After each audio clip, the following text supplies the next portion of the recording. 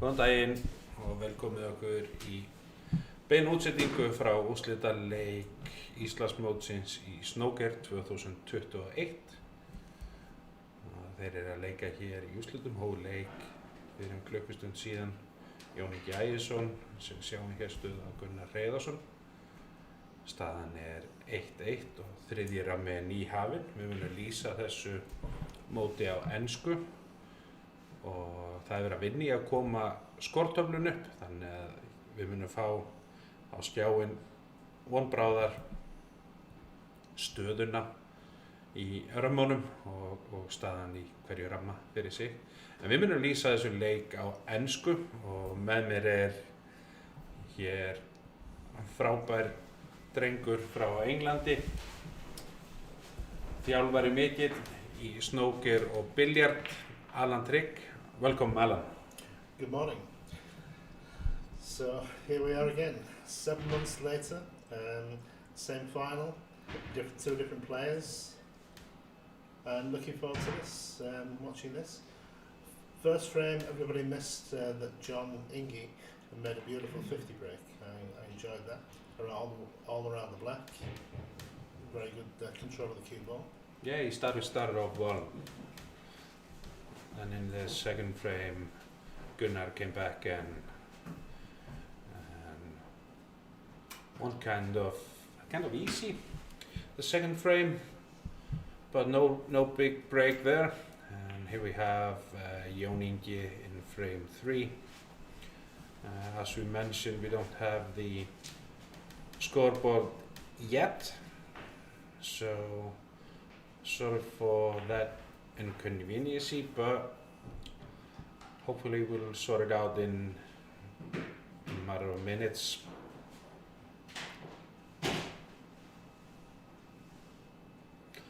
When players play in the final with the first few frames, are they more, do players, play more careful to get into the match, or will... Experienced players tend to try and play themselves into the game. The more experienced they are, the less time it takes them to settle into the match. If you're not really used to playing in finals, it can take a long time to settle down. It usually takes maybe one good shot or one good break to settle you down. And until you make that one shot or the one break, you tend to be a little bit tight in the cue action. Yeah. But we have two experienced players that have competed a lot.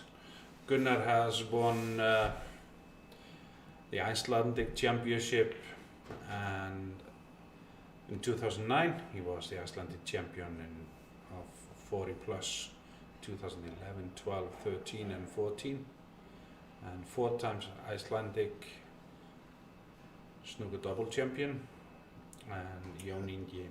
Who was his partner? Can't remember the name of his partner, but we'll sort it out. We'll find who it is, Okay. who that was. And Ingi has won the Icelandic 40 plus champion 2015, 16, 17 and 21. Actually 2 weeks ago those players played in the final of Icelandic for 40 plus, that is Okay. Icelandic championship. And who won? Person older than 40. Ingi won that final. Okay. So if we can talk about having a little grip on one another, then Ingi won the last time they met. Ingi also won the European Championship 2017, teamed up with Christian in double. Okay. So he has experience to play in big tournament and in finals. I remember this competition. I was there myself. You were? Yeah. Did you compete or? Yeah, I played with. He was owner of the club, owner of the academy that I used to work with in Lviv in Ukraine. And he wasn't bad. He was a nice little player. He made the highest break of the competition. But we got beat, I'm afraid. I think maybe quarterfinals, something like this. but we did exceptionally well. And realistically, some of the standard of play there was very, very high. I mean, Christian's a fantastic player. Yeah, Christian has showed he's one of the top European amateur players. At least he was for many years. Jon made a good red ball to the middle pocket, and this is a tricky little shot. Playing this extremely slowly with deep screw, and it takes a lot of timing. People usually overhit this a little too hard. And he hit that superb, very, very good shot. Good control. Can't see many reds go after this red. The only one I can see is directly above the black into the left hand corner, but that's going to be very tricky positional play, so I would suggest him play low on the black and then just pop the black and go into the reds and just hope for a bit of luck. Okay, he's played a little bit too hard. Maybe if the pink goes, if the pink goes, yeah, that might then be he can a just good roll it in and open the reds up that way. A little bit of a back screw. And this is how you would play it. I would play it with only topspin. You would play with topspin? Only topspin. Yeah? Yeah. I just push through the reds. Is that more secure, or? It's a more guaranteed shot. The cue ball's not going to be wandering all over the place. If you screw it, that tends to happen. The white ball's going to be drifting down the table. If it had played it with topspin, the white ball would have been much closer and the reds would have been a little bit more open. Still okay though, still got the shot. It was nice to commentate with you, Alan, and learn Again, and at the same time. And it's my pleasure to learn with you as well. I've been commentating on snooker and obviously playing snooker for years and years and years. The commentary side, it's very, very difficult to predict what somebody's going to do, and especially when you're talking a professional standard nowadays. If anybody watched the World Championships this year, this was highlighted by some of the breaks that was going on, rolling into the back of the pack and everything. If you want me to explain the nuances, people watch the Crucible and they watch the professionals play and they copy, which is a normal progression in snooker. So they will see people like Mark Williams rolling into the pack and they will think, okay, we'll try this. So I've seen, in my lifetime, I've seen this break maybe twice. And this week, and now an extra 20 times. So what do you think of that opening break, that hitting off, the cushion in the back of the pack? This is developer fear. They've changed the composite of the balls slightly, and the balls are now a little bit heavier. And the reason for this is to stop kicks. So in other words, what happens is they break slightly different. So if you've been practicing your break for years and years and years, all of a sudden the same break will be different because of the composite of the balls. And they were leaving shot to nothings. And at the professional standard, a shot to nothing is almost like a guaranteed shot. So Mark was frightened of leaving a red because it was almost like giving a frame away. So he changed his break and got into the back of the pack, and sometimes it worked, sometimes it didn't. But he certainly didn't leave anything on the first shot, which is good. But the other thing that was quite unusual, and again I've seen it this week, excuse me, when you play shot to nothing and you leave the cue ball after potting a red ball in balk, the logical shot is to roll it behind a colour for a snooker. But if you notice in the Crucible this year, hardly anybody was taking this shot on. What they were doing is they were playing a red ball, a coloured ball into the middle pocket, and very successfully, and going down and continuing the break. So again, this week I've seen so many players refusing a very, very easy snooker and trying to pop the very, very difficult balls into the middle pocket to continue the break. And realistically, only being successful about 5% of the time. But it's a progression of the game. The game's changing because they see it on television. Yeah, it evolves with what you've seen. And you mentioned the weight of the ball. Yeah, it's only marginally heavier. But we have problems with kicks in this game, and it seems to not solve the problem. But if you notice in the Crucible this year, there was very few kicks, and so it's been successful. They've changed the weight of the balls, but the players are complaining a little bit because when they're trying to break the pack doesn't break as well.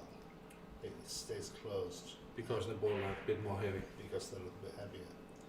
And so the players are complaining on one hand that they can't make a bigger break, and on the other hand they're saying that this is fantastic balls because they're not getting the kicks.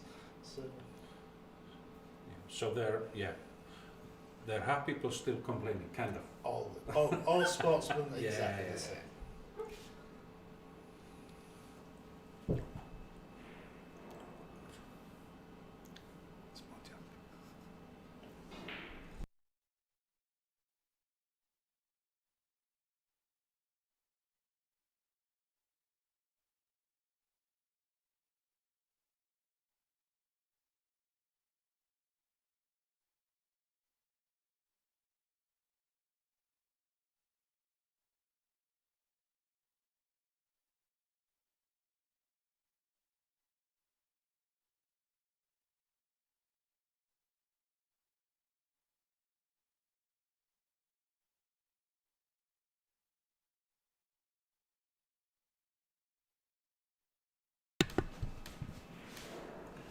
So may I say a few things about snooker here in Iceland?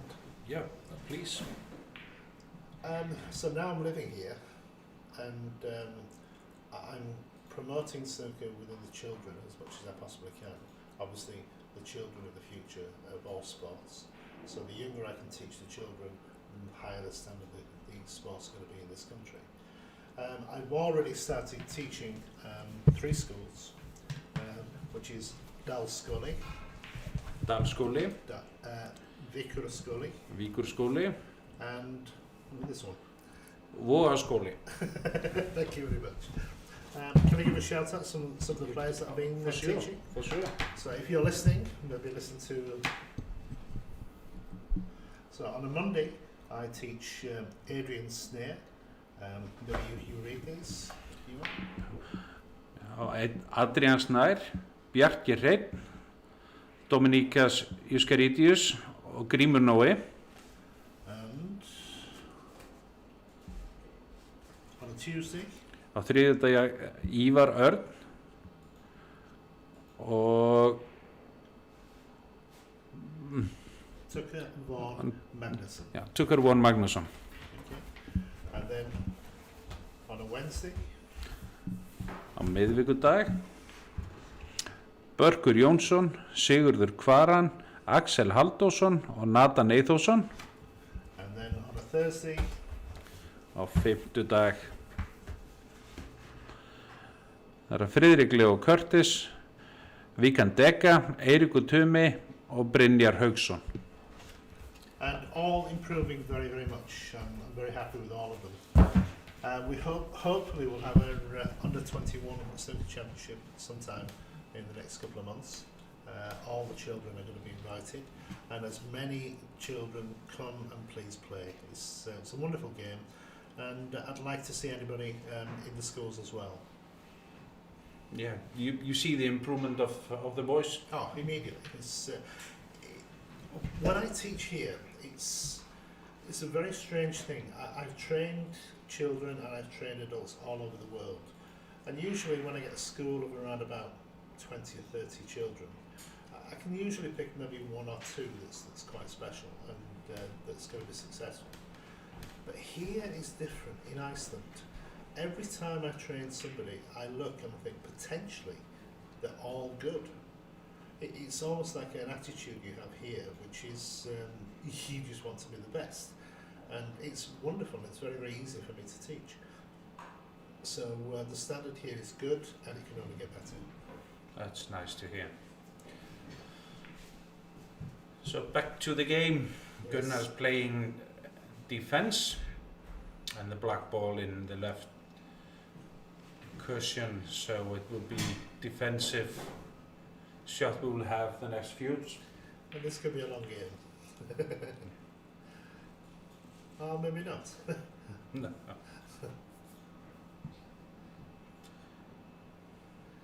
And this is the kind of game that Mark Williams loves. Putting the ball over the pocket and then putting all the reds towards it. Yeah, we've seen quite a few Yeah. Mark Williams. So that's a good shot. So It's this a is very gonna good play- shot. The black ball's going to pot it now. Play the pocket. Yeah, so now we have the scoreboard. As we see, Ingi is ahead.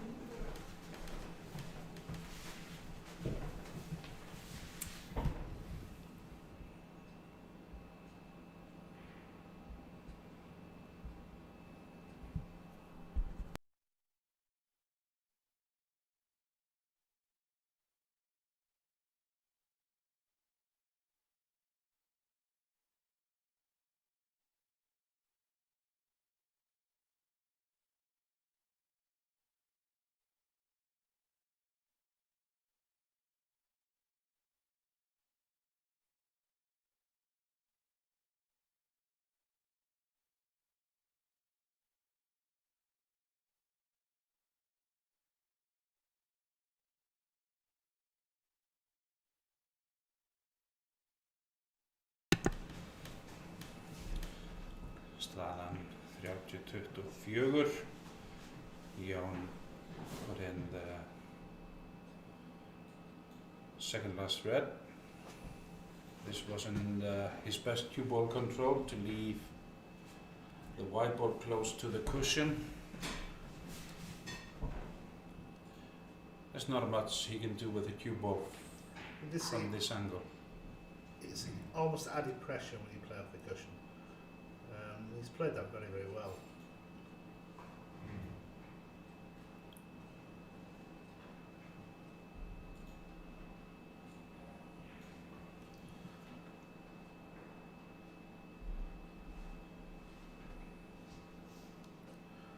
The table is quite friendly.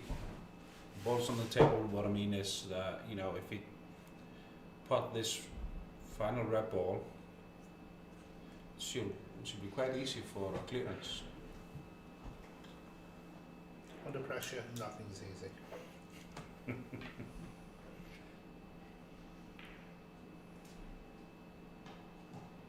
So he's played that very, very well. The pink into the middle pocket is the correct shot. But how he plays the white ball for the yellow ball, if he just plays with topspin, he's going to be perfect, I think. He just has to judge the speed.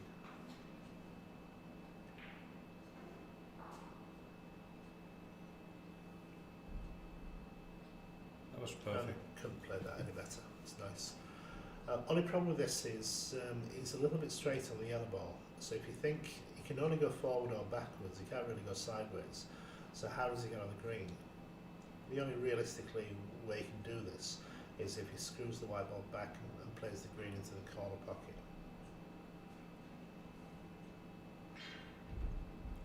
As commentators, we can only see the same angle as you can, by the way. So we're naturally at the side of the table. Oh, it's a little bit too quick, a little bit too snatchy cue action.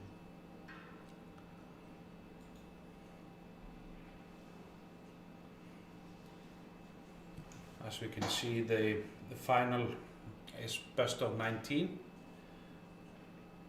A player to win needs to win 10 frames.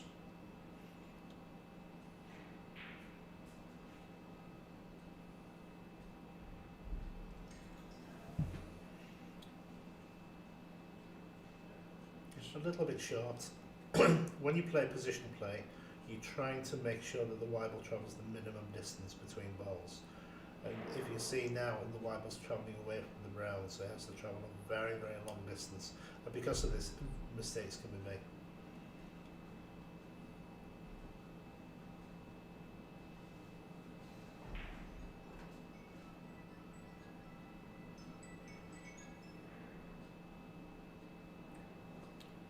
A little bit too hard. Yeah, A little bit too much very power. difficult to control that over that kind of distance. When we're training players to play position over that kind of distance, we just aim for big areas rather than Pacific. So that's a great box. That's Very, good very box. good shot. And this is what they've been doing at the Crucible. They've not been playing safe from these positions. They've been smashing the balls into the middle.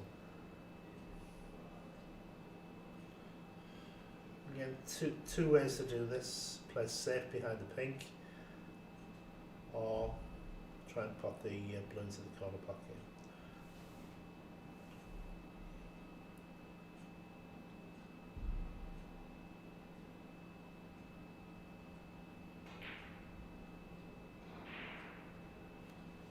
Oh, close. It's been a little bit fortunate, I think. Yeah. This was an aggressive shot.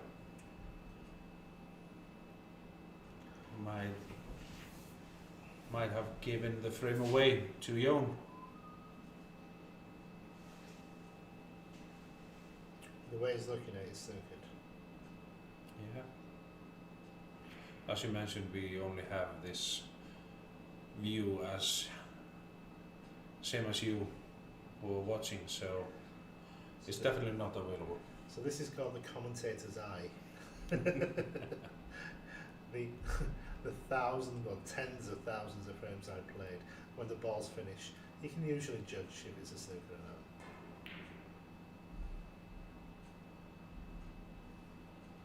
White ball's looking good. Ooh, unlucky.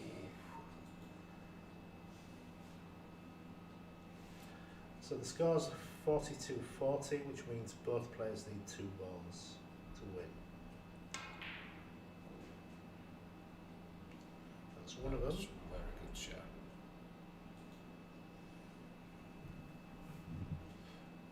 Only needs a pink ball to win this frame. And it's secured. Gunnar leads 2-1.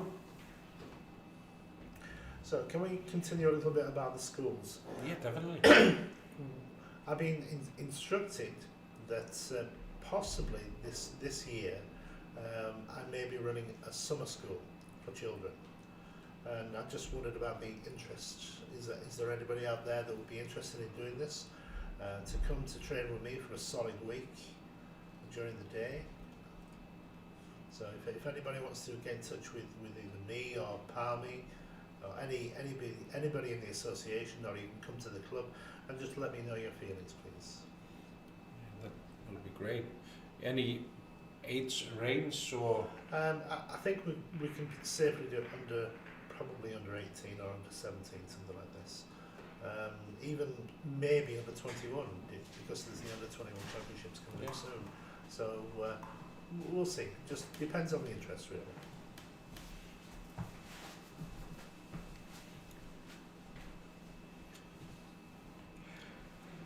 So on the table we have 15 red balls, 1 yellow, 1 green, 1 brown, 1 blue, 1 pink and 1 black. And the rules of snooker is that you hit 1 red ball, then you hit 1 ball of the other colors, then you pick another red one. Yeah, the simple rules is you must go for a red ball first, and if a red ball goes in the pocket, after this you must go into a colour. The red ball stays in the pocket, you pop the colour comes back on the table and goes on its own spots. And then just continue red colour, making a break. Once all the red balls are finished, and then you must complete the table by taking the colours in order. The colours in order are yellow, green, brown, blue, pink and black. Yellow being 2 points, green being 3, all the way up to black being 7.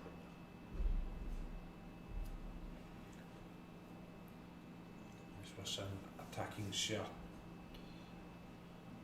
from Gunnar that didn't go as planned. Did you go for that ball to the middle pocket or play defensively? It's the angle on the red into the middle is such that it's almost impossible to play on a colour. The white ball was always staying near the reds, so he would be risking to score 1 and potentially leaving his opponent for many more. So it was not a mathematically good shot to go for.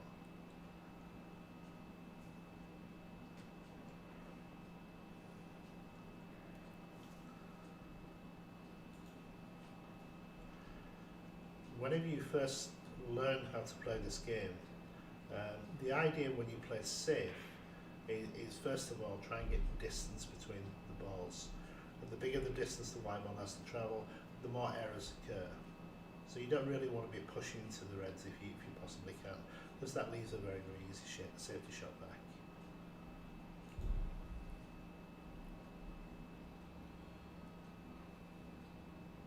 So to keep the white ball in the area behind brown, green and the yellow is kind of ideal. And this standard, yes. Yes. The higher the standard and the nearer to the back cushion you have to get. And then you get to the professional level, and even on the back cushion, they can still pot the balls. Yeah.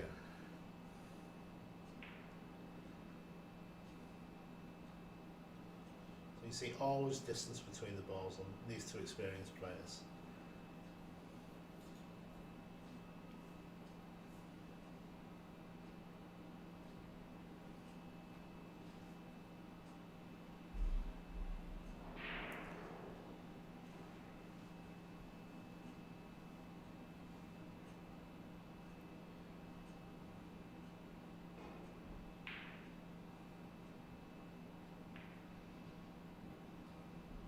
It's a little bit. He's much more aggressive. He's always going for shots. He's looking for shots all the time, which makes him very vulnerable. A more experienced player would wait for him to leave very, very easy shots. So he would leave middle distance or full length shots, wait for him to go for them, miss, and then you pick up afterwards. That's a bad shot, It's a unfortunately. poor shot from Jon. And if the red next to the blue goes, there's quite a decent break on here. Yeah, it's the reds are wide open and there is an opportunity for Gunnar.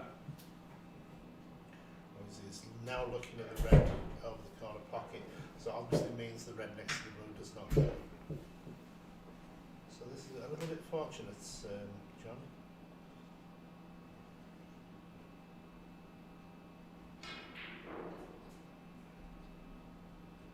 Squeezed in. Good shot for Gunnar. That probably means that the blue ball doesn't go to the right pocket. Yeah, so the red goes to the right, the blue goes to the left.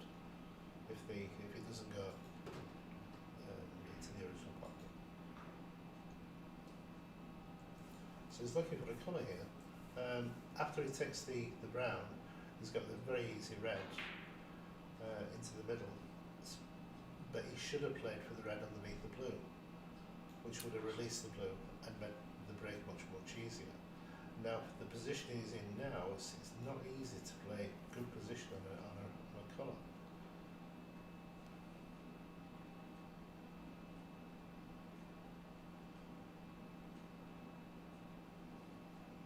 So when we talk, commentators, when we talk about this game, it's a very, very difficult game to play at the high standard. And it's extremely intelligent. You have to be thinking minimum 2, 3, even sometimes 4 or 5 shots in front. So because of the mistake he made, now he has a straight yellow, so now the white ball can only go forward or backward. The red below the blue does not go into the middle pocket because he's already looked, and if you go beyond that, there's no other reds. The only other red is potentially the red at the top of the pack. But if you play it from that angle, then you cannot possibly play in a colour. So this is the end of the break. He will pop the yellow ball probably, maybe get on the red and then finish. So that's a great shot. That was a very good shot. Great cue action. Okay, but now what? So he's actually playing, but the Also only very good shot. yeah, very good shot. The only he can now possibly play on the blue into the middle from this.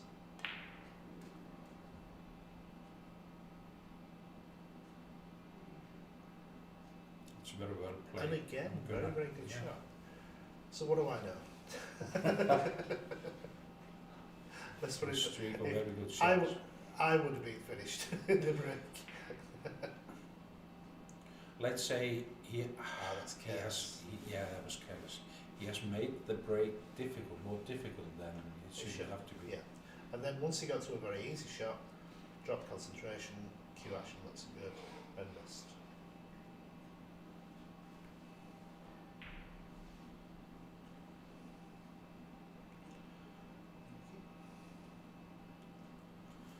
So opportunity for Gunnar again. If you wish, we can talk a little bit about psychology of the game. Yes, please. When you're playing, especially something like this, when you're playing in a final, you want to be relaxed and you want to be enjoying yourself. The killer shots for any player are the easy shots. That's where you lose concentration.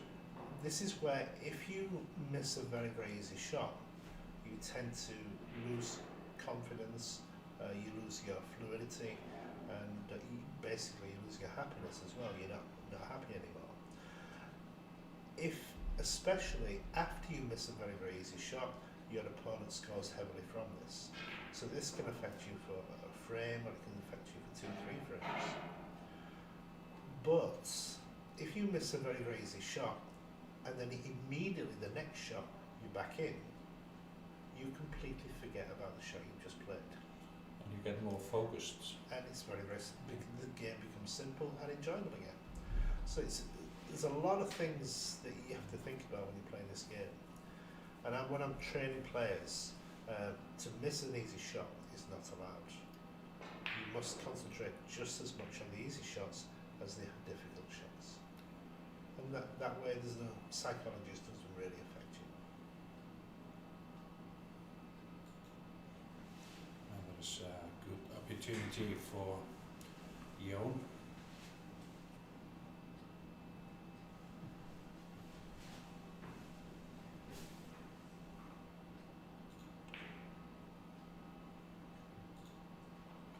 Oh, he's quick on his swing. His cue action isn't as smooth. And also jumping up a little bit as well. Yeah. So you can tell that he's a little bit nervous still.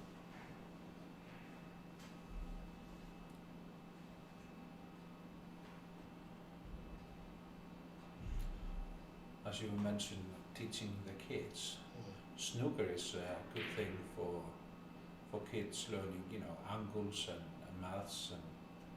Yeah, it's geometry, and in some cases very advanced geometry. And when I'm teaching more older students, I involve physics as well. We have formulas that I teach, which I don't want to put the children off, but we have formulas we teach for each shot. Okay. How to work out the elasticity and the angles of each shot. So there is more into it than just, have a Yeah. cue and just Yeah. swing the cue. Yeah, so you're training an adult, you don't really teach the physics too much. This is basically the school, and it helps you in school. I think all the students I've trained for long periods of time have always ended up very, very good at school. And the reason for this is I teach enhanced concentration. A normal child can only concentrate for around about 15 minutes at any given time, and then they have to recover, and then they go into their own little world for a little while, and then they recover with concentration. The way I teach them to be able to elongate the amount of time they concentrate. So from 15 becomes 16 minutes and so on and so on and so on. And if I'm teaching for a long time, this can be now up to anything up to an hour. So they have full concentration for an hour. You think at school, most lessons last around about 40 minutes. So they can fully concentrate from the full lesson after I've been training them. That's true. And it's a big advantage. Whereas most of the other children for 15 or 20 minutes maximum, and then they have 5 or 10 minutes to recover. And in that 5 or 10 minutes, they literally don't listen or don't learn anything. And that was a much better shot than it was. Very good shot, that.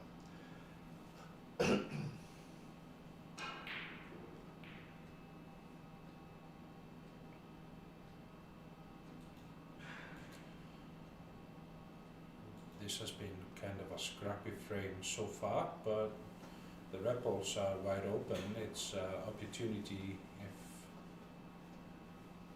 if you hit a good red ball, then everything is open.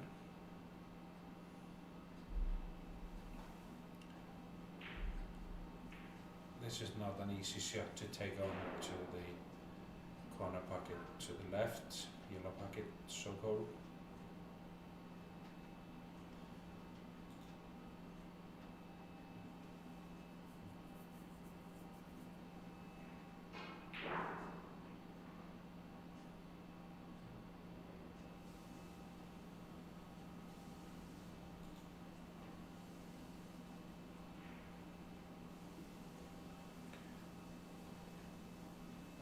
He's a little bit careless sometimes when he's playing safe.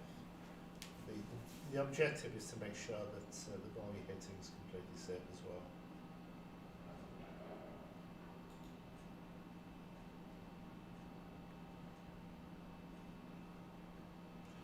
Spray for green.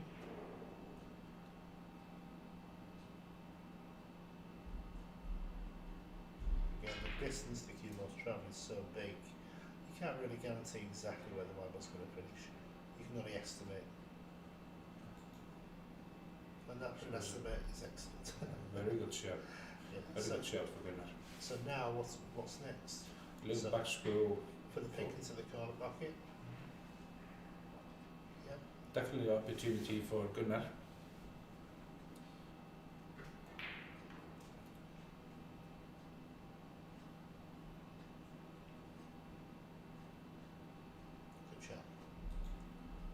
He's in, as we say.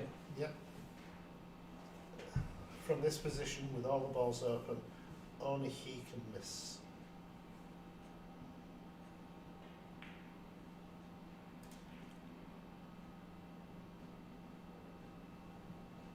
The pink goes from its spot to 3 pockets.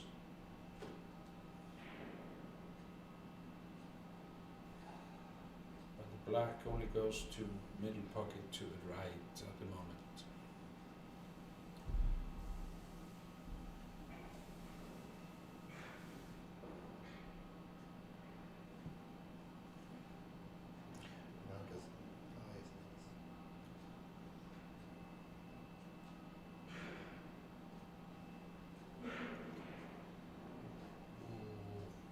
Overhit it.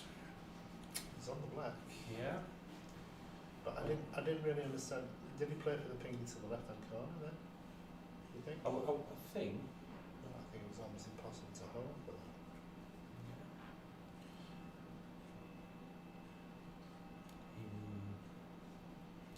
He made this his next shot a bit more difficult than he should have.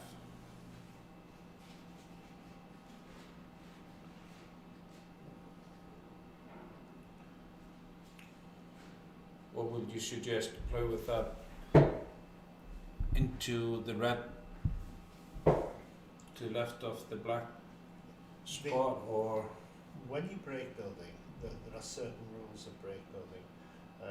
The rules of break building are try and make sure that the white ball travels the minimum distance. Try and make sure you hit with minimum power. Try not to use side if possible, because that affects the control control, and don't cannon. The amount of times that you cannon and things go wrong is unbelievable. So you look where the white ball's finished now, it's finished on nothing, which is very lucky because he's missed the black. But if he'd have potted the black ball, what's he going to go for? So cannoning in break building is usually we say don't, try not to. There is some occasions when it's necessary, but usually most of the times when you try and cannon, things will go wrong.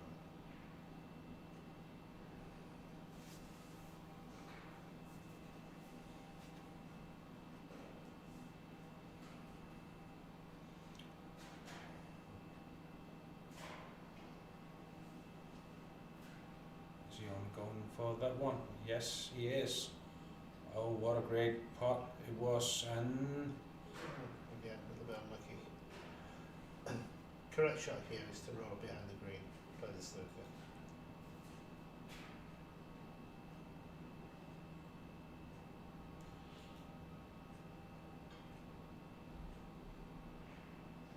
that's a very good shot. Now, on a snooker table, you have a top cushion and a bottom cushion. And most people think because of the television, and the top of the television is the top of the cushion, and the bottom of the television is the bottom cushion, it's actually the reverse. So he's now hitting the bottom cushion on a snooker table, which is very strange. It's going very wide. This is going to be a foul and a miss. The rule, foul and a miss. What? Can you explain it to me? The foul and a miss rule came into, it's actually been in the rules for forever, but it was always deliberate miss. So in other words, if the referee deemed that you didn't make a good enough try, then he would call a foul and a miss.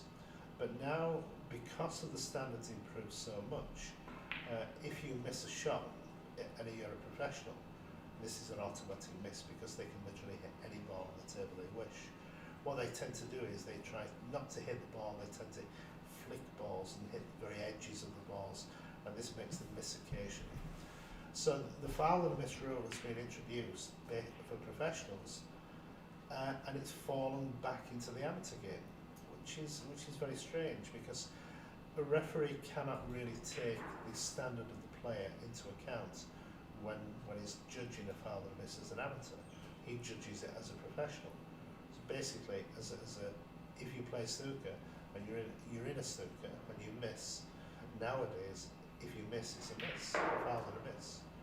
And a foul and miss means that your opponent can have the ball replaced if he wishes, and you have to play the shot again and again and again and again until either you hit the ball or you want snookers.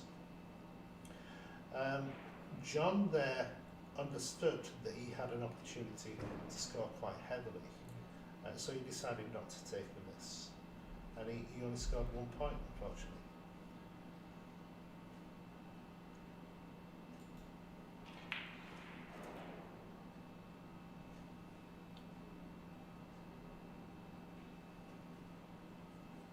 This should be Gunnar's frame now.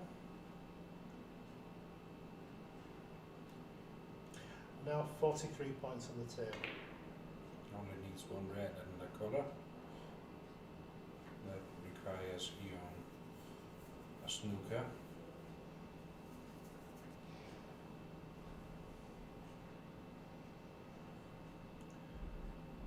Now 32 points in the game with 35 points on the table.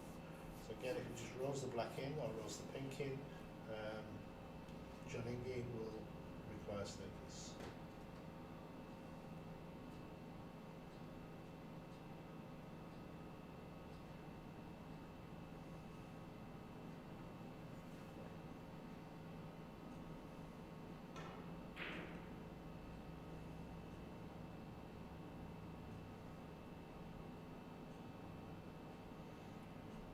So let's play that one. Good shot. Might try to roll it into the middle pocket or just play Probably defense. Screw the white ball back behind the black, probably.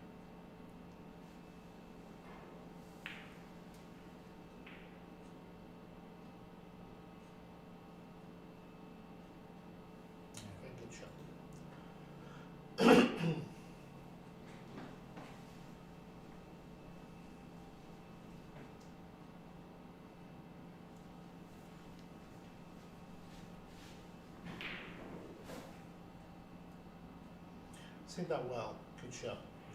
Now, even though there are 30, how many, 37, there should be, sorry, 39. There should be 39 in the game now, but the score's not showing it. No, it's not correct. 35 on the table. So It should be different 39. yeah, so it needs a 4-point foul and a red and all the colours, including black, to set. This is why it's continuing. So this is actually quite a good shot, because if he takes anything less than a black, he now needs 2 Snookers. So he will try very, very hard to pop the red ball and stay on the black if he can. Would you put it, you know, loose or aggressive as Jon did? But it's difficult to control the cue ball. Yeah. So now has a choice of playing the pink and wanting 2 Snookers, or taking a very, very difficult black and just wanting 1. There is an opportunity for snooker with the brown and Yes. and blue close together. Definitely now it's over. Yeah, 3-1.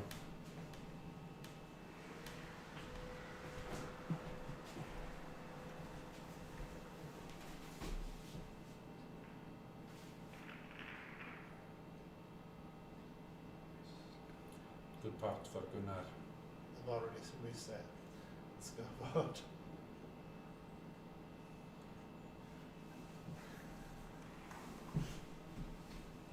Yeah, the scoreboard has been reset, so Yeah. so Gunnar's frame 3-1. So about the picture at the moment, it's been sorted out.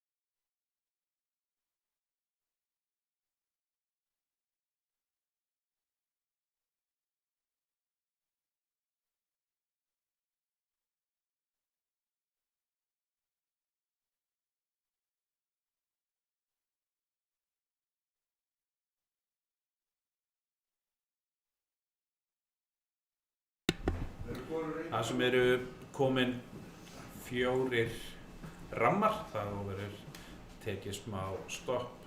Það á leikmenn kosta að fara á klósettið, þessi frísloft, væntanlega stopp svona upp á 10 mínútur eða svo.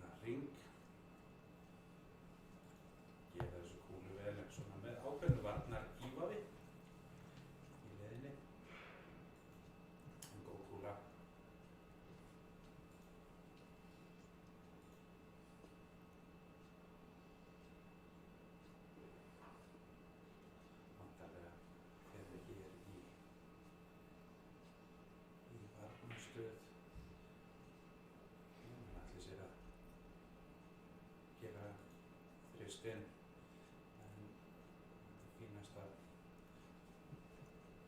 kúla hjá Gunnari.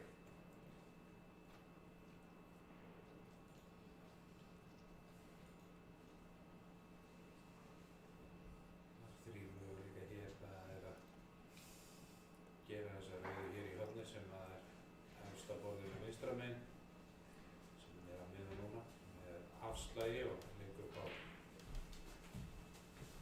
bláu kúluna sem hann gerir vel. Þetta er möguleika að leika upp á svörtu eða grænu en við leiki hér Gunnari.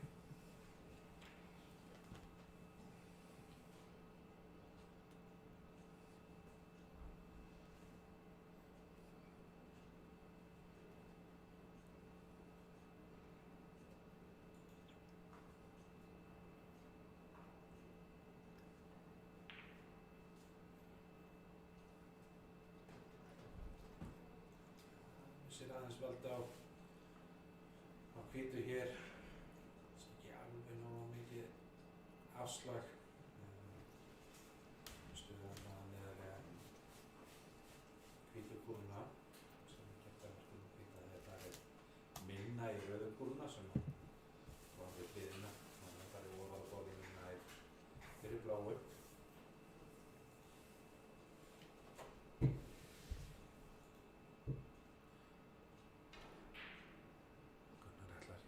Vörn af einum batta og reyna að fara bak við þá brúnu ágætis varnarstöðu en samt sem að möguleiki hér fyrir Jón vinstra megin á borðinu.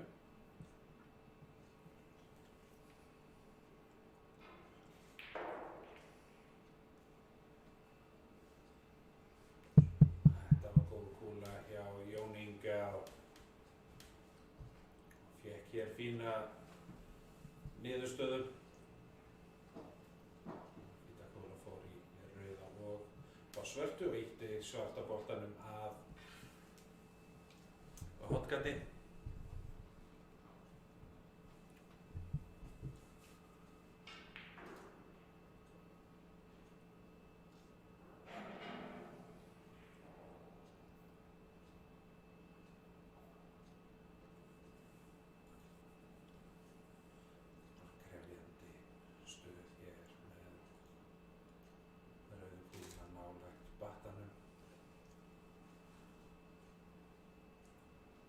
Auðvitað að koma hvíti boltinu frá battanum og til að leika upp að það svörtu eins og við sjáum þá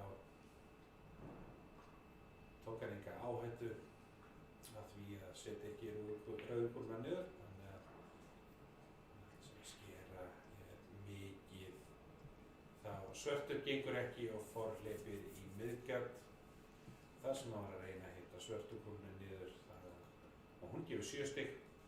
Það var villa upp á 7 stig til Gunnars.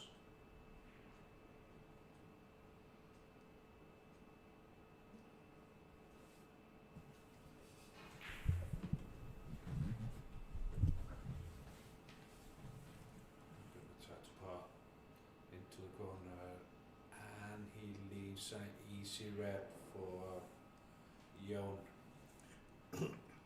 Looking here, possibly to pop the red ball, leave an angle on the black to try and open the pack up.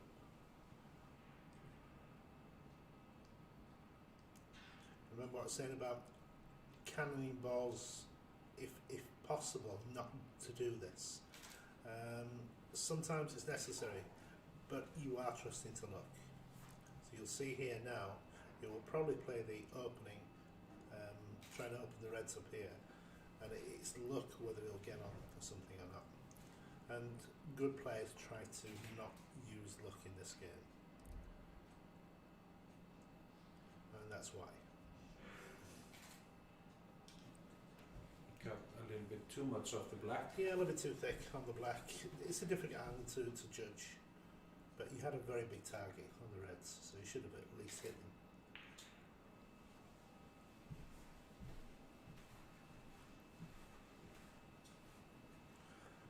anybody is interested in cue actions, strange things happen with players when they're playing under pressure. Generally, both start stiff, and then usually one or possibly both of them free up after a small time. If one of them starts to dominate, after a few frames, the pressure goes on the player that's in front, strangely enough, not behind. And the pressure comes off the player that's behind, and he starts relaxing. And if you notice that John Ingi, just all of a sudden now his cue action is just that little bit freer. So I believe he's going to score a little bit heavier. But if you look at Gunnar's cue action, he's starting to look a little bit stiff on his cue action. So now because he's in front, he's starting to feel a little bit of pressure. Strange game. It is a strange game. But very good red ball, long pot for Gunnar. Absolutely, yeah. Overhit a little bit when he potted the black ball in. That's why he's just have to play defense. Or is he going for the middle pocket? I like it. Good effort. Shot to nothing. Yeah, shots for nothing. When we talk about shot to nothings, this means he's placed the wide ball in a position where if the ball goes in, the cue ball has position on the colour. And the only ball he can possibly leave is the ball that is hit. And this is called a shot to nothing.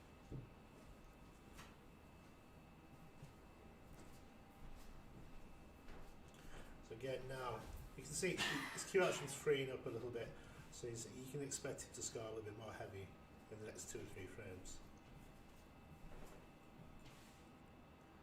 And this is a very, very difficult shot to get position on the red next to the black.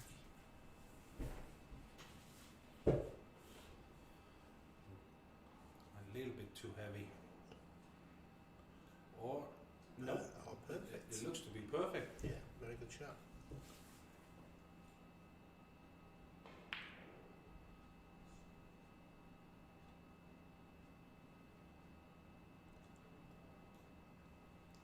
Strange game, as you mentioned. Did the difficult thing and missed an easy pot. This is quite the norm. If you get a very, very complicated, very, very difficult shot and you play it perfectly, you create adrenaline in your body. And then the adrenaline, unfortunately, it either is controlled or it goes away from you. It's called the fight or flight syndrome. And usually in most players, if they don't practice it, it's always the fly syndrome. So you miss very, very easy shots afterwards.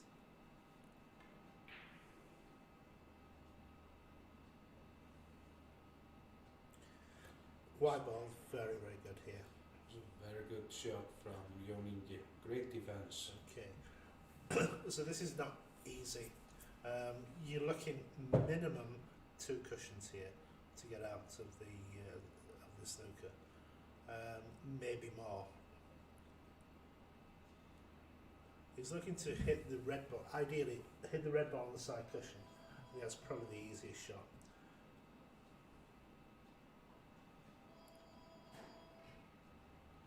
Even though the reds are in the open, the red next to the cushion, because it's near the cushion, gives you a very big target.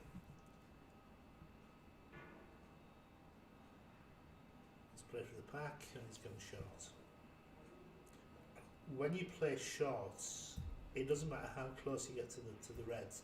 This is in the rules. This is now an automatic miss. Even though if you try, It doesn't matter how it doesn't close. matter. If it's a foul, then it's a miss. No. If the distance that the cue ball travels, if it's not far enough to hit the balls, it's an automatic miss. There are 4 automatic misses in snooker, where the referee has no decision to make. He just automatically calls the miss. And they are short. Yep. If you don't play, if you play shorts, if you miss the ball entirely when you can see the ball. Just trying to think now. Yeah, we have enough time. Okay, just give me a second. I have the rules here. The third time for Gunnar. Sverrir, the referee, puts the white ball in correct position. This is hard enough, but Wide. it's wide. Yeah, the other one Hit the is black ball. the other one is if you use more cushions than necessary. So if you elect to play with, if you can hit one cushion and you elect to play either 2 or more cushions, it doesn't matter how close you are. This is an automatic miss. And the last one is if you overcomplicate the shot. So if you play with side where you don't need to play with side, this is also making the shot more complicated, and this is also automatic miss. So nowadays the referees almost have to be players themselves to be able to recognise these shots. Yeah, That's a good shot. that's a very good shot. Might leave one to the middle, Possible. might be. Or to the right corner. I was definitely on to the middle pocket.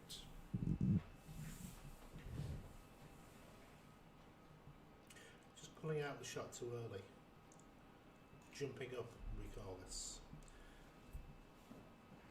Whenever you take a shot, the rule is your head stays still until the ball enters the pocket.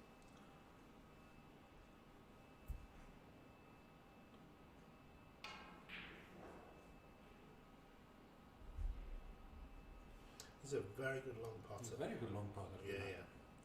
Hits the ball very clean. A little back screw of the blue into the balls and open them up. Remember what I was saying about cannons? Yeah, right, It's we call this, snooker players call this sod's law. If it can go wrong, it usually does. There is always kind of a little luck that needs to be involved. To a point. Yeah. You can, if you look extremely carefully at a pack, you can actually judge what's going to happen, where the ball's going to go, with experience. And again, the top players, the professionals, will actually judge the cannon to guarantee that things don't go wrong. But even then, the stuff can go wrong. Yeah. Yeah, they don't just go into the pack at random. They will actually pick a point to go into. Gunnar, unfortunate, didn't get anything out of this opening. We'll split the pack. So we'll try and play this behind green, I think. So a little bit too hard.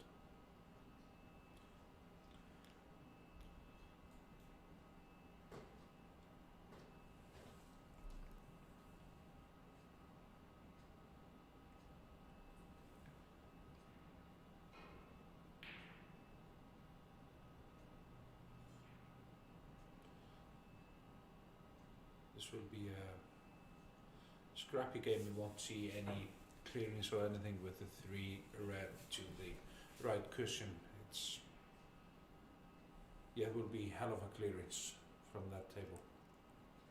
I always remember a commentator saying exactly the same thing when there were 6 reds on the cushion with Ronnie O'Sullivan. And he had a very red face after he cleared up. Yeah, hopefully I'll have a red face. That was a very good red from your own Ingi.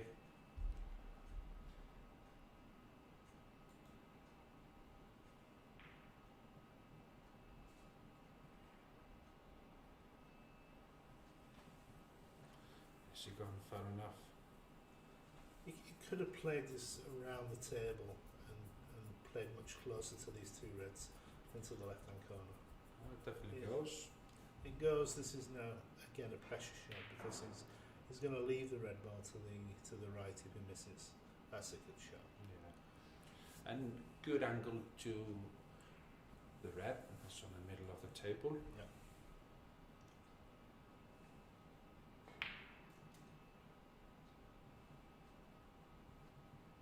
Perfect. So before he takes this red, he's now going to think about an angle on the black to either open these reds or to play on a red.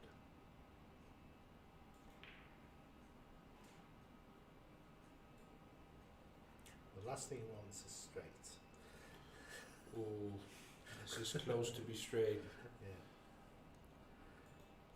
If he can squeeze the white ball between those two reds. If it's straight, it's impossible. Yeah. He tried to. This is something that happens very, very often with players. He needed the white ball a little bit further up the table than was actually possible.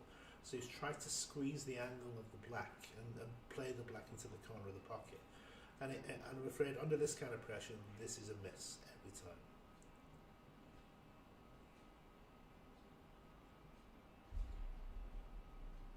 It was a little bit dangerous. Yeah.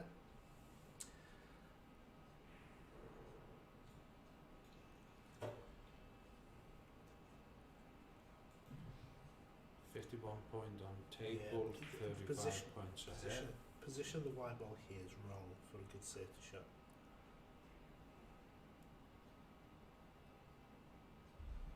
That could have been very dangerous. It's kind of a half a chance for Gunnar. No, he's playing. He's queuing over the black. But I don't even think he'll go for it now. He'll just play a safety shot. He may play the cross double into the corner pocket. Like that. Unlucky. Might leave something on. White ball's fantastic, but the red ball's pushed over the pocket. Again, remember what I was saying earlier on about safety play. When you're talking about this kind of distance, even a red ball over the pocket is a difficult shot under pressure. Yeah. So you can, as long as you get the distance and you get somewhere near the cushion, you can put enough pressure on your opponent to miss anything. The table is looking better for Gunnar because now we have two reds in the open. Black ball close to the yellow cushion. See, if he pots the black after this red, the red on the right hand side cushion, he doesn't have to really do anything with it. He just has to pot it and it's going to be on the black automatically. So this table's actually looking fantastic now. So I would personally play for this red ball on the side cushion from this shot. And if he misses position, he's possibly going to be on the other end anyway. Has an angle to come down to the. Oh, he hit it too hard. And he's played for the loose red, the red over the middle pocket, which I think really was the wrong shot.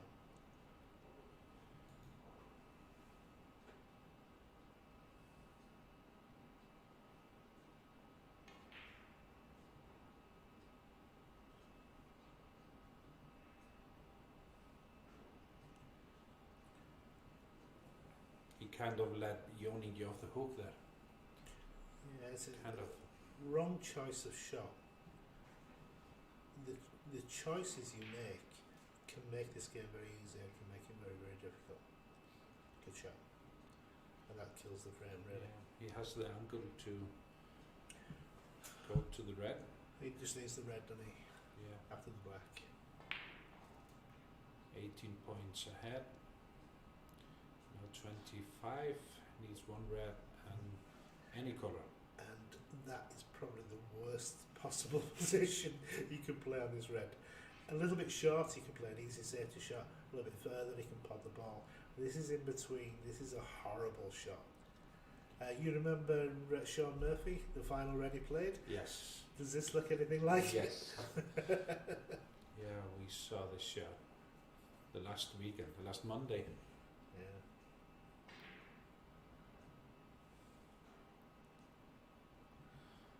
So he's not gone for that. He's played a safety shot. And that's a good shot. That's a clever, Very good clever shot. I think he must have remembered Sean's shot. Can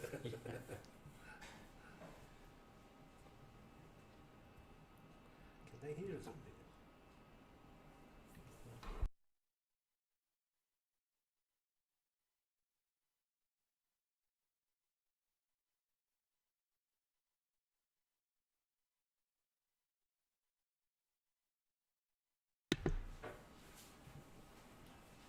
Good shot from Gunnar with loads of side spin to hit the red.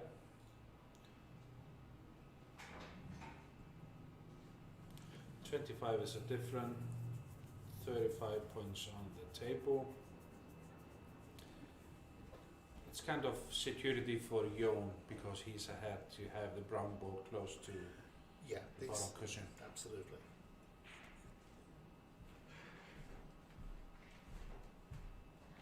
And this is going very, very close to the pockets, this. So you must go for this. It's actually harder to play a safety shot from than actually pot this ball. Yeah. So you must go for this. Just push it through, play for the black. The yellow ball's next to the black anyway. Yes, so why play it so hard and why play it with why play it so hard and why play with backspin? He's just making the shot so much more difficult.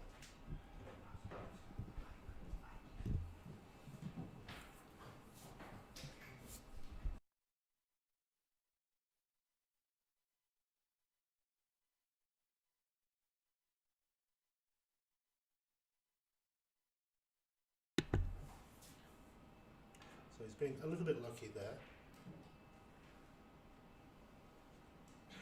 And that's a good shot. It's a very good shot from Gunnar. But again, it's luck or not, whether you lead or not. So basically from this position, it's now 3-2. I can't see any other result from this position.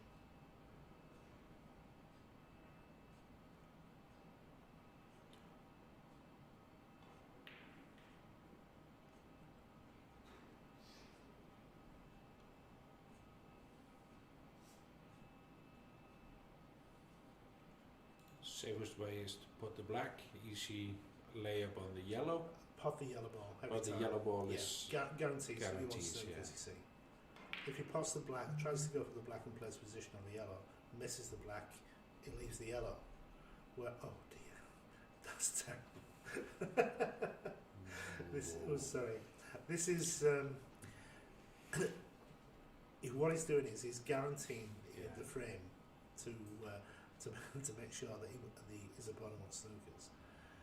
So this is now when the rule all changes because before he took the shot on the yellow to get out the snooker, there was more than the value of the balls on the table in the score. So there's 28 points in the game, there's 27 on the table. So this now cannot be a foul and a miss. So this is just a foul. So 4 points goes on to Gunnar's score. There's now 24 in the game, 27 on the table, so now he can win. But again, you remember the saver that he was talking about? The brown ball to the blue ball is unbelievably difficult. So again, a little bit lucky where the yellow ball's finished.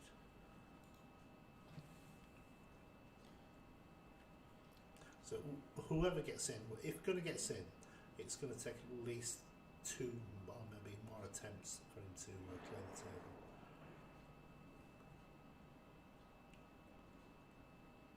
Oh, this might be a free ball. So this is now a foul, a miss, and a free ball. So this is where you can be clever. If he takes the brown and pushes the brown over the pocket and leaves the snooker behind the blue and the black, now he only needs one opportunity to clear the table. And he's good. He's thinking about this as well. This is clever snooker. This was not a good decision to hit it that hard from Ingi. No. Now it's a totally different game. Correct. This isn't easy because the pink and the green ball. The pink's in the way on the left hand side, the green is in the way on the right hand side.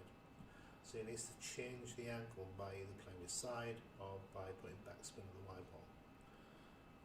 Do you recommend to hit it off 2 cushions? Right, the way he's looking here, the blue must be in the way, surely. He has to go literally over the blue spot to hit the yellow ball here. Yeah. There's another free ball. So again, this is foul, miss, and a free ball. He will take the miss, 100%. Yeah. But because the yellow ball where it is, there's no value in taking a colour and then the yellow ball. So white ball will go back.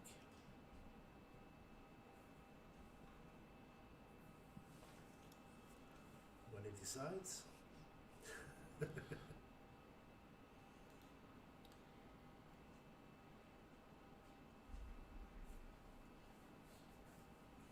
Well, The snook, at least I would definitely take well, a you miss. see, the snooker is so difficult. He's going to score a lot of points from it. Whereas, okay, he can pop the green ball or the brown ball. He's not going to get good position on the yellow ball, and so he's probably going to have to play a snooker behind the black on the yellow ball. And this is not going to be as good a snooker as he had already. No. So the ball has to go back. Yep. Took a little time, but he decided right. And also, it's he should take his time to make the correct decision. Of course, yeah. So now this is just see if the referee remembers. Now this is nowhere near where the white ball was. You can actually see the yellow ball from here.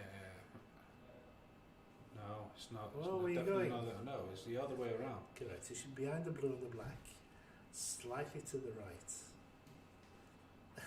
No, he needs to go further up to the left. You can see the yellow ball from here. He's not even looking. And now this is a different shot completely.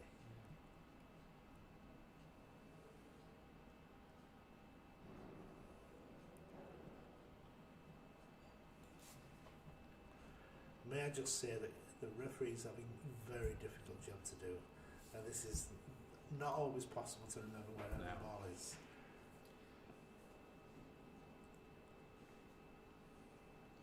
Yeah, this is the wrong way, completely the wrong way. But they are trying to do their best. Oh, that's fantastic. That was a very good shot Fantastic shot. from Ingi. So he's played that with a lot of side. Yeah. And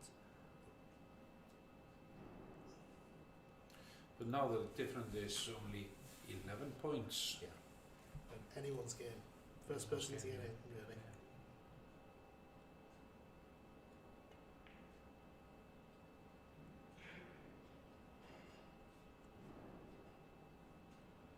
It's a very dangerous shot to play the yellow ball so close to the pocket.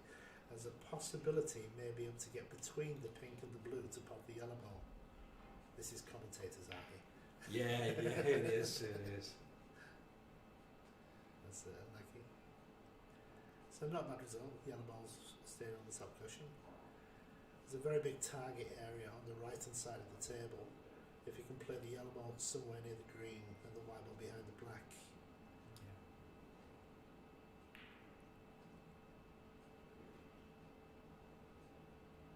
A little bit too thin. Even though it's just 11 points for Ingi, he only needs yellow, green and brown for Gunnar requiring a snooker, but Gunnar needs also the blue one that is tucked to the... That's it. The longer the frame goes, more and more balls start getting stuck to the cushions. That's the normal. So you need to be in quickly if you possibly can. So the blue's gone to the cushion, the black's gone to the cushion. So from an easy finish, now it's a very difficult finish. This looks great. Again, he can see between the green and the blue, and he can see the yellow ball. But now the green is not possible to the corner pocket. Correct. So everything's now going in favour of John Ingi.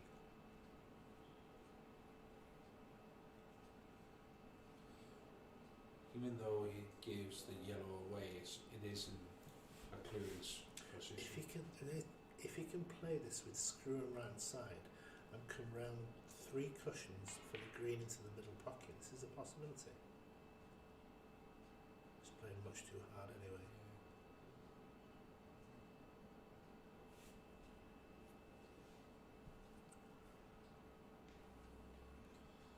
Right, so in this situation, when you have balls safe, you don't really want to move them. So you play very basic safety shots.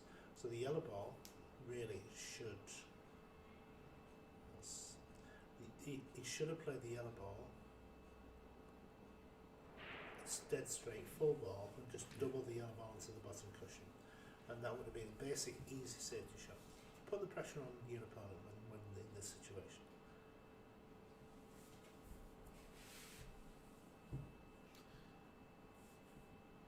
There's a big difference to be 4-1 up if Gunnar win this frame, or 3-2. When I used to play in the World Championships, the first round used to be best of 19 frames. So you play 9 frames, and then you have an interval, and then you come back and play 10. And we always used to say 5-4 either way is a good result. 5-4 either way is a good result. And because you can come back from that. When you're talking about anything more than that, like a 6-3 or a 7-2, it becomes very difficult to come back.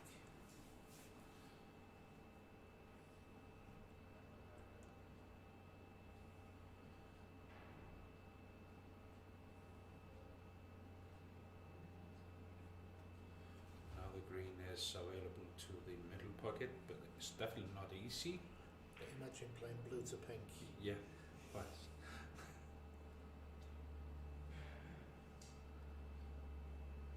Again, such a very, very good long potter, and yet sometimes he makes very basic mistakes on easy shots. yeah. Here's the rest.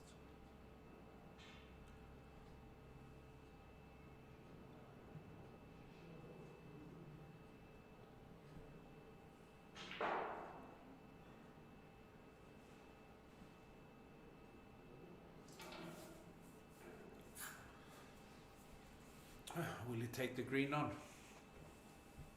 What would you do? If I was Gunnar and it was his shot now, I would cross double the green, move the black and play on brown. Whereas with John, now 17 in front, he only wants 2 balls, the brown's over the pocket, there's no point taking any risk. And He did take the risk. And that's the risk. So this shot, you really should be looking to move the pink. Yeah. With a backspin and side. Does he need? Do you need a side spin or? Oh, he's trying to move the blue. Could be snookered here. Yeah, that's why the pink. If you hit the pink, he rolls open for the brown. So players always think they're very unlucky, but generally the bad luck is caused by a bad choice of shots. The correct shot here, believe it or not, is to play with a spider and use the spider to swerve the white ball around the blue and pot the brown. This is a very advanced shot. It's going off It's- one cushion. Yeah, it's because the brown's a little bit nearer this way. He can't go across the table and pot the brown, it's too difficult. He's trying to swerve it back like that. Okay. This might be a free ball. If it's an easy pot, what's in the game now? 15? Yeah, it might. If- Might if- have Gunnar to hit it back. If the brown's an easy pot, then just pot the brown. If it's not so easy, it's a little bit further down the cushion, just put it back. It's a foul and a miss. So just put all the balls back.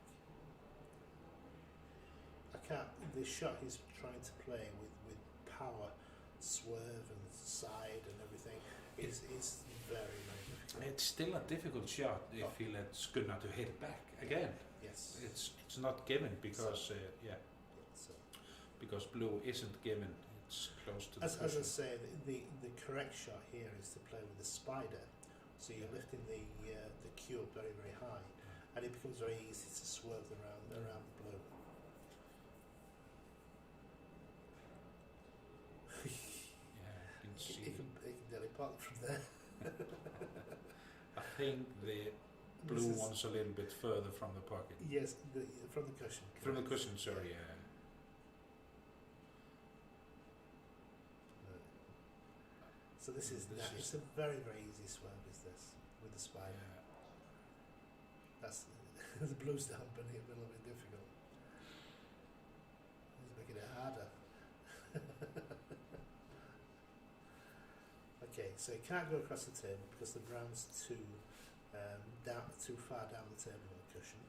He needs for the white ball to go at the brown from this direction. So you can only either swerve or realistically play two cushions. Yeah. But this shot is playing is too difficult. This is like an exhibition shot. Yeah. And a free ball. Again, free ball. Yeah, Now the difference is 18 points. he must not make him go again from there, because this is now a quite easy one cushion hit. Yeah. So he either puts it back. Yeah, he must put it back. Good shot. Good choice. So we've had that tricky snookers for both players. Yep. In this frame.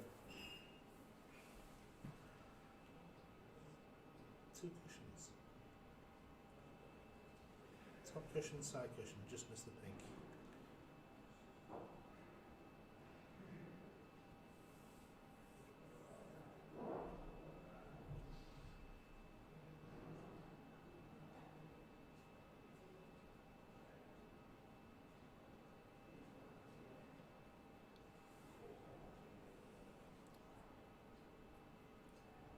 If he misses this, definitely frame for Yes. Jón Ingi. It's a bad shot.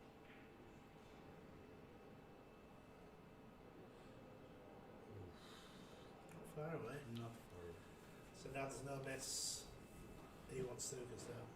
difference 23 points. 22 on the table. 22 on the table. And the brown ball it's kind of given. But still it's a long putt. Okay. I can tell you, if you wish, I can tell you a little secret about this shot. Please tell me. People tend to play this shot with a slight little bit of right hand side of the white ball. Okay? Now, if you play it slow enough, which some people do, going against the nap, the right hand side makes the white ball go slightly left. And people going off. Yeah, then you miss it. No good, they're going off. They actually hit the brown, the white ball goes in the pocket. Good shot. That's game over. So it's a frame to Jón Ingi.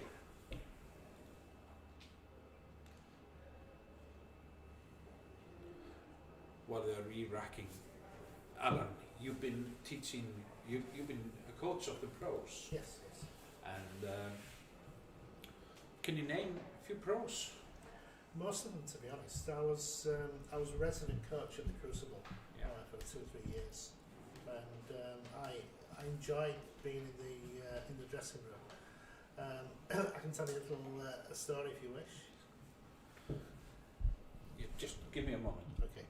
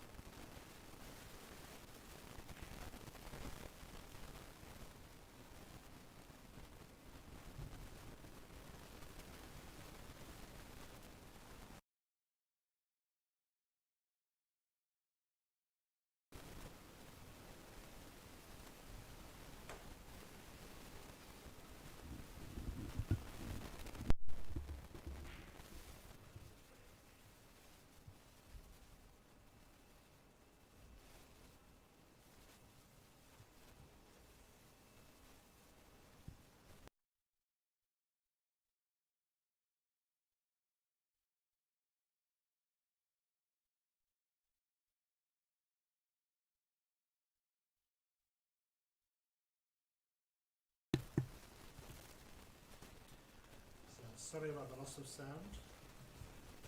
Back to full production now. Yes.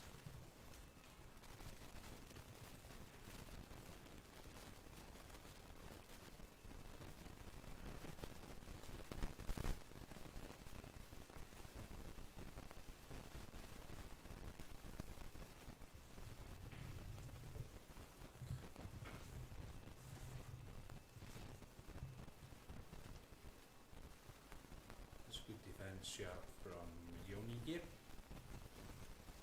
I'm just looking at these two reds to the right hand side of the pack. Could they possibly be set into the corner? It's not looked. It's not good, so That's good. That's a good save for sure. yeah, very good shot for Gunnar. Leaving the white ball The on red, the left hand side. the red, two reds to the left of the black, I think will cut into the corner pocket as a shot to nothing with that one going around the table. And he's going for the higher red. But as you said, shot for nothing. But Gunnar been a very good long putter. There's a lot of distance. The easiest of the three is actually the one on the right. The one on the middle is a better position. It's Very good shot. very, very good. It just amazes me why there's so much he's so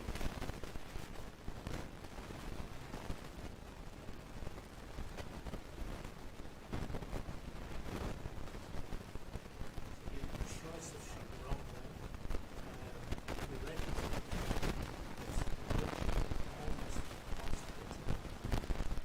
It's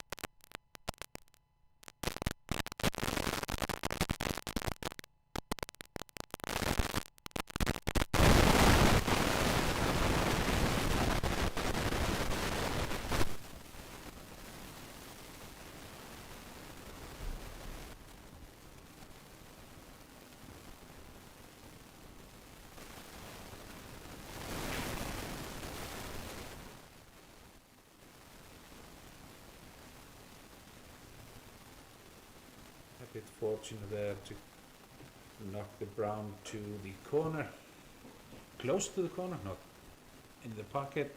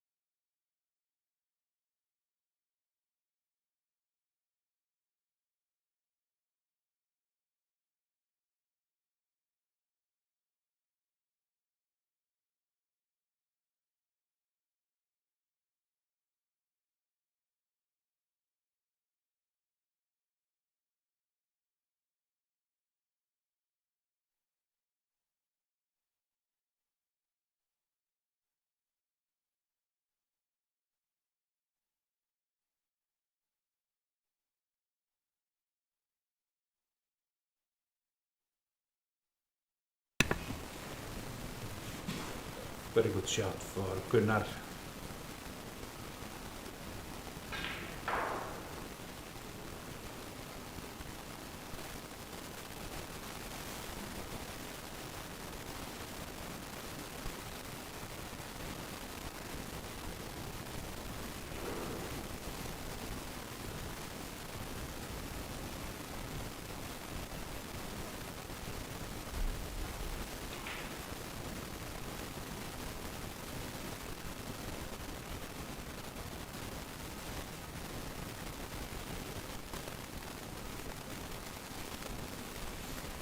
Well, he tried to open them up,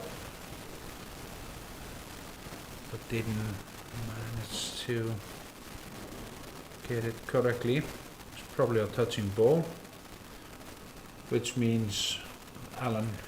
If the ball is touching, the ball he is touching is not allowed to move. But he's deemed to have hit the ball even if he plays away. So he can aim any direction. Yeah, he can aim at a different red if he wants. This is no problem. Good parts. Very good part. The black ball Yeah. seems to be available to the yellow pocket. This is a tough shot.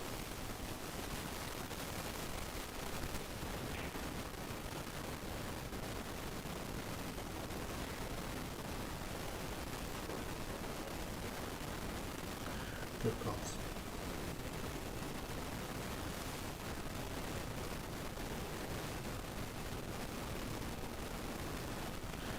When I'm speaking, I speak very, very much like my father. When I was a child, my father used to say, "Oh, it's a good pot, good pot, good pot." And Dad, I says to my father, "Why not good shot, Dad?" And he says to me, he says, "A good shot means you potted a good ball and got very good positional play." And so if you ever hear me when I'm saying good shot, good pot, you understand the difference.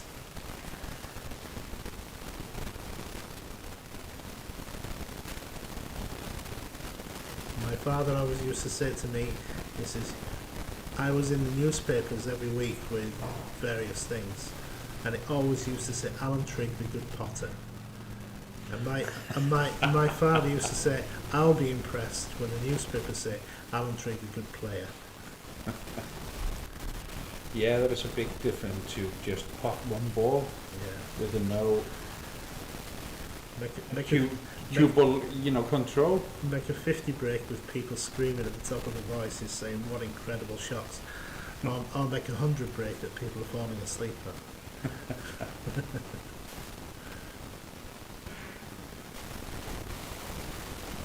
That's quite a clever shot. That was a clever defense.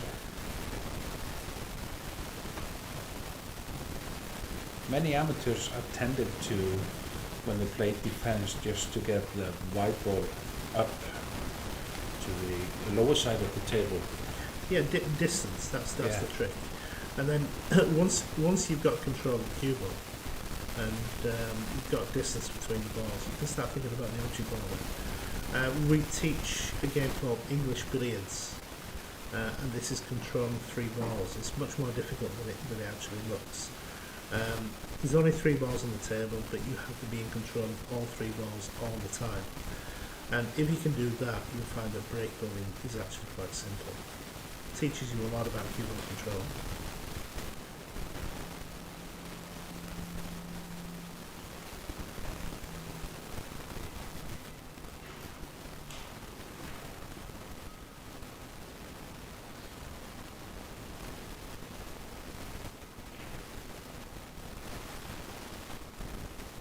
This isn't that easy.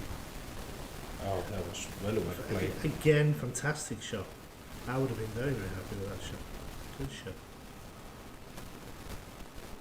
You hear not good pot, good shot. Yeah, sorry.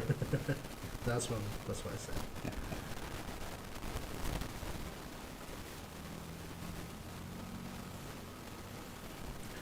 Just occasionally the white ball picks up little dust particles from the table.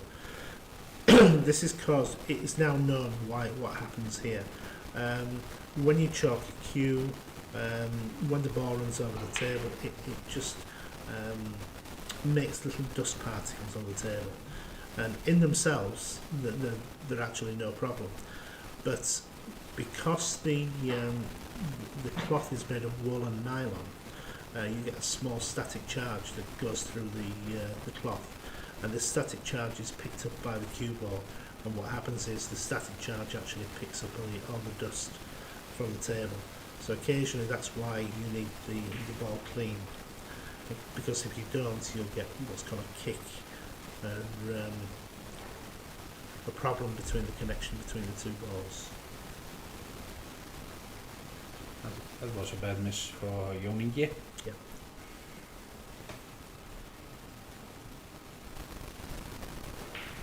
Big opportunity for Gunnar.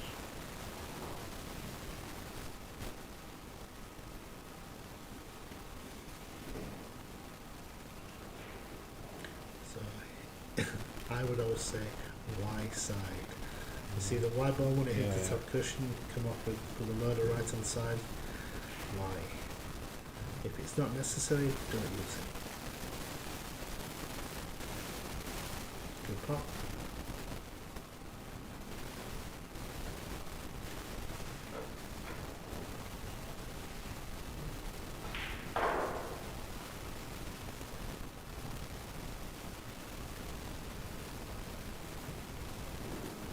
Only needs a color and 1 more red to seal the frame.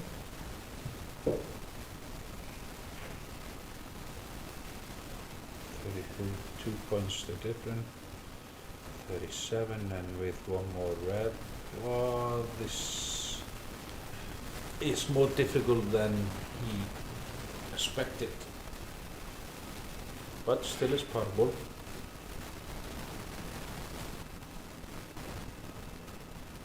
And it's also missable.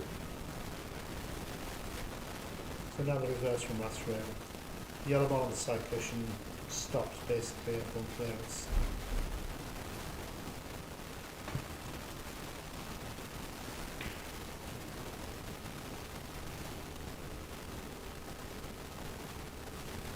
Too bad.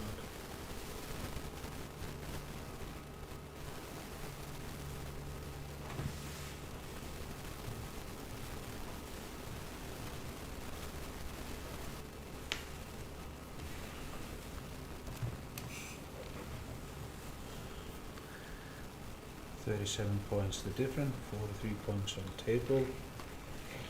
When we say 43 points on a table, that is the case if the player hits red and black, and clears the table.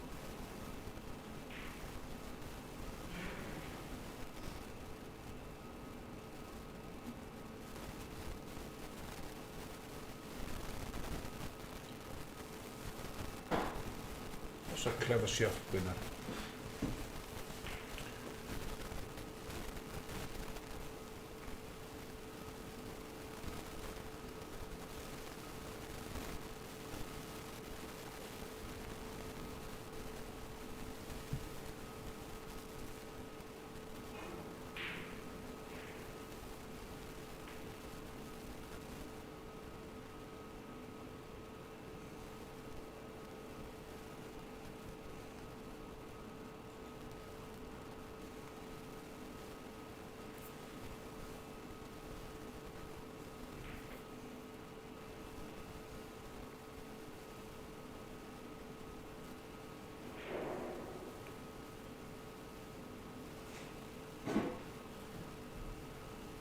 Not hard enough. Your own Ingi will get the white ball tucked to the cushion. Still another easy shot for Gunnar.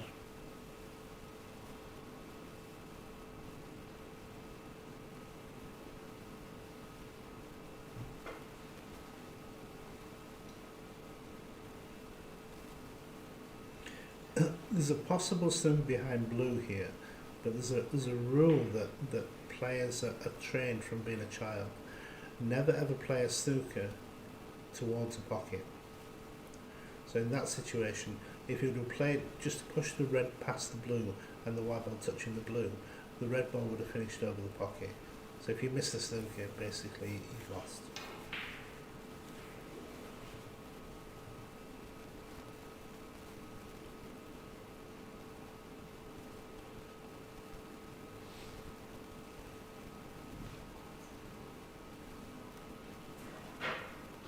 As you mentioned earlier, that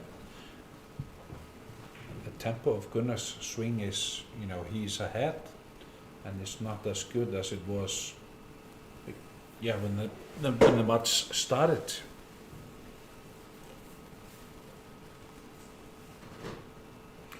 But when you're playing long matches like they're playing, the winner needs to win 10 frames. You will have high and lows in your game, will you? It's inevitable. Not only here, but with even all the top players. It's very difficult to maintain a consistency, especially over 19 frames. You're going to have a low. Everybody does. It's just making sure you don't lose too many frames when you have the low. That's there.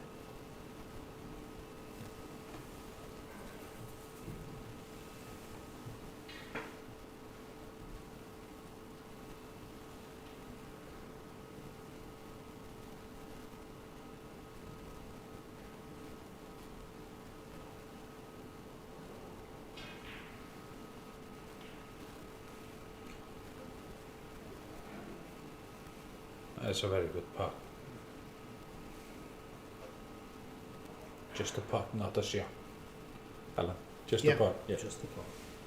That's all it needed. Yeah. Just nothing stupid. And the defense here.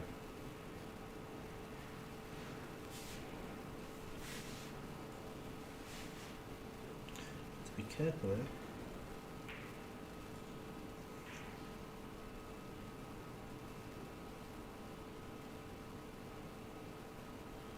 38 points the difference, so Ingi needs one snooker at least. Black and yellow ball safe.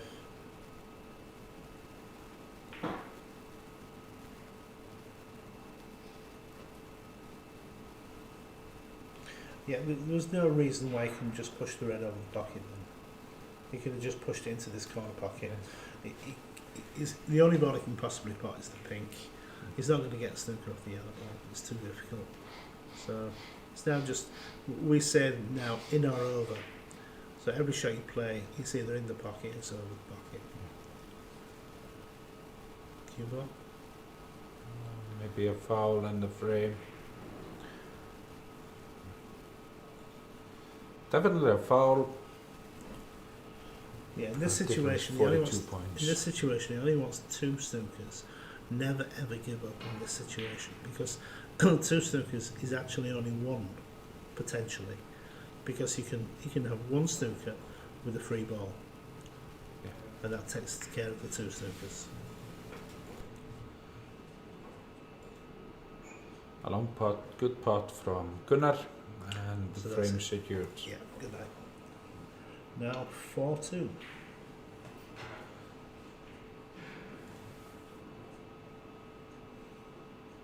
So you've been quite a few times to the Players Arena at the Crucible. Just a few. I used to work in Sheffield at the EIS, the English Institute of Sport.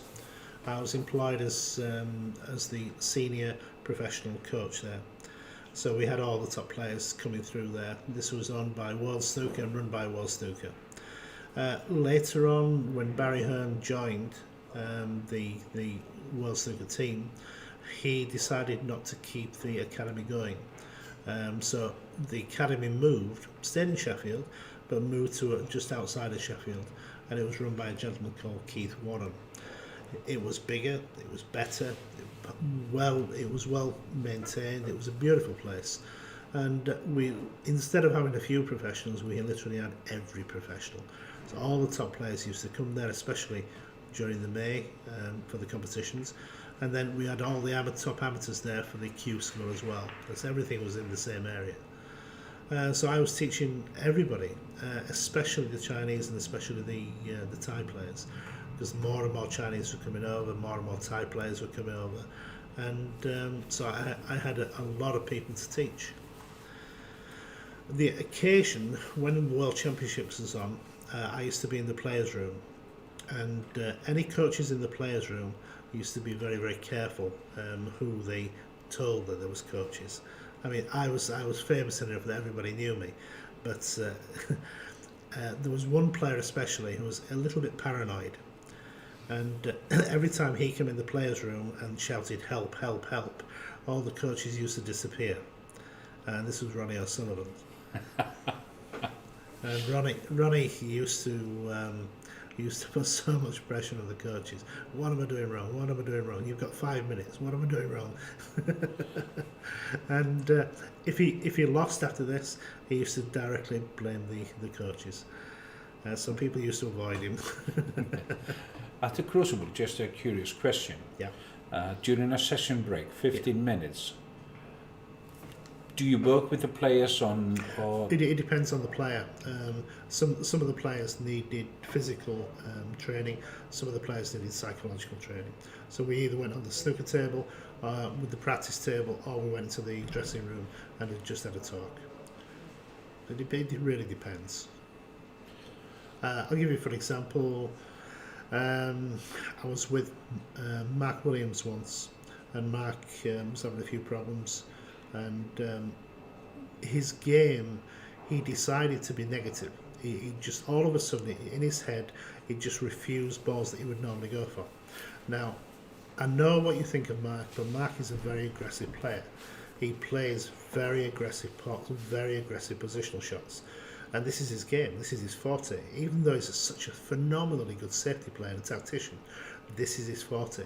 As soon as he stops playing this game, he will lose. So he has to be aggressive, and he has to be aggressive positional player. So he decided this one particular time, he just had 4 frames, lost all 4 frames, and he didn't understand why. He says, I'm not leaving my opponent anything. And I just told him, I said, all of a sudden you become an old man. You're just literally playing the game as if you can't pot a ball anymore. I just said, stop it, go back out, start attacking the balls, and you'll be okay. He went back out 1-5-4, so he was very happy. But this is some people need telling, some people don't. You have people like Peter Ebden. Now Peter, everybody sees Peter as a player that was very negative, very slow, very methodical, very boring. But I knew Peter a long time ago when he was one of the most aggressive players I've ever seen in my life, and he was so fast. He used to nearly run around the table. He understood that when he turned professional, this was not consistent for him. He was getting good results, but he was also getting very bad results from very poor players. And he wanted to be more consistent. He wanted to beat everybody. and this is why he became world champion. So he decided to slow down, decided to change his technique, decided everything to change just to make himself more consistent. The problem is when you go down that line, there is no stop. You don't finish as a player, you just continue growing and growing and growing. And certainly sometimes you grow the wrong way. And this is what happened with Peter. Phenomenal player, fantastic player, one of the most natural players I've ever seen in my life. But just stopped his natural ability. The way he played, he played with no natural ability whatsoever. And eventually that pays off, and you stop becoming a player. And that's what happened. Highly intelligent guy. He's got, God, his work. I think he's now working as a stud farm for horses, and he works out the genealogy of the horses to pair the horses between. And this is very, very intelligent work. So this is what he's doing at the moment. Yeah, he's not at the snooker table. There is a totally different working with studs. Yeah. Very rich people he's working with as well. Yeah. But at the moment, where is the biggest growth in snooker worldwide? Without doubt, it's now China and India. India was always very, very big on crickets and English billiards, because this is where English billiards was played for very many, many years, especially in the 17th century. The 19th century. And so everybody plays billiards there. But in England, there was a time where everybody played billiards.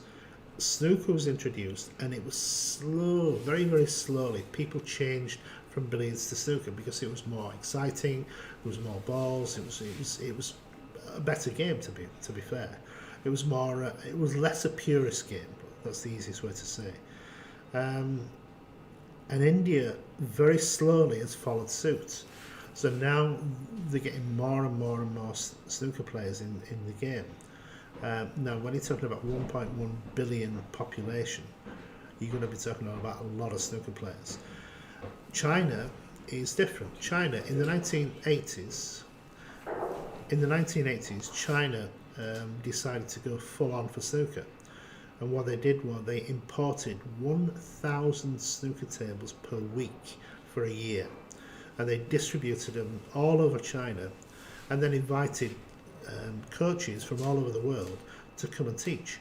They needed to teach the players, new players. They needed to teach new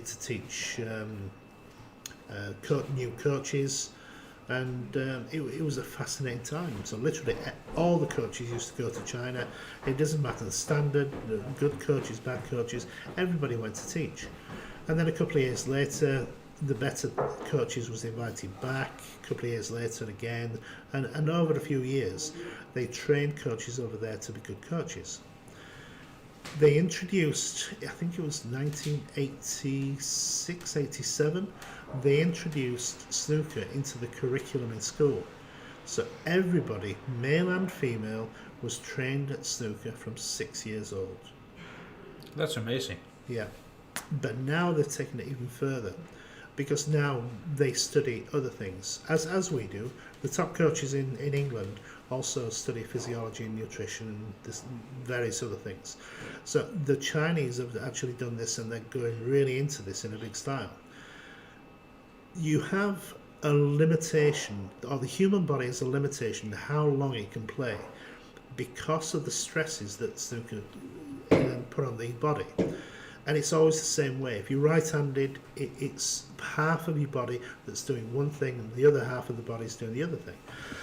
So Chinese have understood this. So they're training now children from 2 years old to be pure ambidextrous. Now we know that ambidextrous is not a natural ability. Ambidextrous can be taught. So what they're doing is they're balancing the body out. They're now exercising both halves of the body exactly the same. So the life expectancy of a snooker player can now go much, much further. Instead of finishing around about 40, 45, maybe Chinese champions will still be playing at around about 60 and 65. There's no reason why not. It's only to do with it's small physical exertion, high level concentration. That's what you need. Oh, that's amazing. As you mentioned, the training and everything is involving, of course. It's a multi-million pound game, so eventually all the top coaches fall into it. You have to be a good coach. You can't just know snooker. You have to know psychology, physiology, nutrition, all kinds of different kinds of mediums to teach the snooker. Yeah, so we take a little break. The players have taken a little session break, so we'll take a break too. We'll be back when the snooker starts again, probably in 7 minutes or so. Okay, bye-bye.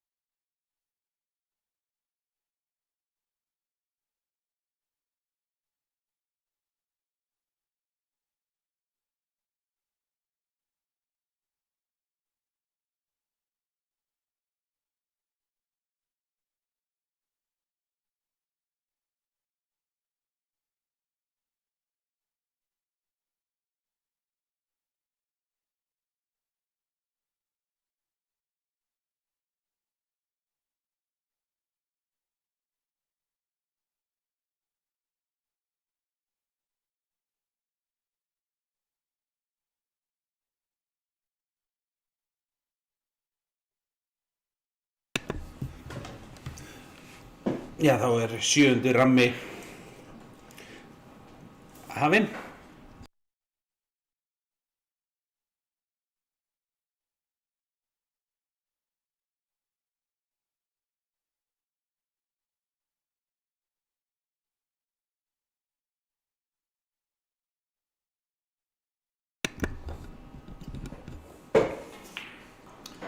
Gunnar hér í fínni stöðu. Við leikið hjá Gunnari.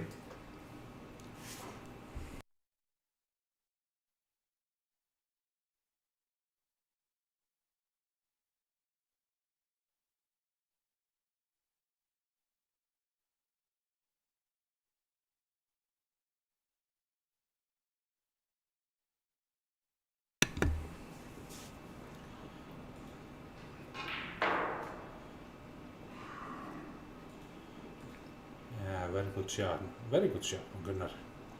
A little bit short, but shouldn't be a problem to get to a red ball.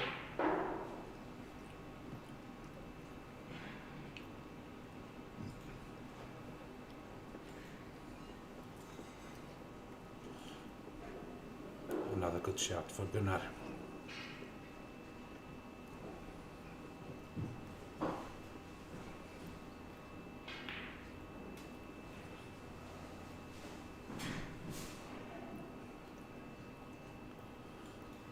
It's a question what he can do after he has cued on the pink ball. Might need to go to the red high up on the table.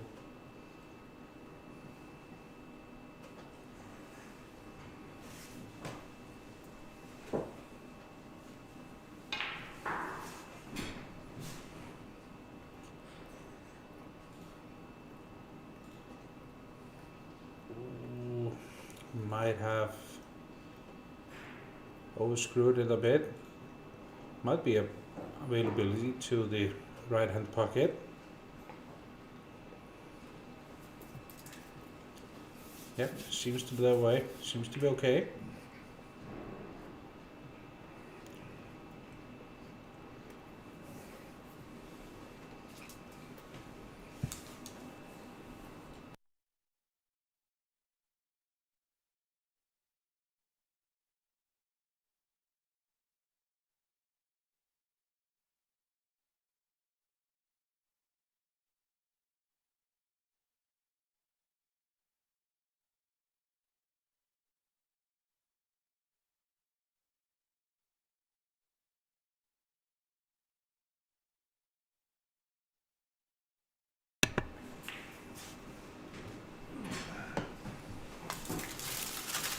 A little bit short, Ingi.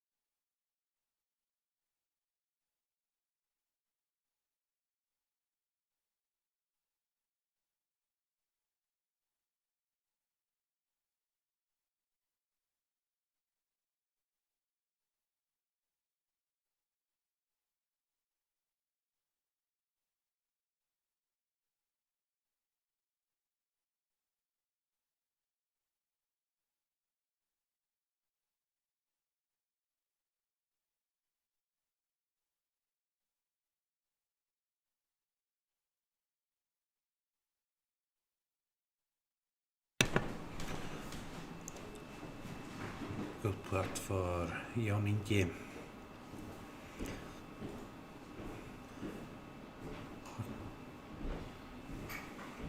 Probably go for a defense shot behind the brown ball. Tuck it behind the brown ball and leave a snooker for Gunnar.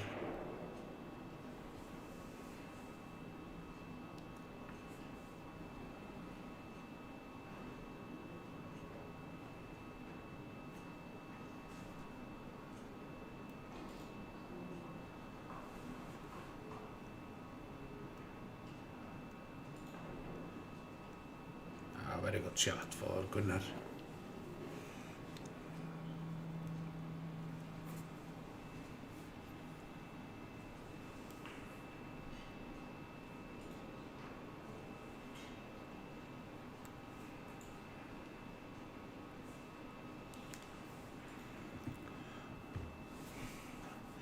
Way too short for Ingi, but there's nothing available for Gunnar in that shot.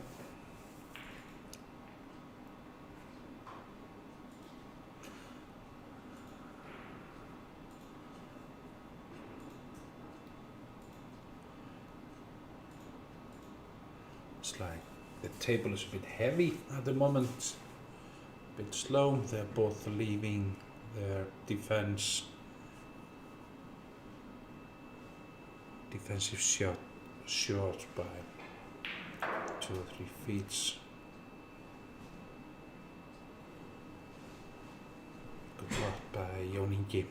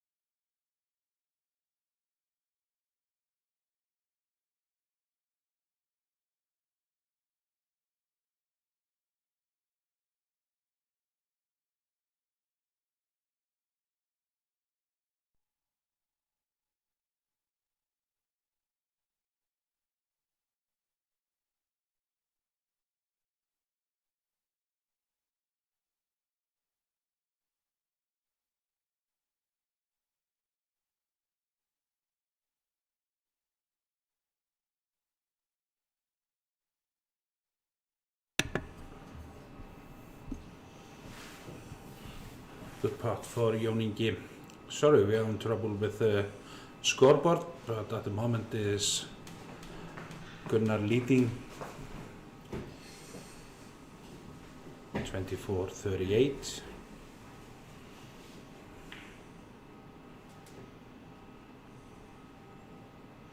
That's a good shot. Cleared the black spot.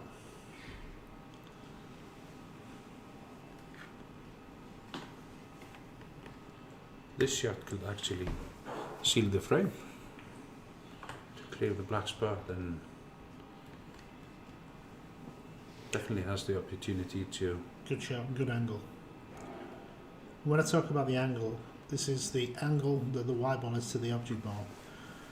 If it's straight, the white ball can only go forward or backward, but when you have an angle, you can manipulate the white ball to go any direction you wish. So now, perfect position of the red. Probably play a screw back for the blue into the middle, so they can play down for the red easier.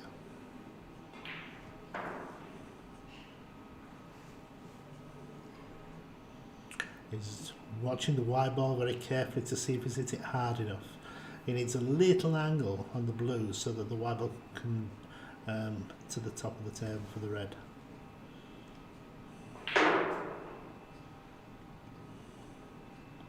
Which he had. The white ball's a little bit too close to the cushion. This makes the next shot just that little bit harder than it should be. And realistically, this is the only shot so far that you could potentially miss.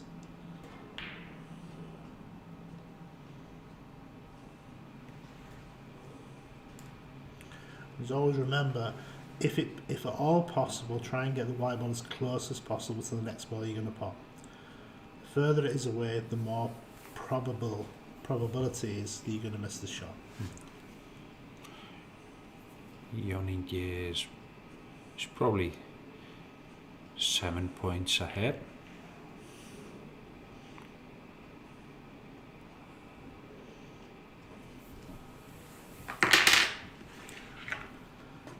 It's tight, but commentators' eyes say the red ball does go into the middle pocket.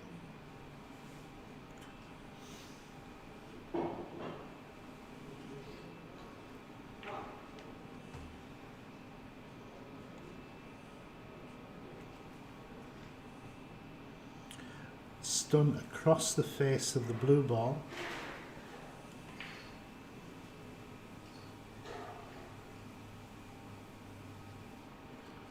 Again, remember what I was saying about how close you are to the ball. Closer you are, the better, the easier the shot becomes. Now, the pot's really not difficult, but this positional side for the green is actually very difficult. Oh, that was well executed. It was well executed, yeah, I agree. But remember before, this is the first shot potentially you could miss because of the white ball being so near the cushion.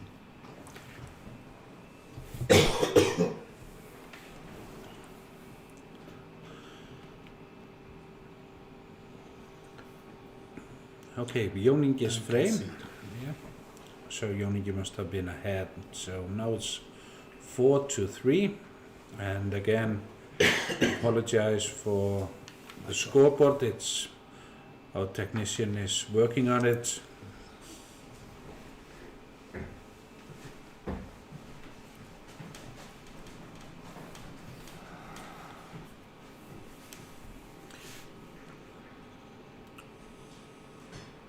This year, World Championship at the Crucible, Alan. Yeah.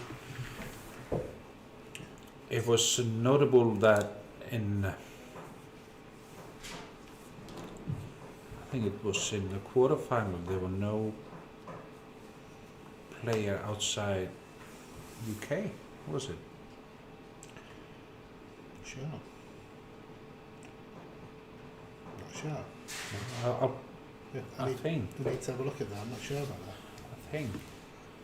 Because there are so many coming up, strong players from Asia.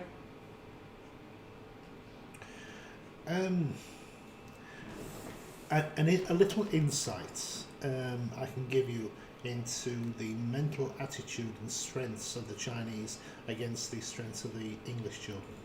and I can relate that to my background, my history. I used to go to tournaments as a child. My parents was not very rich. They had little money, so I had to work to earn money as a child when I was at school to afford to go to tournaments. And sometimes I had so little money I could get there, but I couldn't go home. And so I used to hitchhike. I used to do all kinds of different things. And I'll tell you one story, a very true story. And I was in London. I was playing a tournament in London. And the prize money was on the second day, after the first round of the second day. And I was playing, I qualified to the second day, so I had to stay in somebody's car because I had no money for a hotel. And I played John Virgo in the first match. And John was an incredible player in them days. And he just beat me 3-2. Now, because he beat me 3-2, I had no money. So I had the train ticket home, but I had no way of getting to the train. So I had like about between 7 and 8 miles to walk to go to the train station. So it was just one of them things. I accepted it and I did it. So I was off down the road with my cue in the hand and a little bag. And all of a sudden, this Rolls Royce pulled up at the side of the road. And he says, "Where are you going?" I says, "I'm going to King's Cross Station." He says, "I'll give you a lift." And this man was Barry Hearn. It was Barry Hearn? Yeah, Barry Hearn? It was Barry Hearn. And he was talking, and he asked me, why are you walking? And I explained to him. When he dropped me off at King's Cross, considering this was around about 1972, 73, something like this. I was around about 14 years old. And he gave me a £50 note. That's a lot of money. In them days, the average wage was about £8 a week. That's a lot of And money. he gave me a £50 note. I'll never forget this. This is the man that runs, or used to run, Snooker. And God bless him. What a really nice guy. Yeah, so... Is he not running the snooker at the moment? He's retiring. He's got a number 2 who works for World Snooker, and he's basically taking over. But his son also is going to take over as well. He's going to take over the matchroom side. But just going on from that, started talking about the Chinese. If you think about what I had to go through, the hardships I had to go through to play snooker, and many of the professionals, many of the players have done exactly the same. The Chinese have not. No. The Chinese, basically, they either are good players or they're not. And if they're good players, then the government sponsors them. So they have everything for them. They don't have to work really hard for anything. And I have a funny feeling this has a direct effect on the fights that the Chinese have when they get to tournaments. And I think they're lacking this, to be honest. Yeah, I do agree with you. This is a big part of any sport. Any sport, correct, yeah absolutely. You remember your game, you remember Severiano Ballesteros? Yes. And he played golf with one club. Yeah. And he couldn't afford any more clubs, so he played with one club. One club on the beach because he didn't afford to go to the golf course when he was young. Yeah. And you remember they had a competition, the one club competition? Yeah. Yeah, and he won it very easily. It's a big part of competitive sports. That's the attitude. If you need to work hard to get there, then you appreciate it more. Correct. And it's not as easy to give up. And you play one bad shot, and it hurts badly. It's almost like somebody sticking you with a knife. Yeah. And it's just one thing I feel the Chinese are lacking. They don't have this want, this need. Talking about bad shot, that was a bad shot for Ingi. He tried to play as a shot to nothing, but he hit the ball so badly that he ended up leaving everything. It's a great opportunity for Gunnar.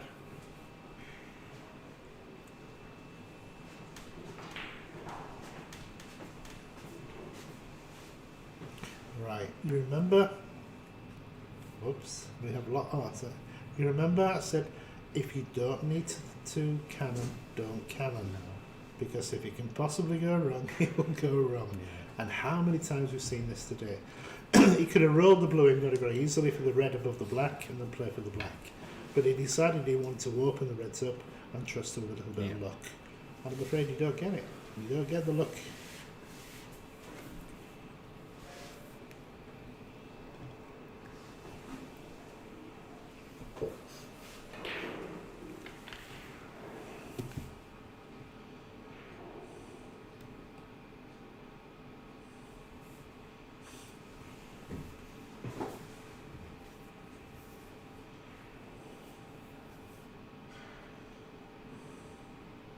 Is there a snooker on the red ball to the right hand corner pocket, Alan? What does your vision say? Is he on the brown or is he on the red? Red. Because we didn't see the last shot. No, he's on the colour, you see. Oh, he's on the colour. That's what I thought. Now this is the difference.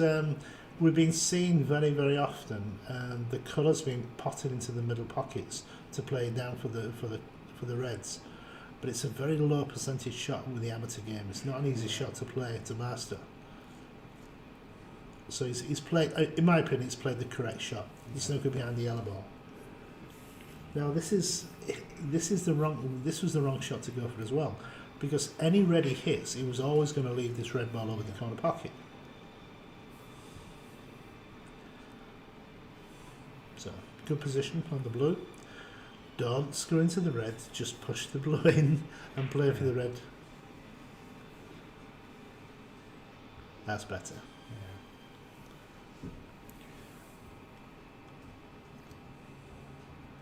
You've got a little cluster of 5 reds there that are all really blocking each other. So eventually he's got to play some form of cannon. But really, there are 3 reds in the open that he can play for first. So he doesn't really have to go into the reds just yet. And if you look at the position of the pink is the ideal ball to play from to go into the pack. Because of the distance, it's so small, it's better controlled. If he chooses to go into the pack from this red, this is massive luck. What do you suggest? Play for the blue? No, for the black. Just slow drag it. This he's playing to the pack, and he's trusting to luck. And as it happens, he's got it. He's got the luck because he's ended up on green. This is very lucky.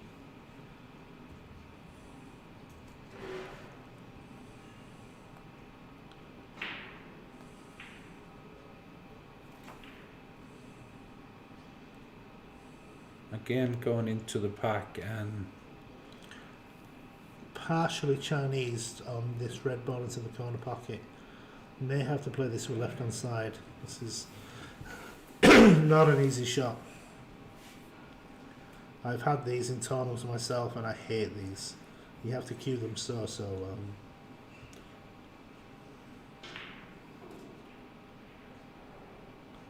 well played. Very good shot that. but still a difficult black.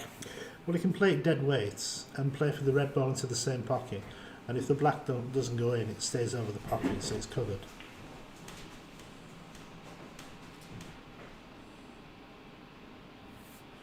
So he's played that a little bit too hard. I'm not sure if you can see the red now.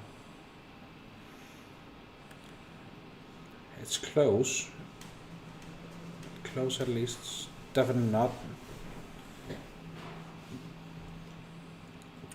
He's now looking to see if the red next to the white ball goes in between the two reds, which it might do actually. So he can play this as a shot to nothing. Good shot. Here we have the scoreboard back up. Aha.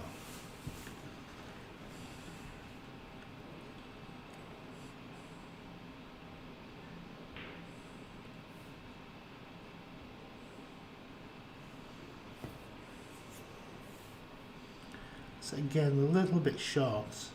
So he's going to have to stretch for this red. And once you stretch into a ball too much, you don't have the cueing to pot the ball. So sometimes you miss these just by stretching. Yeah. But still, very good shot. Well played. Roll the ball in, roll the black in, put the white ball on the side cushion for the red down the cushion into the same pocket as the black. Perfect, good shot. Ideal ball to play for is pink into the middle now. So just push, so he can just push the pink in and leave the red next to the pink. But what do you think of this? Yeah, I think it's the best idea, because he got the angle on this red to get the cue ball further away from the cushion.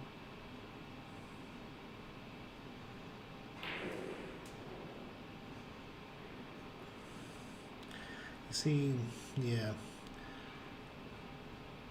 Is nice position on the brown, but what kind of easy shot is he going to have next?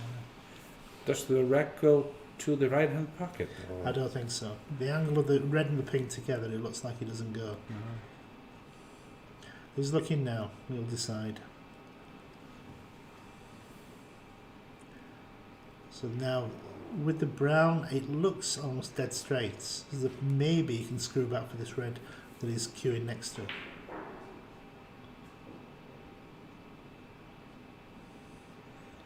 Yeah, I personally don't think this ball goes, but I may be wrong. As I say, you're seeing the same angle as we are.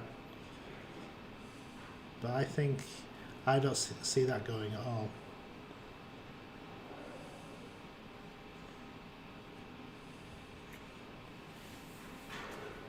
So put the red ball behind the black, a little bit of left hand side, cue ball behind the yellow ball. Oh, where are you going? No, a little bit. Just a bit too hard.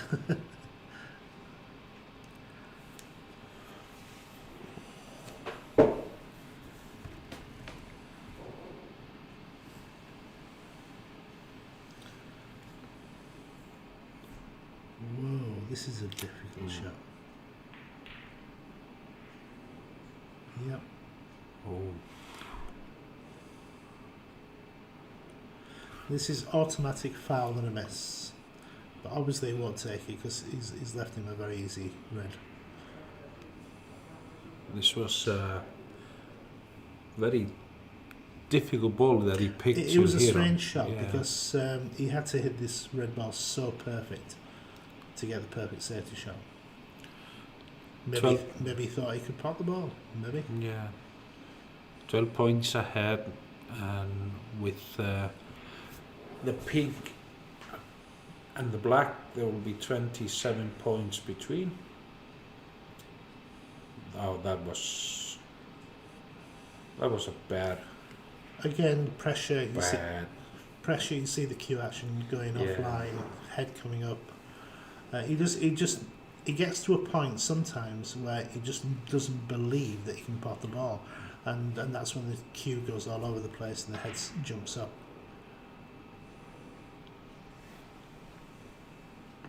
But because he's not, maybe I was going to say because he's not punished him, it won't affect him. But now, if he wins the frame from here, that bad red he's just missed, will affect his play.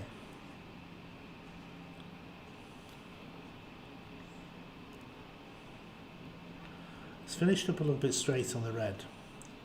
This really limits what he can do. Slow screw back for the black into the middle and then stun up for the yellow ball, which is the correct shot. But because he's playing so accurate position on the yellow ball, the black now becomes a pressure shot. So the red is quite simple. Should only screw back a little bit for the black unless he wants to power screw it. He decides to power screw it. And that's fantastic shot. Now he's got an easy shot on the pink. Very good shot. Very good shot for Gunnar. That's a bad shot. I thought he would go off the cushion and No, it was okay. It was it just screw it past the blue. That's all you have to do. But you have one ball to miss, and not only to hit it, but hit it full ball. And that was a bad shot. And he's been very lucky. Might be a snooker opportunity Yeah. here. Yeah, he's going to snooker behind the green for definite, unless it goes. But if the yellow ball goes, he can play this as a shot to nothing. Yeah. He can pop a yellow ball and snooker behind the green. If that's not a snooker, that's a terrible shot.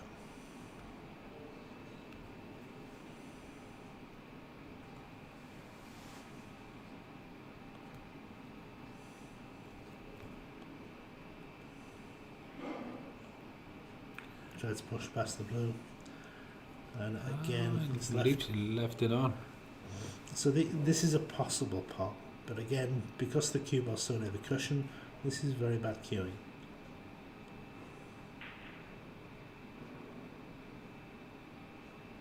Unlucky. Full Chinese snooker. The terminology Chinese snooker just means that the white ball is in front of a different ball, so you have to cue over the ball. You know why it's called Chinese? Chinese writing, up and down. Pun? Chinese writing, up and Yeah, down. okay.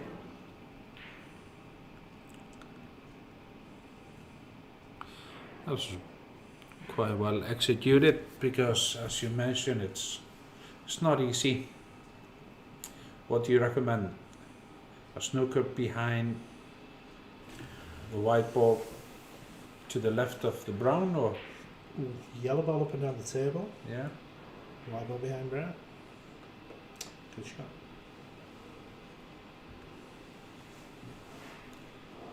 Good shot for young Ingi. So he will swerve this. This is a shot where if you aim down into the white ball to one side or the other, it just pushes the cue ball around the ball. This is an easy swerve. I'm surprised he's looking at the cushion. This is the way he's doing it here. It's possible he could miss this. But he played it good. Well played by Gunnar. Yeah. But Now this is a choice. How you feel. He will look at this shot and he will instinctively know if he feels comfortable going for it. If he doesn't, he should play it safe. if it works, it could be a frame. I know. Yeah, but this is the instinctive part of snooker. You just feel good about certain shots. And if you know, the same with golf. You look at certain shots and you know that there's the easy shot or there's the the one-off shots, and you feel yourself. You just look at the shot and you know if you can do it or not. And there is then there is the other side of the coin. If you take the chance and if you miss, you will leave everything on. But that's what I'm saying, the instinctive part. And another good Yeah. shot from Gunnar.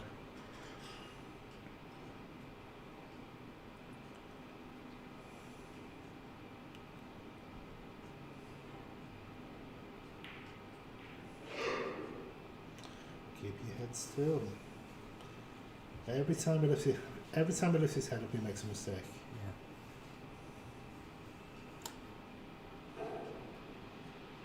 His head might be very light, Full of air. full of air. He's trying again, going behind blue. It's okay. Soft screw behind the brown.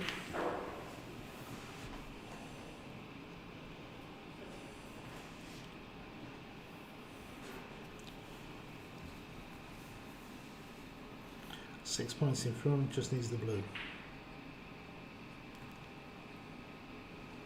Good shot. Perfect angle.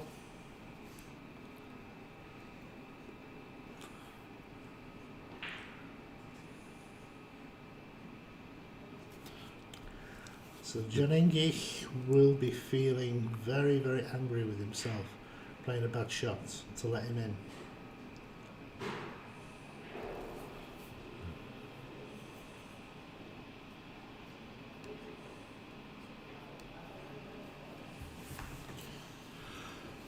For an amateur snooker player, what do you recommend if he wants to improve? Do you recommend for him to start practicing or take a lesson first so he will practice properly? I mean, what happens if you're in an area where there are no coaches? The guidance I always give for these people is, if you can develop a cue action that's reasonably effective and then make it consistent, even though you have maybe errors in your technique, because you're doing everything exactly the same every shot, it means even the errors can be controllable. So consistency in technique is one of the main things I teach. So if you're going to learn to do it exactly the same at every shot. And then the two main words you can ever say in any sport: relax and enjoy. And you'll always improve.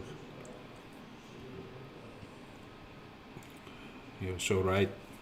If you don't enjoy to practice or play, then it's very difficult to take a step forward. Well, it's a game, and games are there to be enjoyed, they're not work.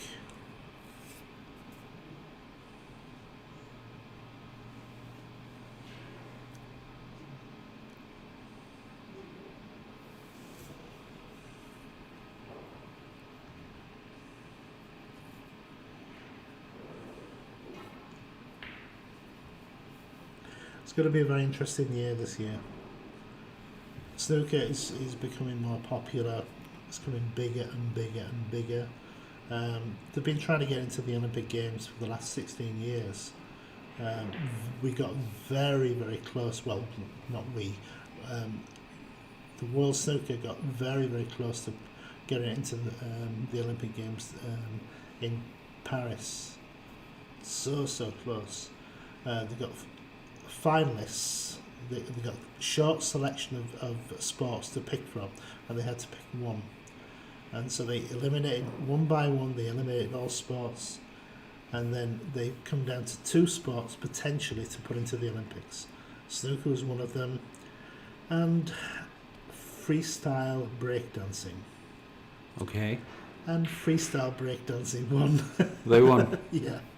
So we were just unlucky not to get into the Olympics. It'll come. We'll get there. It'll come, definitely. But next year, it's been accepted into the World Games. And World Games are the next to the Olympics. It's the next biggest competition. So that should be very interesting to watch. So it's going to be pool, snooker, and cannonball. That will be interesting. Also to see if the top players will compete. Yeah, you see, you remember when golf was introduced into the Olympics, and all the big players played, because you're allowed 2 players per country, and they were asking for volunteers because there was no pay, there's no money for doing it. You can get a little bit of sponsorship, but the honour of playing for your country in the Olympics, it's just too much. I can't see anybody refusing this. Everybody will want to go. Yeah. It's like Justin Rose won the gold medal in Brazil in the men's golf, and he is the only gold medalist in golf.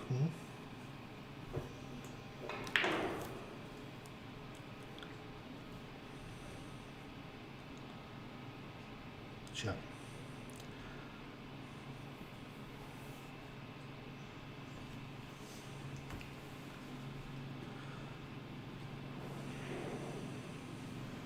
The problem with the break here, even though the reds are well spread, the black only goes into one pocket, and once the pink is potted, I believe the pink spot is covered, so the pink is going to go on the brown, I think. Maybe no? Okay, so the pink is only really available, I think, into 2 pockets. Because of the limited positional play on colours, it makes the game very, very difficult.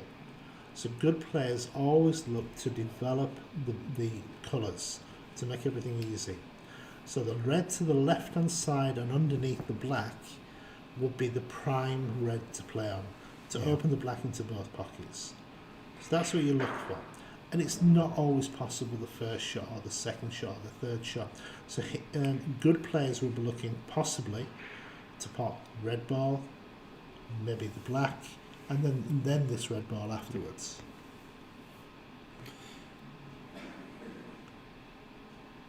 So he's playing for blue, so he didn't feel like he could play on the black, which is fine. So he's just picking at the balls until eventually he can get an opportunity to get on this red on the left hand side. And because the brown ball isn't at its spot, so it's easy to Up and down. get the ball back down the table, or rather up the table. Yeah. So I've been having all kinds of talks with various players and various people over the last 10 years about how to colorize snooker.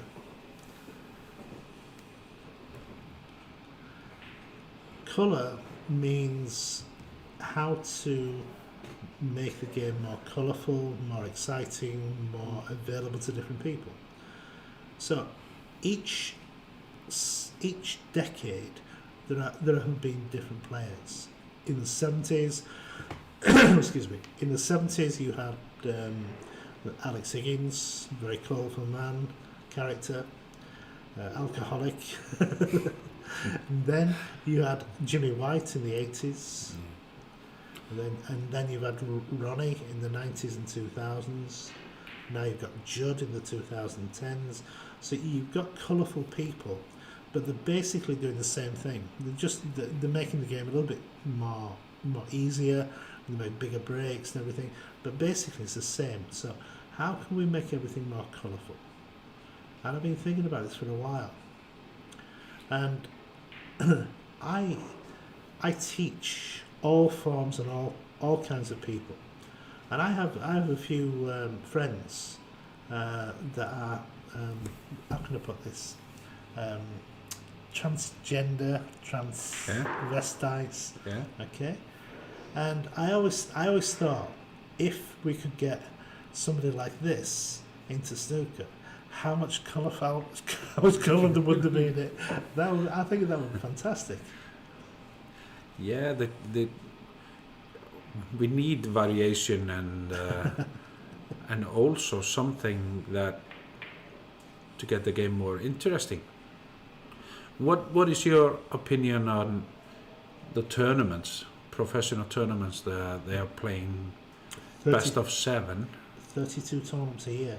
Yeah, they're playing more tournaments, and they're also playing, shorter matches. Yeah. So what is your opinion on that change? Well, the shorter matches makes it possible for everybody to earn money. Once you get into the longer matches, you're only allowing a certain amount of people that are going to win. I have a young boy now that I've been teaching for a while. He's going to Q school in a couple of weeks' time. He's making between 6 and 8 maxims a day in practice. He's phenomenally good player, and this is the standard you have to get to, I'm afraid, if you want to be a professional. What was the question?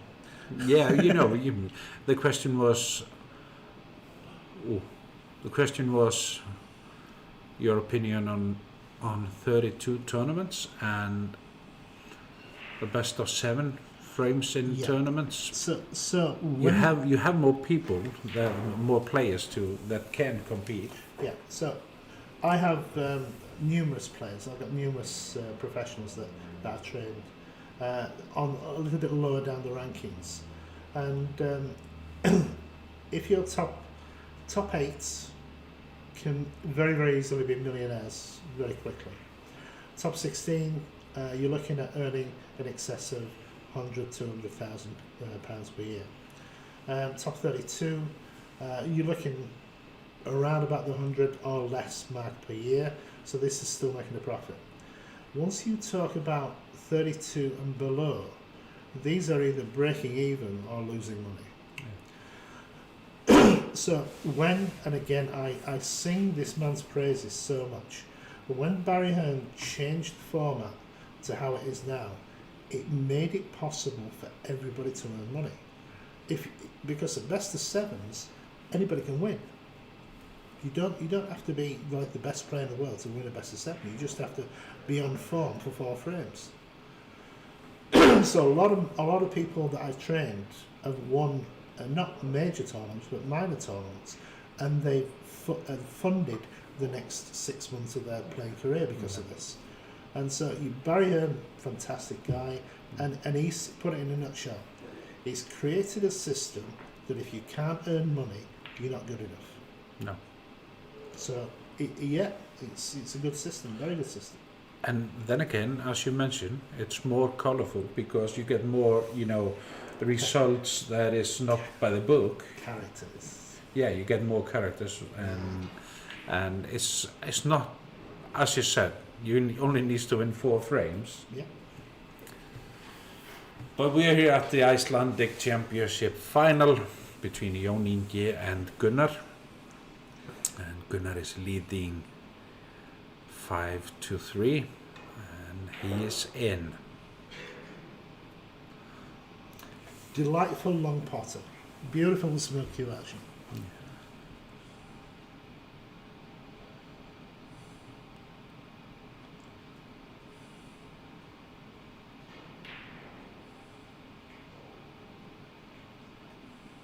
Played that well as well, good shot.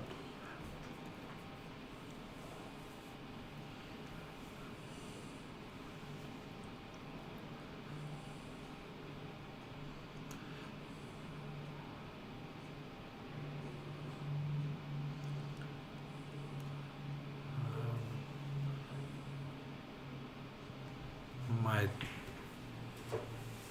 leave nothing on for Jón Ingi. I mean, even I know it looked lucky, but he's played per position on the black, so he's played exactly where he wanted to finish. So there's no real luck in that. The bad luck, that's a good shot. Yeah. The bad luck was to not leave an easy shot, really. Yeah. That's what I'm saying. Yeah.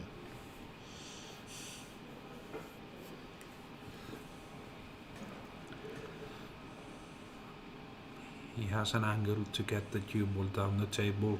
Where's the white? Oh, is it? It just sounded like John Virgo then.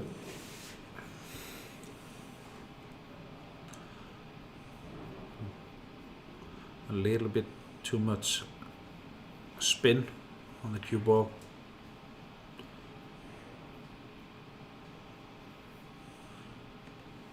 So it came too steep down the table.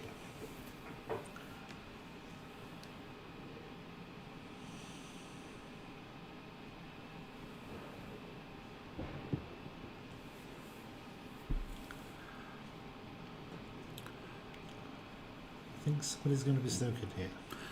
You think so? Yeah. Well, those little shots, they aren't as easy as they look. Now, this shot here is a practice shot. Yeah. I teach all players to be able to go into the side of the pack, underneath the pink, from 4 cushions.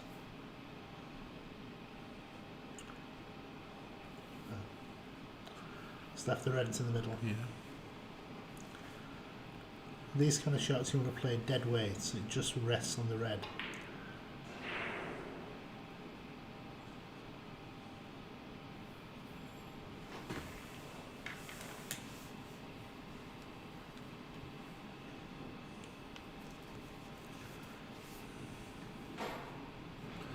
$17 in points, best out of 17.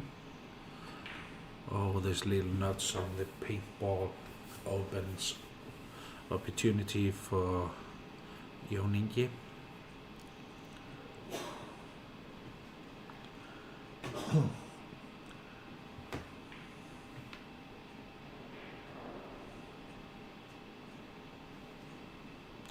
Got a couple of people listening at the moment. Just a shout out to, if my pronunciation is terrible, please excuse me. Runa Gauti Gunnarsson. Rúnar Gauti Gunnarsson, yes. Okay. Big hello. Glad you're listening.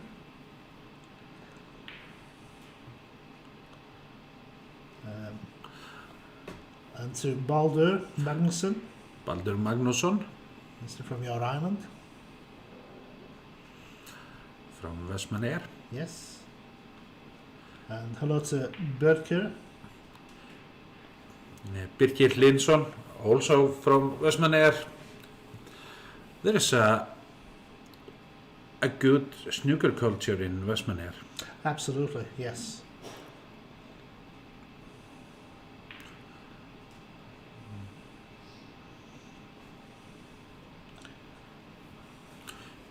Ingi. Everybody else I know is from England, so hello to everybody from there.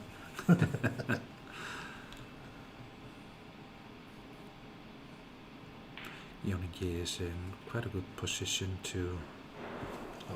By the way, Baldur's from here, not from your islands. Baldur is not from Vestmannaeyjar. No, he's from here. He's Icelandic. He's from Reykjavik.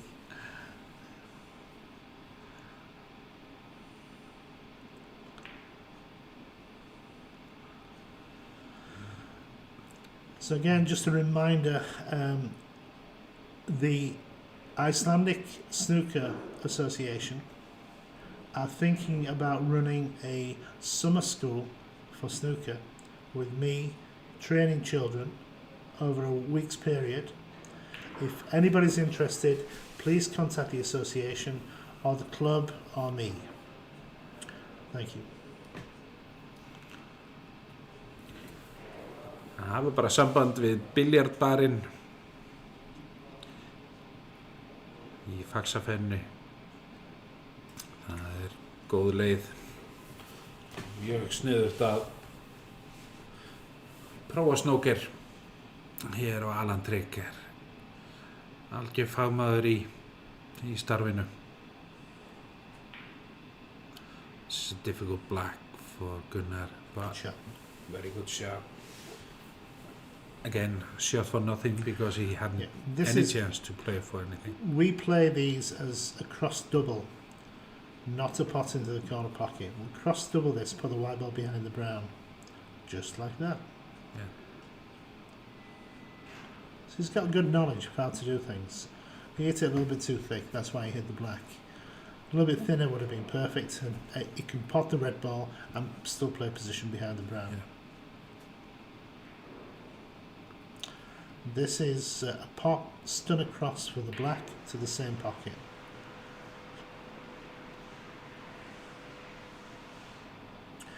I'm a little bit worried every time I see him change his mind like this. Yeah. The shot afterwards usually fails. This is something that I've noticed, or maybe he's changed his mind. Yeah, sometimes changing your mind or taking longer over the shot can cause more pressure than you think. Taking the same time, same care as your practice is very, very important in this game. Keep your routine always the same. Yeah, correct.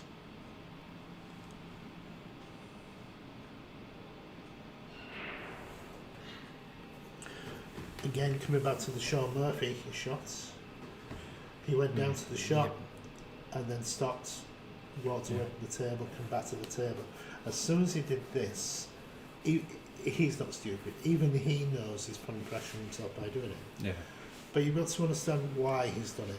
Okay, this is the most important part. In a shot like this, if the ball goes in, he's now made it hill, 17-17. Yeah. Okay? If he misses the red, at least he's gone for it with an attacking shot. The worst thing you can ever do is place a bad safety shot and then lose. Because you always think to yourself, what if? Yeah. If I'd have gone for it, what would have happened? So he knew he had to go for it.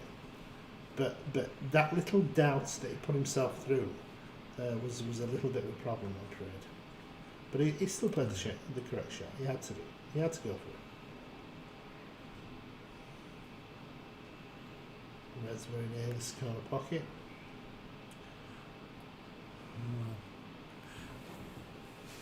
All the pace was correct.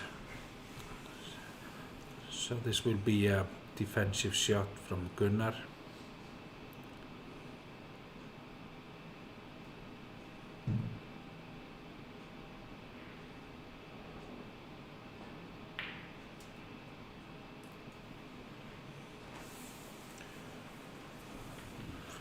Pink's now blocking the yellow spot, the yellow pocket.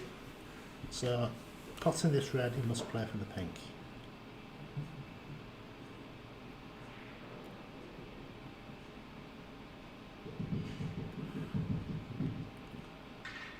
That's okay, you can see between them.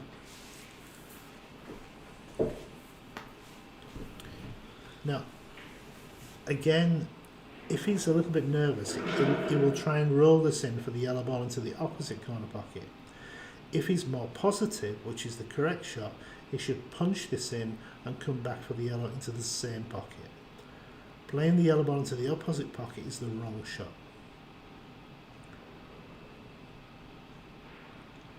It's just too difficult to stop it correctly.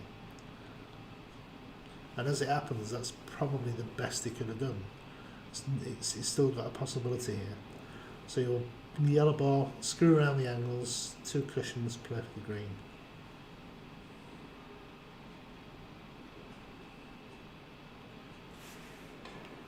Now he's getting further and further and further away. Yeah. So the score now 17 points in the game, so he just needs the green and the brown.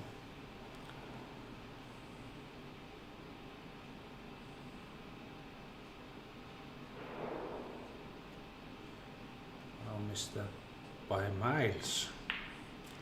Nerves. He needs this straight, and it isn't. So this is now a natural angle. Just play with topspin to roll 2 cushions for the brown. This is another frame in a row that Gunnar can snatch. If Gunnar wins this, he's going to be even more destroyed. Why is he screwing the ball? It's the wrong shot. Wrong shot, but played perfectly. Yeah, but well, great result. When I say the wrong shot, there was a much easier way to play the brown then. The way he played on it was extremely difficult, and he played it perfectly. So, my hat goes off to him.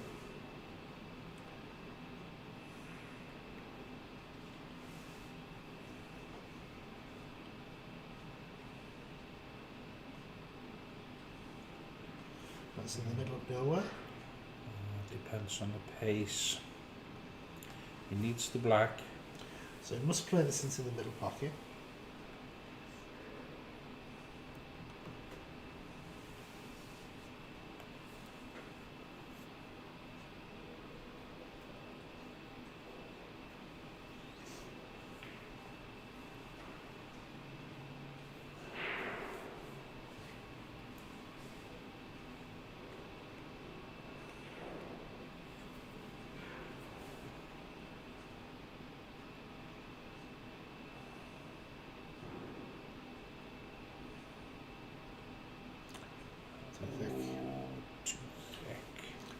That's in a nasty position, is that?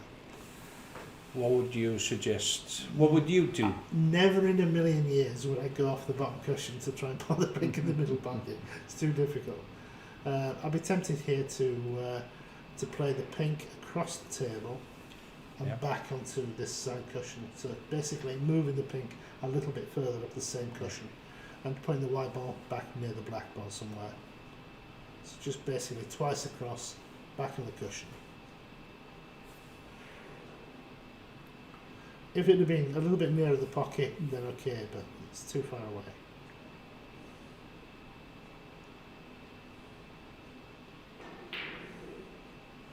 Well, that's actually a very good shot. But he has to understand that if he pots the pink here, he's lost. And again, Gunnar is Good potter, yeah. good potter.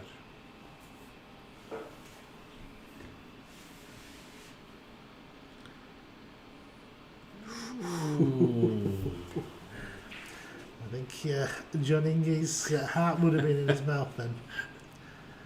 Okay. Again, this is how you feel. Attack or defend. And again, just he's straight down for the shot, so I'm happy about this. So it should be okay here.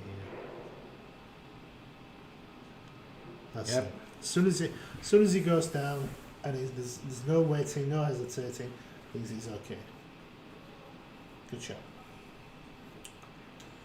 5-4, we have a tied match. 9 frames out of potential 19. So, as I said, as a professional, you're playing best of 19, you're looking for the 5-4 result. That's what you're looking for. And both players now will be feeling quite happy. Gunnar because he's in front, and Johnny because he's pulled back to within 1 frame.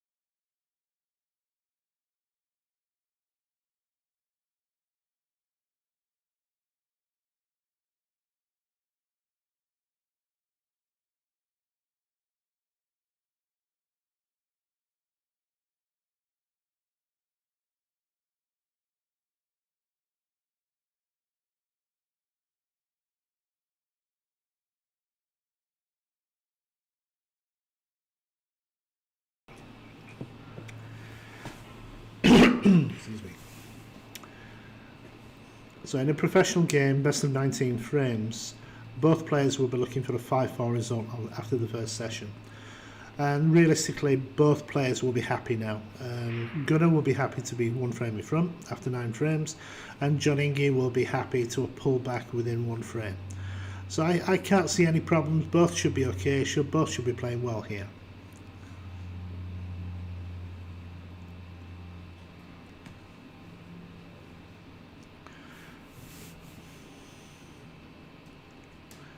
I mean, it's quite amazing what stamina they have though.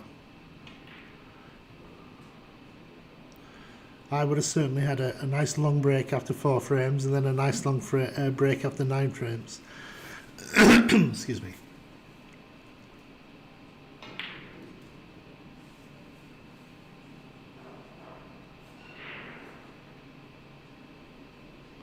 It's a good shot.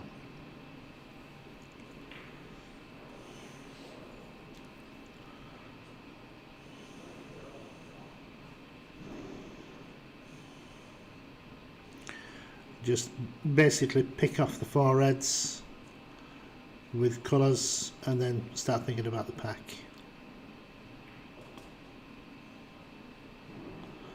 Careless.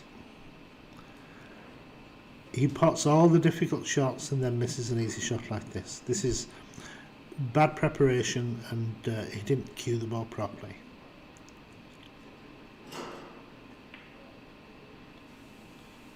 That's perfect. Now, what a good player here would do is run off the side of the pack and play for the red into the middle. So just shuffle the reds a little bit, but guarantee to be on the red in the middle.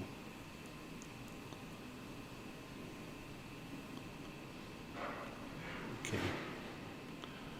So this is a good shot, but let's say it would have pushed just maybe one or maybe two more balls out into the open to guarantee a few more points.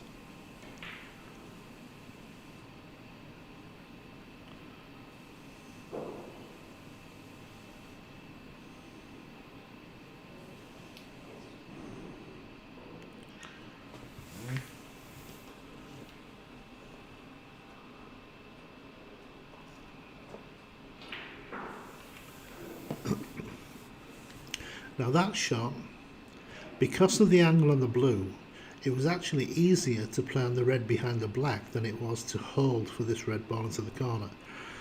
And the complexity of the positional play made it very difficult to pot the blue, and that's why he missed. And this is a good choice of shot, coming down for the black.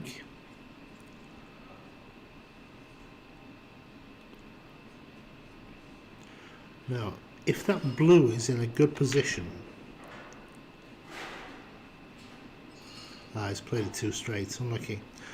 If the blue's in a position that if he can play on the blue, to pot the blue will automatically open all the reds. So that would have been a good shot. But he's got the wrong angle on the blue and the red now.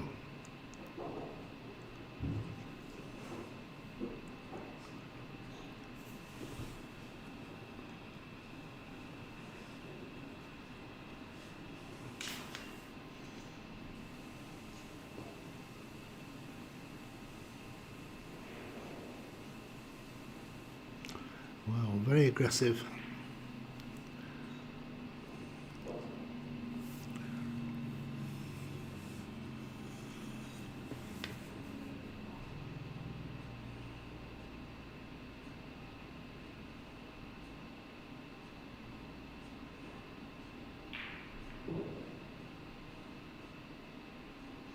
Good shot.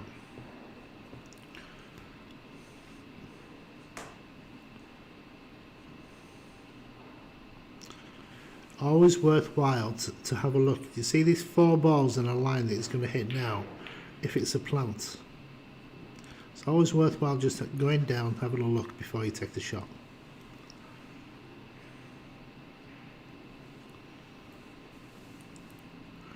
Red doesn't, the black doesn't go to the corner.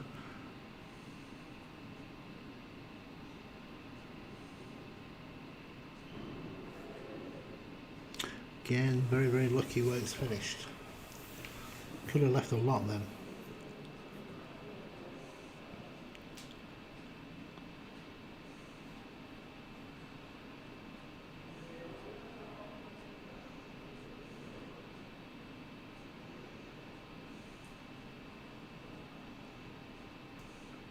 Developing shot, good shot. He had a choice of playing off the right hand side of the red or the left hand side of the red. The right hand side of the red pushes the red to the side cushion. The left hand side of the red pushes the red into the middle of the table. This is a far more aggressive positional shot, safety shot.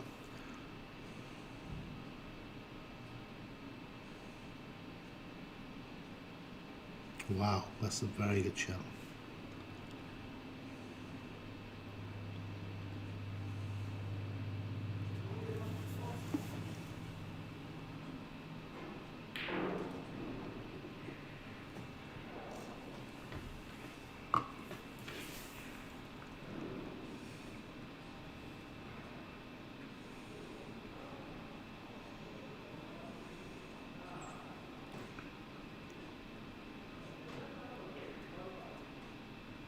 Good pots.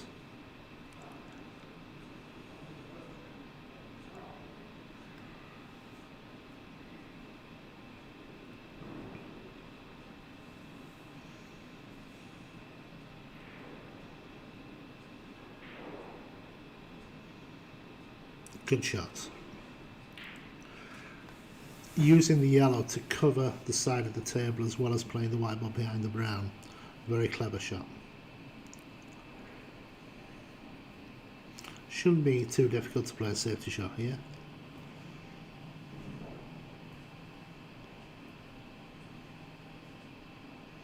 Good shot.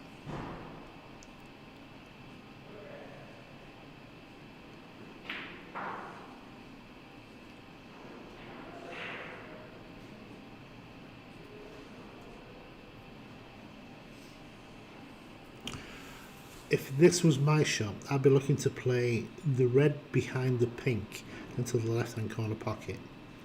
If I'm not on it, then I will be on the red into the middle.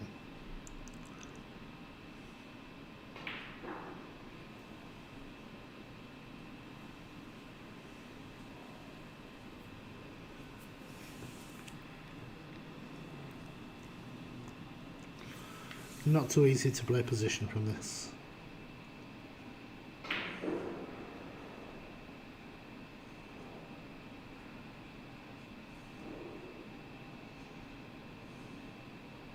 Should be happy with that. Good shot. So again, the red behind the pink into the left hand corner pocket. This is what it should be playing for. Better.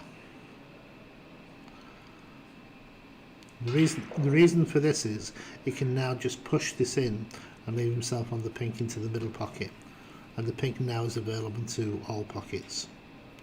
Should make the break easy.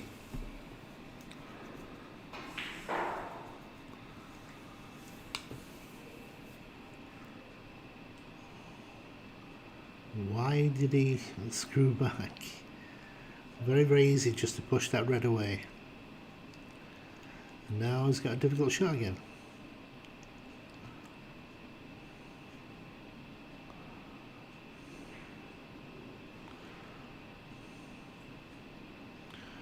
And you cannot feel bad luck in this situation because he chose the wrong shot 2 shots before.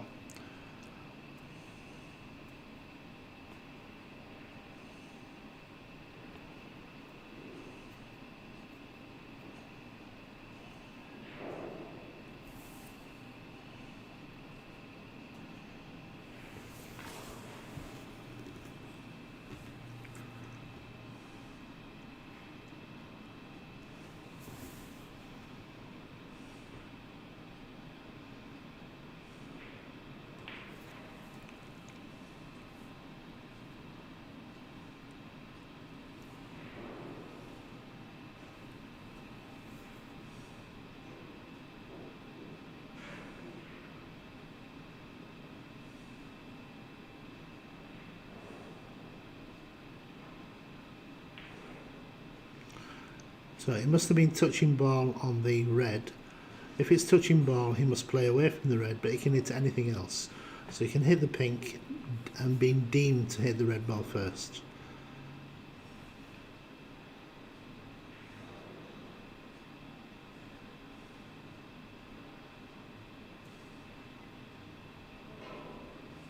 Again, much better shot than that looked. Very, very good shot there.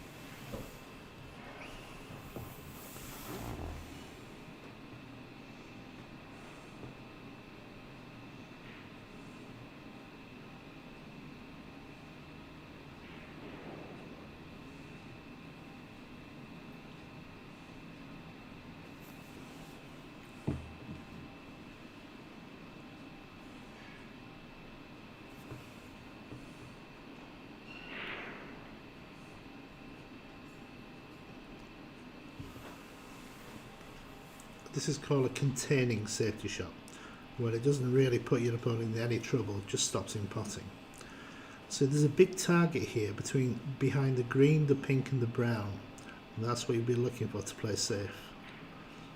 He's jumping up on the shot. He's very, very nervous. This could prove to be the most important frame so far. Looks like both of them are desperate to win it.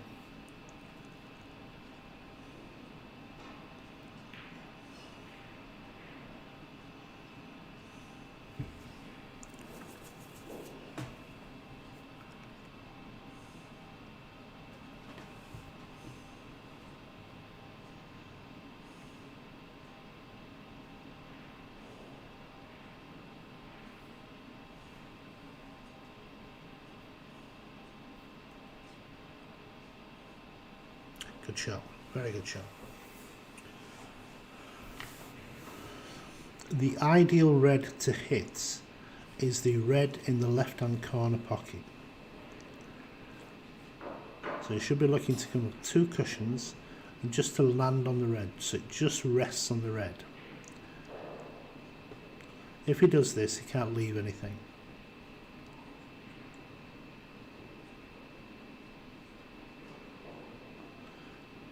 Let's see.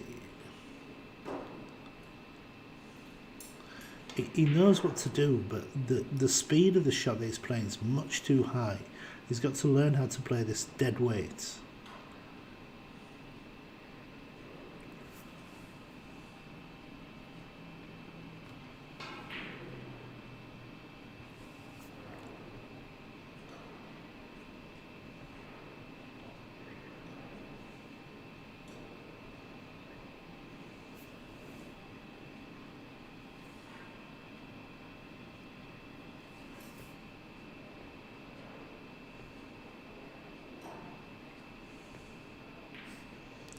Yeah. So, bad shot. Lifted his head up. Feeling pressure. And left only very difficult red.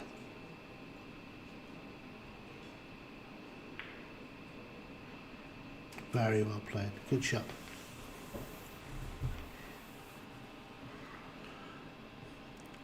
Because the black is so near the cushion, you can't really play these shots too hard. You can't really smash them in.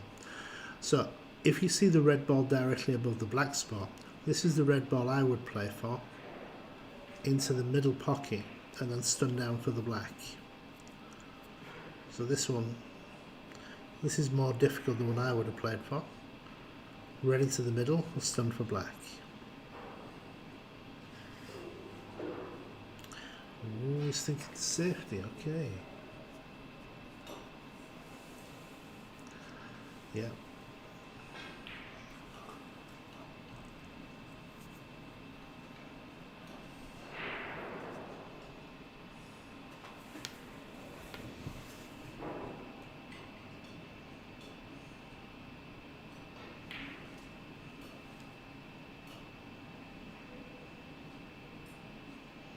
Good pot.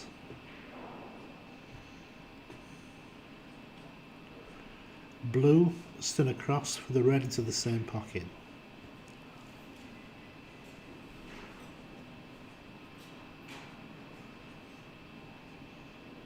Good shot.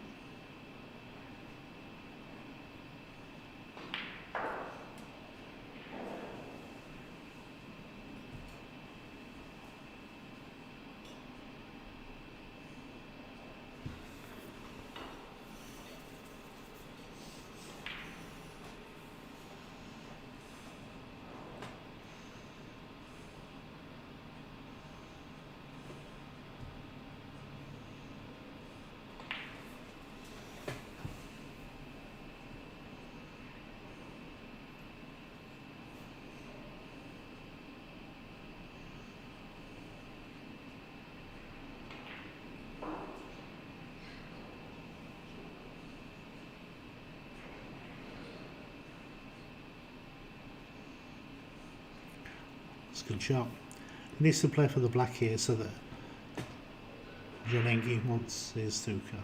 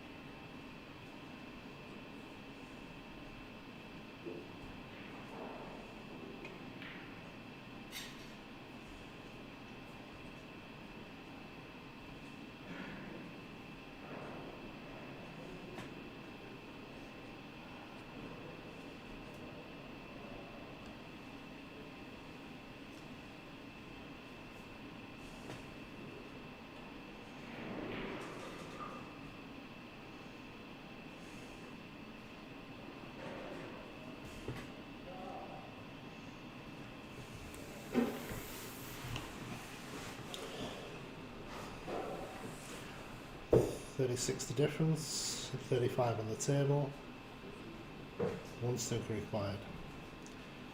And that's a very good one. I think this will be very, very difficult to hit.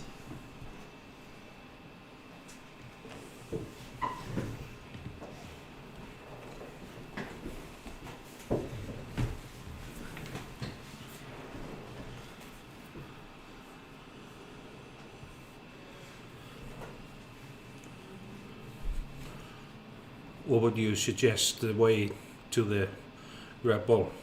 Direct, just miss the brown, put left hand side on, use 1 cushion.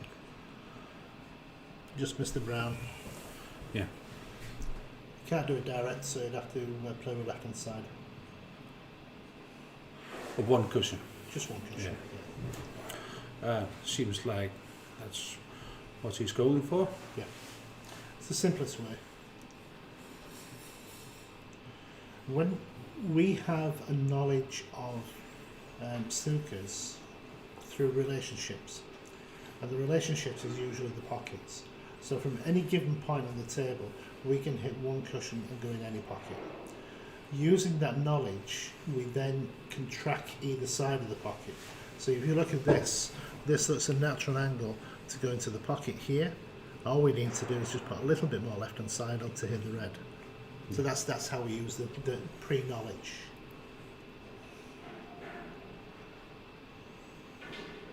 To which side? So it cannot be a miss because he wanted snookers, but now he can win. The perfect ball to play for here would be the pink. But to play for the pink, he would have to screw around the black with no side. And I'm afraid I don't think anybody's capable of doing that here. just a little low into the white. Yeah, just miss the black. Yeah. Come off 2 cushions, put the pink into the corner pocket, put the pink on the spot, natural angle, 1 cushion for the yellow ball. But he will probably. What's he doing here? There's a top spin on the right hand side of the. No, it's that's defending. what I'm saying. What's he doing here? It's very strange. Now, if Gunnar pots this, he will regret not going for the red. Playing a defensive shot and losing a match or a game because of it, it really destroys your confidence. He's a long way away from that. No flip to snooker here. No, it's just come out.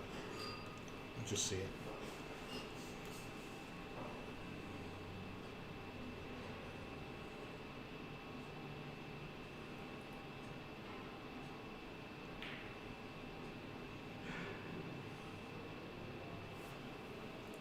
Again, opportunity, but Great white. not easy. Not easy.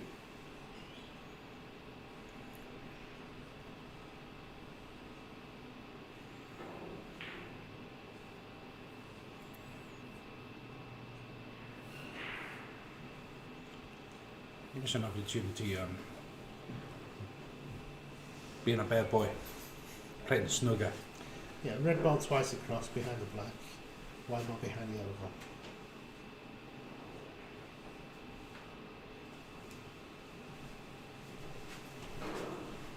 Behind blue will do. Good shot.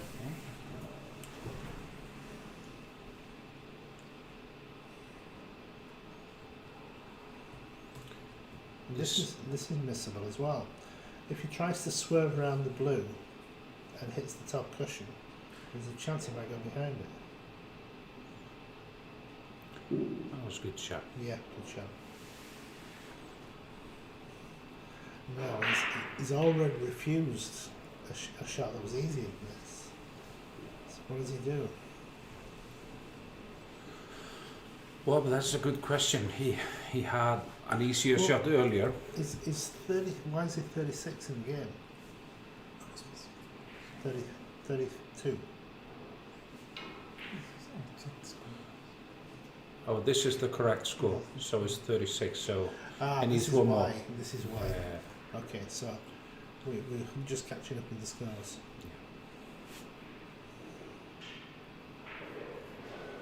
This is a mid-range shot. He likes this.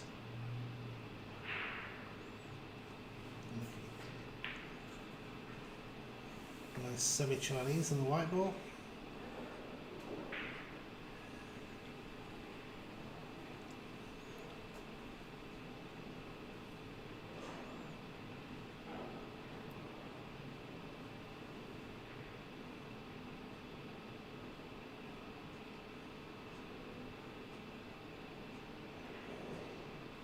Does it has the pace to go behind? So it does.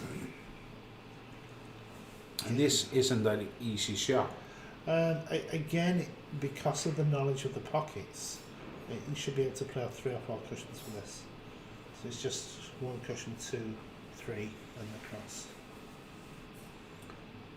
So starting on the right side. Start with the back cushion. Yeah, back cushion right. You know, on yeah. the right side. Yeah. Just missed the blue. But it isn't easy because it's kind of a Chinese Yeah, in that, as long in as you that get direction. Yeah, but as long as you get the direction, you should be okay. You can't go that way because the yellow ball's in the way. Yeah. Can't go this way because it's too many cushions. So he has to do that. So whatever he tries, there won't be a miss because the difference is 36. Yeah. Now he's trying to play 2 cushions. But can it be judged as a miss if he won't try, you know, if he leaves short, as you mentioned? No, it's you can still play a miss when they want snookers if the referee feels that you've not made an attempt. Yeah. Now the difference is 32. So this is a back heel. Put the white ball somewhere near the brown spot. Hit the cushion first with the right hand side. White ball stays on this cushion and red ball behind the brown. He made a decision to make Gunnar to play again, but with ball in hand. Yeah, this is not a difficult showing this.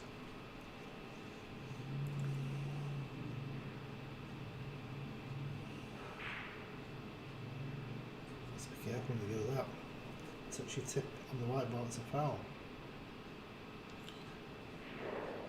But if you touch it with, you know, With the boot, with the ferro or the ones, no, it's okay. just with the leather. It's with the leather. If you start moving the white ball with the leg, it's a foul.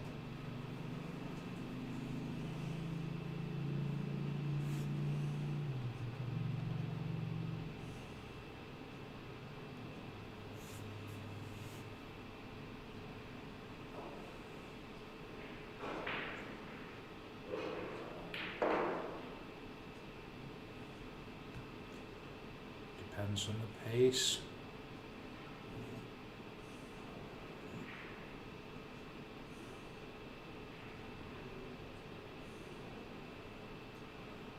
This is one of Gunnar's favorites. Long ball. Yeah, this is Good call. also great shot. Yeah, killer shot.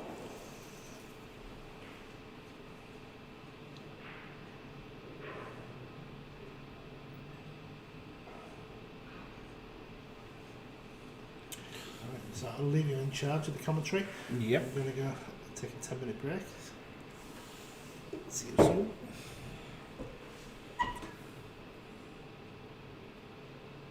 Yeah, this frame is definitely Gunnar's. Okay. So it's 6-4.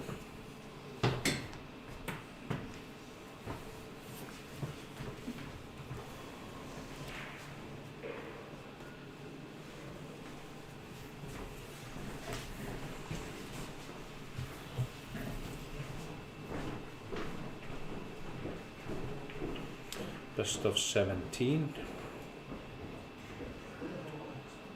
means the winner needs to win 8 frames.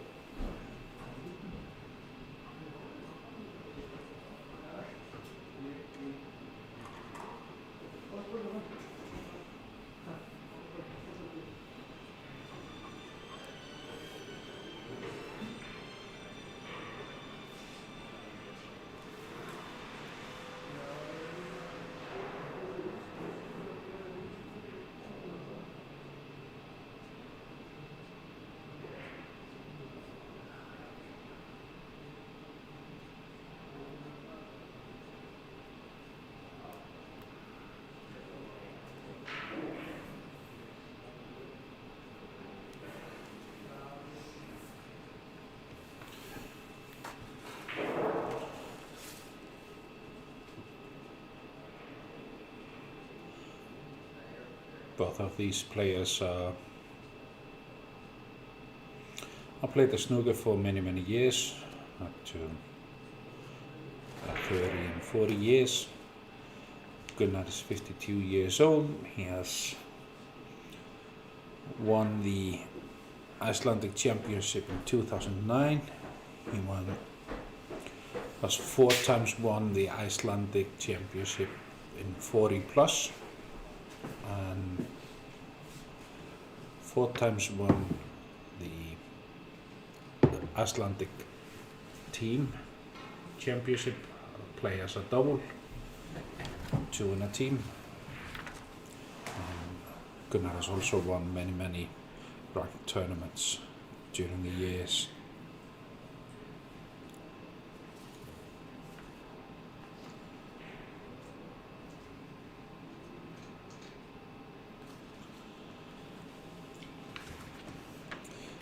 And Gunnar and Ingi are both known for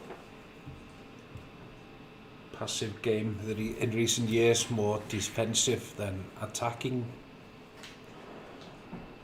but they know how to attack when they feel so. Ingi, his biggest win in snooker was when he won the European Championship, teamed up with Hreiðarsson in 2017 in European Championship double.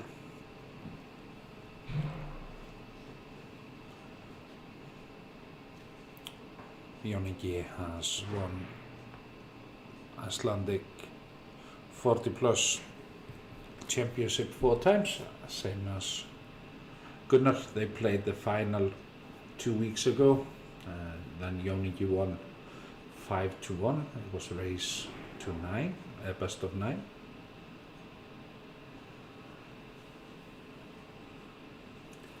Ingi is 52, same age as Gunnar, but will turn 53 later this year.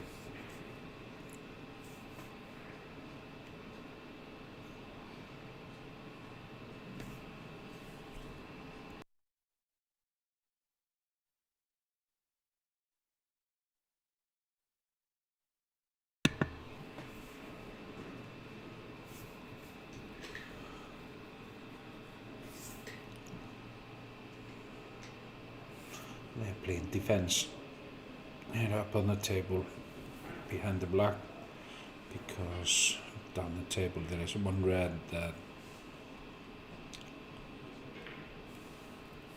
the reason why they're not playing up there, down there, right to say.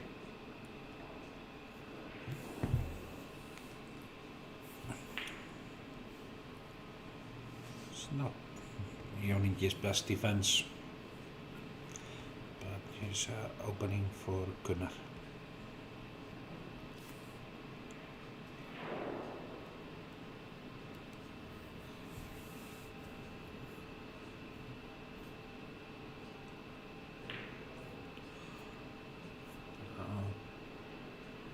I hit the shot with a side and made the shot more difficult, and he missed it. Ingi will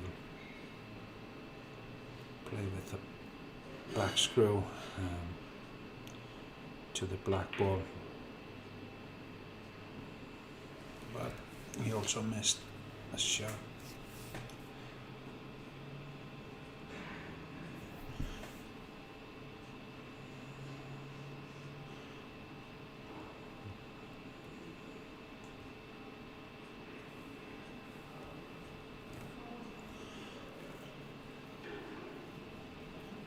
The pressure is getting to the players, and they're not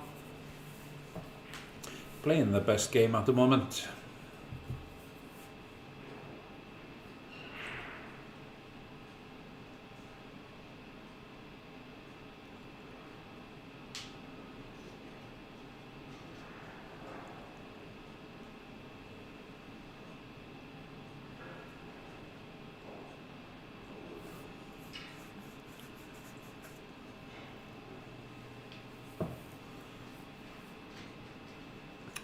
clever little shot from Jón.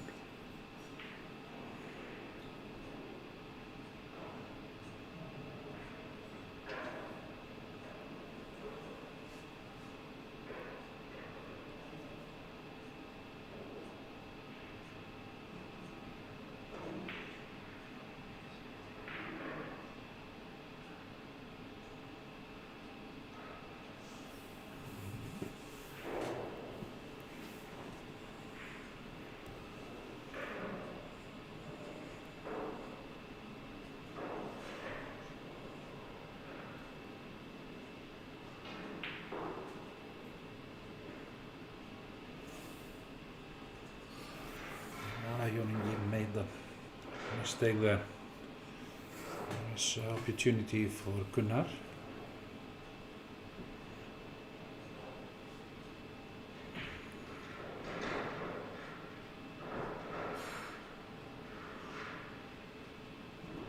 It's a good putt for Gunnar.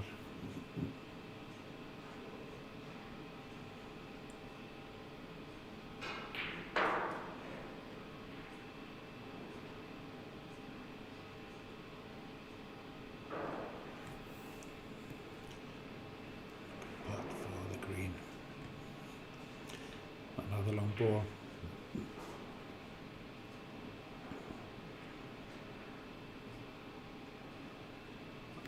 Marvelous shot, marvelous shot. Gets the right angle on the blue to come up the table for the next red.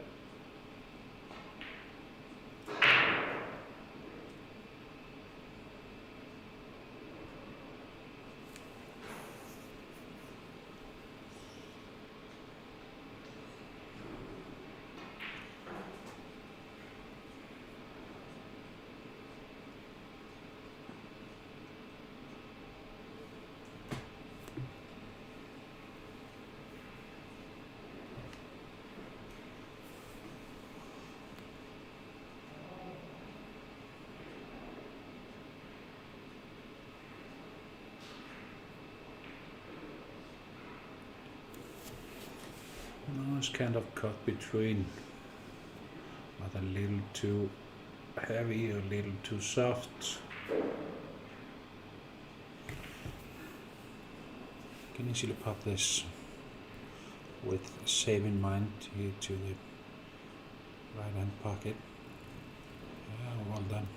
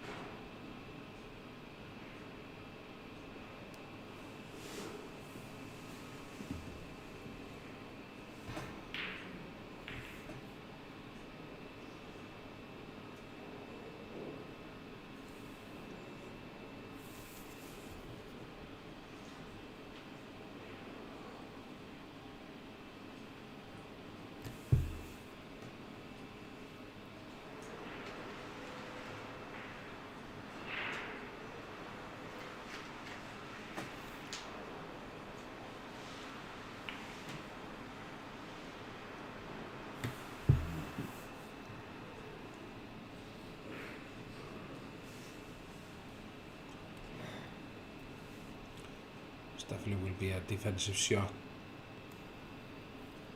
from Ingi.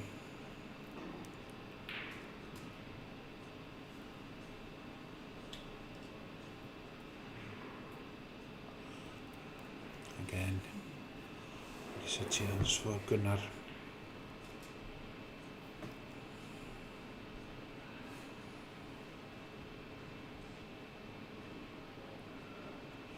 Oh, very good putt. Is he on the black? Yes. Very good putt from Gunnar.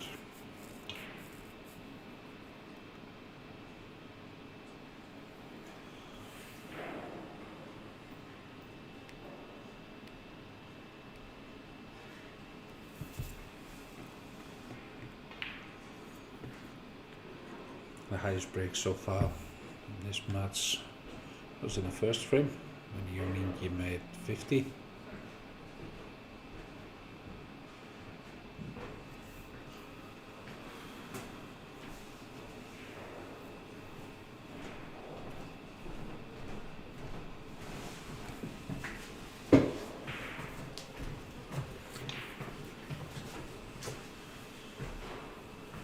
question of if this red goes here to the right pocket or not. Seems to be not. Otherwise, he will choose that ball. Oh, another great par from Gunnar. Got some good balls in it. Yeah, many good balls. Yeah.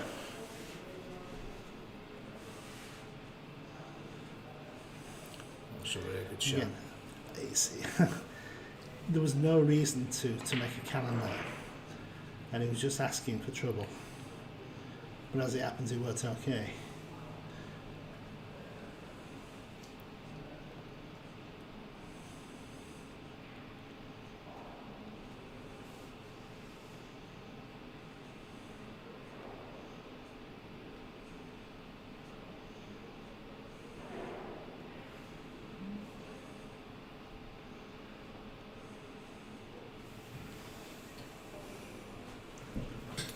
Seems like he's not on a red ball.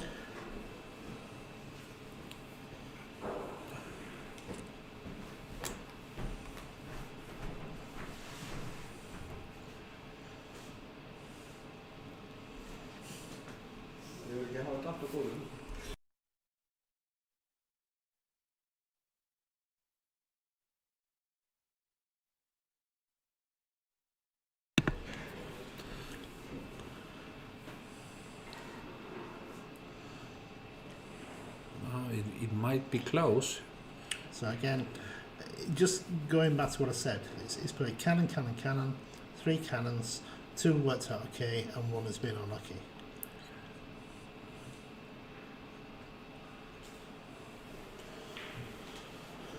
You can always be lucky, Alan. If you're lucky. Exactly. This is what I'm saying. The modern way of training how to break build and shot selection is control without cannons. And as I say, occasionally it's absolutely necessary, but even then you try and choose a way of doing it there's no risk.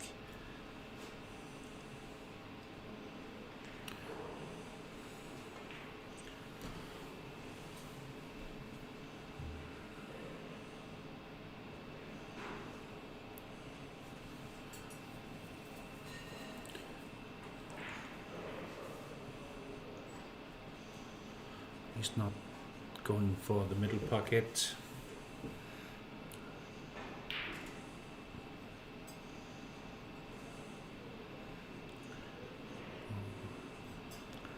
So 6-4, 48-0 up. Gunnar now will be smelling the victory.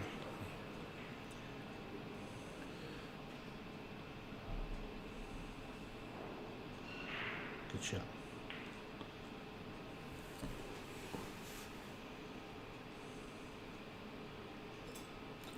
So if the match goes as it has been doing, Gunnar will tighten up, have a problem finishing. Ingi will relax because he's losing, and win the next couple of frames, that'll be 6-6. Yeah.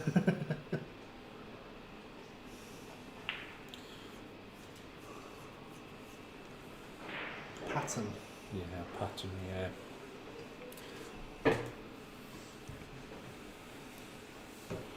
This would be a good shot to play for black. Just a little bit top spin.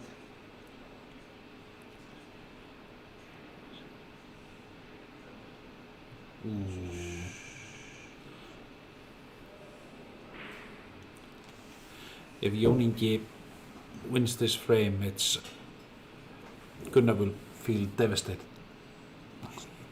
because he had a full control of this frame.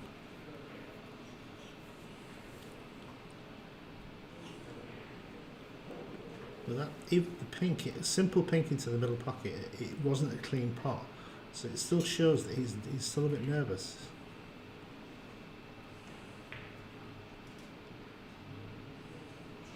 Yep. There you go.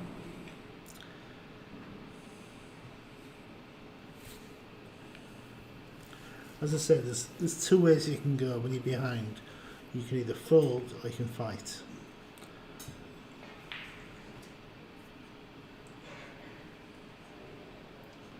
And that's what the difference is between the Chinese and the rest of the world. Yeah.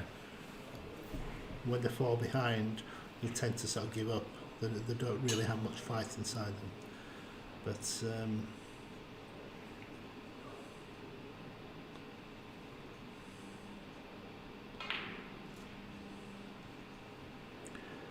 I think it'll change. There's a young boy that they're training now. He's about 12, maybe 13 years old. Yeah. He's making, same as my students, making between 6 and 8 maximums a day at 12 years old.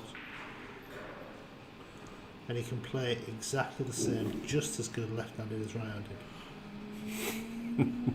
He's awesome, ridiculously good. Yeah. You remember his name? No. They have like a competition, not for money, No. but for they play for all strange different things. They play for meals and all kinds of things. Anyway, they play this particular thing, blues off the spot.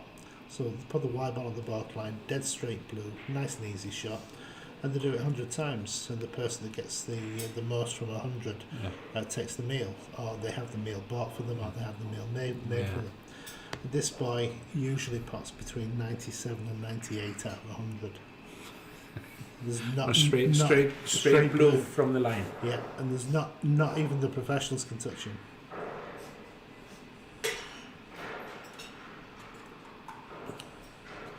Well, you know, it's they have so many players. There are so many. Well, when you talk about it's in the curriculum from 6 years old. Yeah. So it's designed. If you think logically, that each country will have at least one Ronnie O'Sullivan at any given time, at least one. With 1.1 billion people population, they're going to have at least 5 or 6 Ronnie O'Sullivans at any given time. But the probability that they ever pick up a cue is very, very small. But in China, they have to do.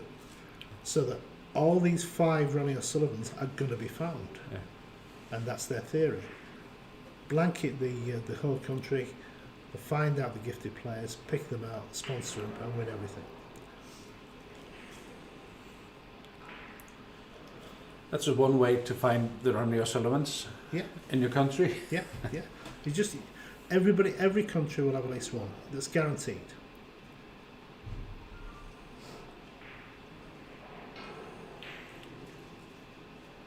This is the Chinese philosophy on sport. Pick a sport, blanket teach them, find out the gifted players, and then win.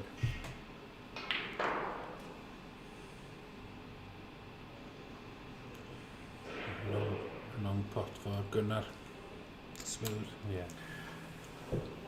Strokes the ball so well over distance. He's doing better of the two at the moment. Yeah, I agree. He played in the semi-final, Brynja. Yeah. And I practiced with Brynja on Friday. And Brynja, he made 2 beautiful 50 breaks against me. And I didn't think it was possible that Brynja could lose. Yeah. And yet he played very, very well, did Gunnar, against him. Very, very solid.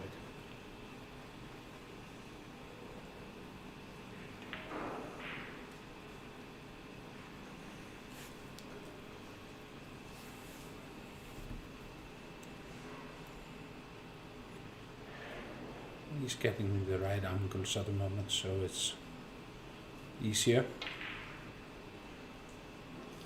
to build a break.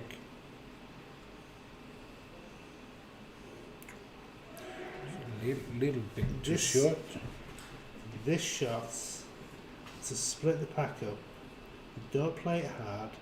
You don't play with any side. You just play a very soft stun into the pack. And they just open up beautifully. Which they did, but He missed it. the black didn't drop.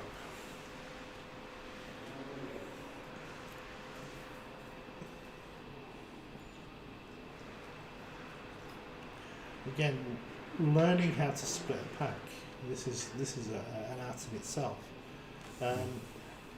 Too many people play shots too hard, and they drive the balls to the cushions. So you end up, okay, you can make a 40 or 50 break, but you're not going to kill the frame from it. So you have to be careful of how hard you hit the ball. And if you hit the ball too soft, you then obviously, oh, I thought that was in. If you hit the ball too soft, you're not going to open up. No.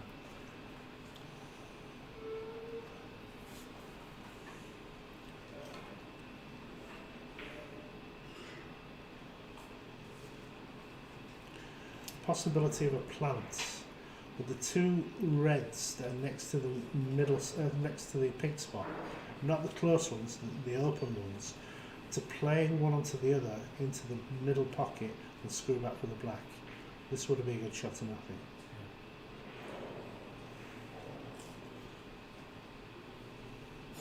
No, it's not bad.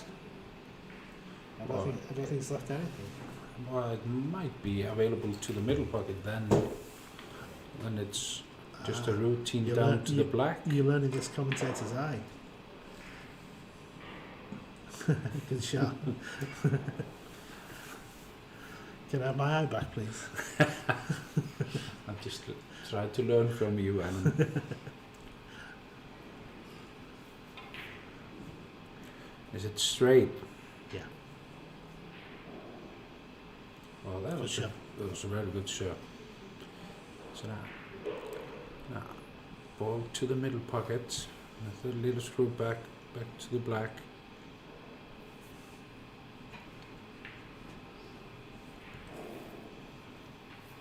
Again, he misses.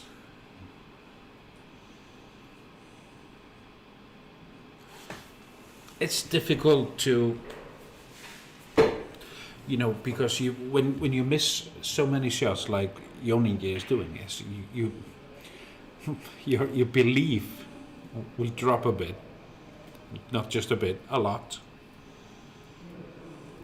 and then you have a doubt in your mind when you make a decision. The psychology behind snooker is exactly the same as the psychology behind golf. Yeah. You say that the matches are won and lost on the green. Yeah. And it's the same here. It's the matches are won and lost by simple shots. Good shot.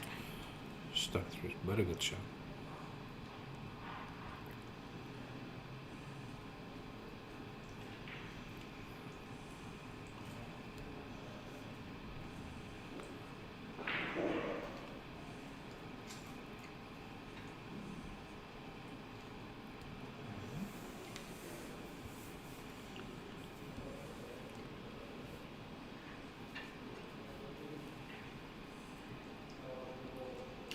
High. Way high. Seems like both players are struggling a bit at the moment.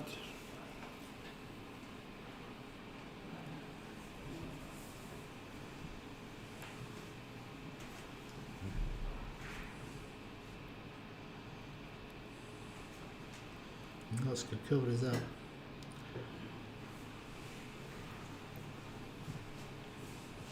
Really needs the white ball on the top cushion behind the black somewhere. Yeah.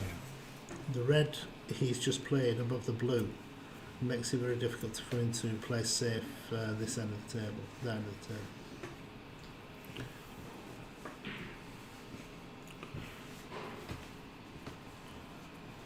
So what do you suggest? The ball here to the right cushion? Well, he can hit this red ball on the right. If he can hit it half ball, he can drop it dead weight into the corner. But he has to be careful. This may be a plant into the middle. So there you go. Red ball in the middle goes. Done down to the black.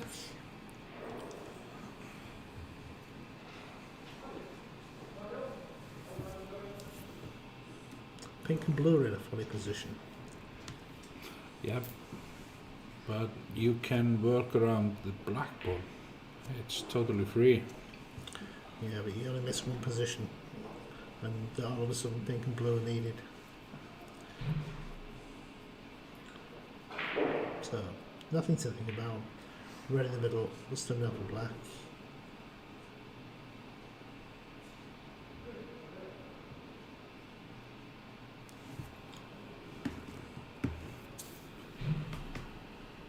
red in the middle again.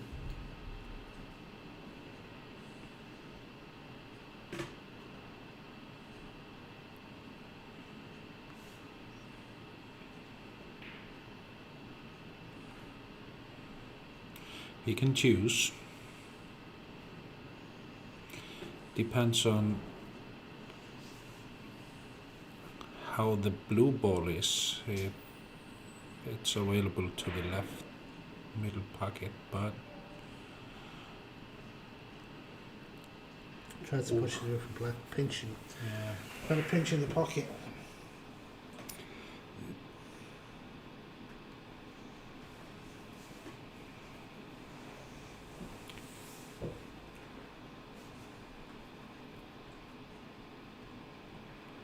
seems like he was lucky, didn't leave anything easy on. I think the red in the middle goes. Very, very thin, but it goes. And it looks like, I don't know why, this red here must be blocked by the other red. Yeah, must be. The right hand middle pocket. Yeah.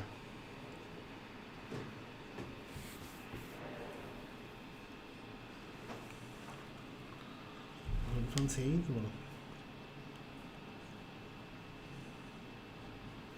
Good save. Or is it a foul? Oh. It looked like a great safety, but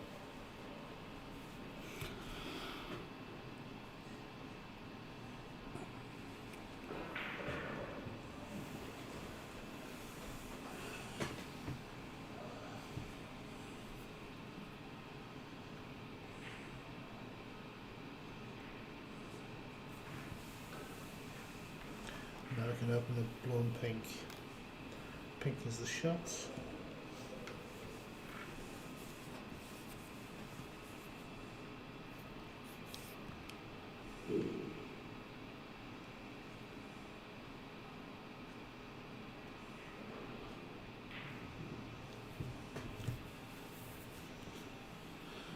we can say the pink drops in. It wasn't the purest, but in it went.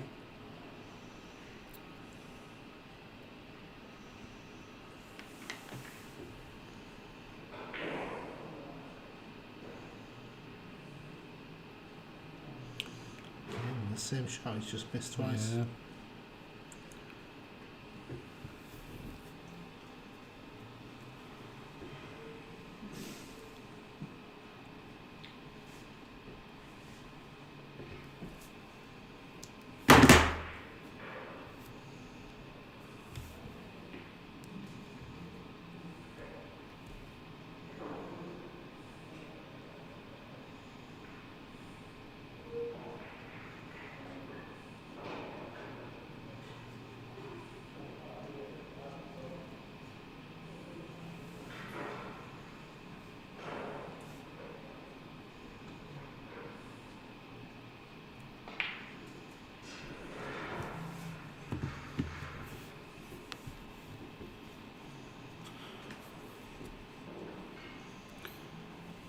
The position of the red balls on the table isn't that difficult, Alan. Just positional play, that's all.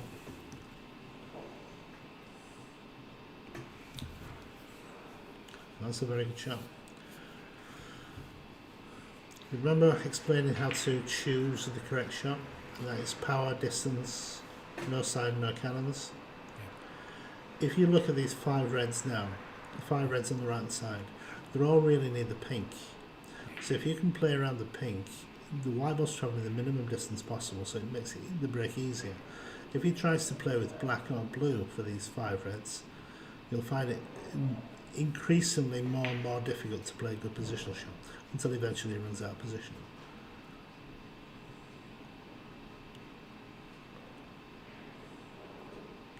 Sure.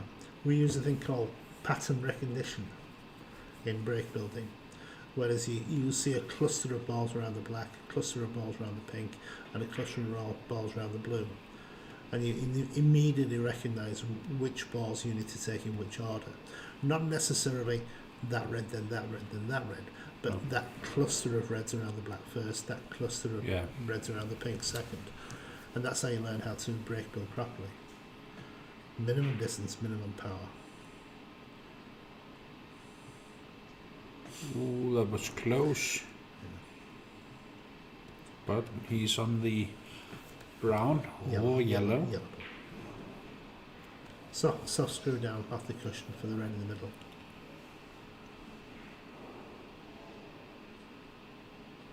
Or straight screw down.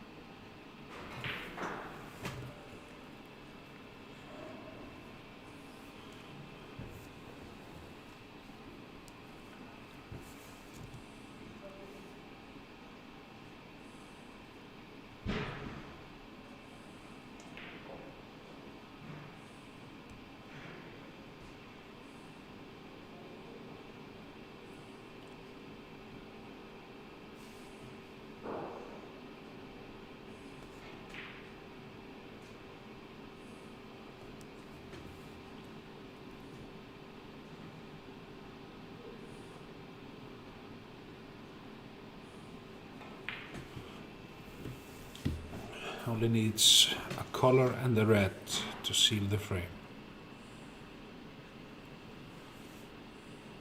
Good shot. Again, cushion, cutbacks, blind pocket, not an easy shot this.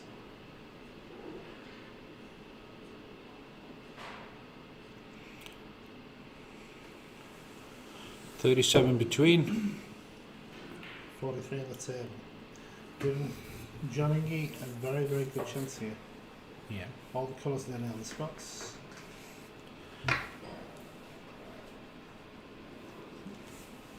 If he steals this frame, you can say steal from that at the moment, then could be a turning point in the match. But That's three exactly the same shots as missed. yeah,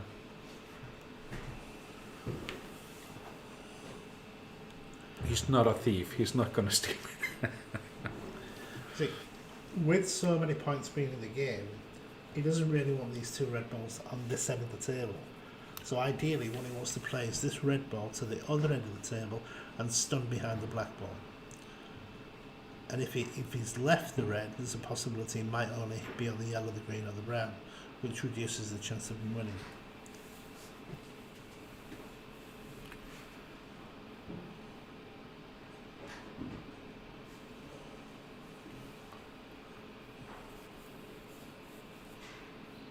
That's it.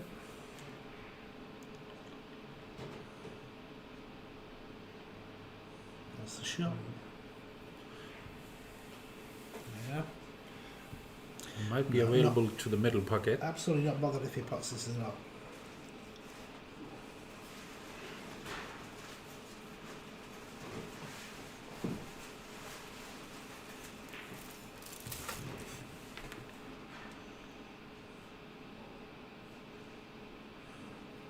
Good shot. Yeah, good shot. Very good shot. Well, So let's work you this only out. need the green ball. So it's 5 for 33, which makes 31. Or Yeah. the brown ball to win. Brown ball to win, green to set.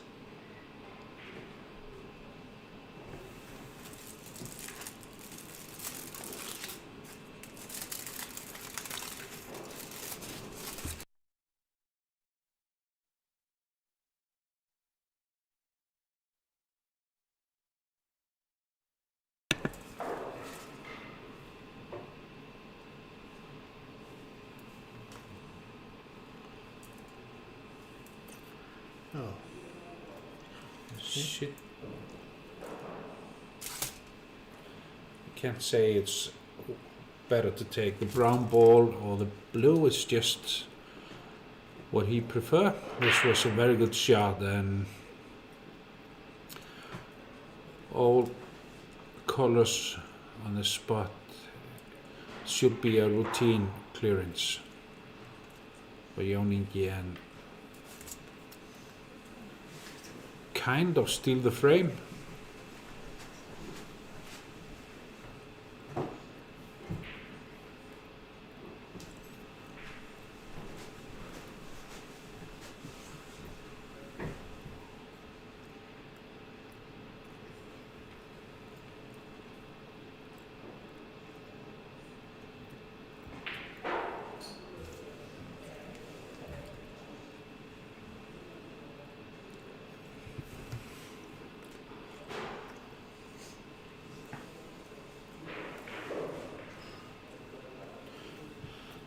Seems to have a little angle on the brown to the right direction, so it's easy to get down to the blue.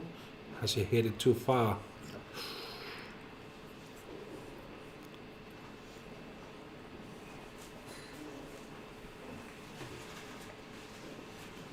16 points the difference, 18 points on table.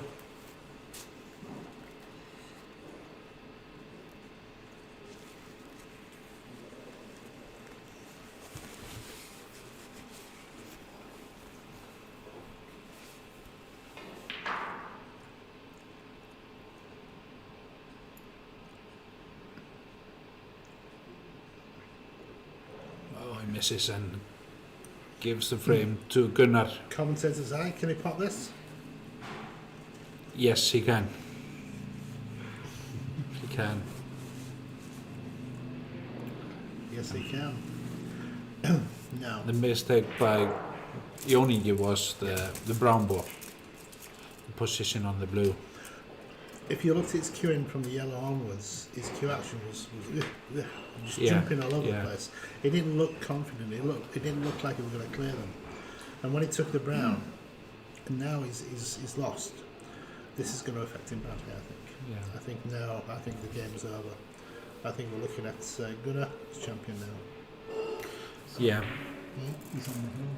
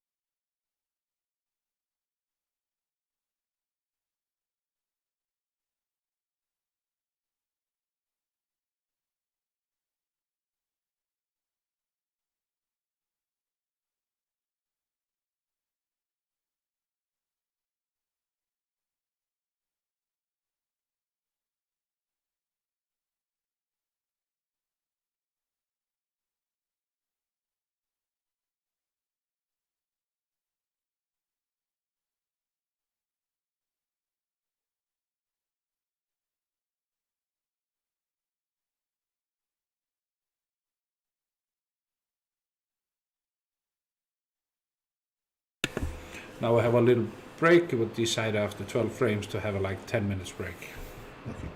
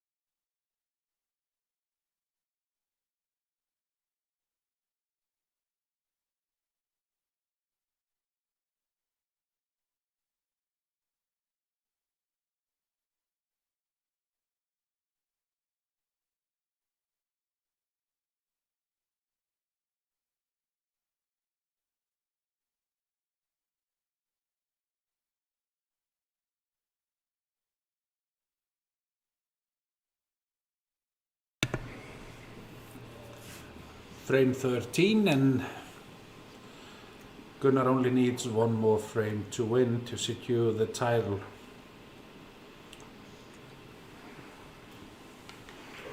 And Ingi needs to dig deep if he's going to come back, because he's been struggling ever since the first frame.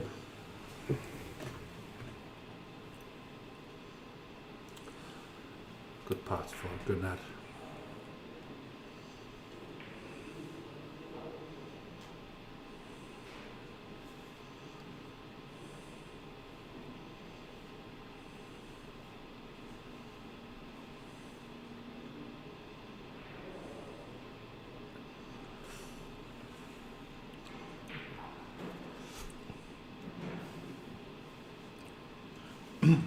With one frame left, this is the most interesting part of snooker for me, because people change. They either go more aggressive, more defensive. They feel they have to change the way they play to finish the frames, and it's always very, very interesting to see how people react. You've got now, like, John Ingi has nothing to lose. He needs 5 frames to run out without losing one. So he knows the probability of this is very, very small. So if he can't relax now, he will never be able to relax. So he should be able to play his best snooker now, full concentration with full relaxation. On the other hand, Gunnar, he's on the hill, one frame. How does he react? Does he feel he needs to attack? Does he feel he needs to defend? Or try and play the same game? What does he do?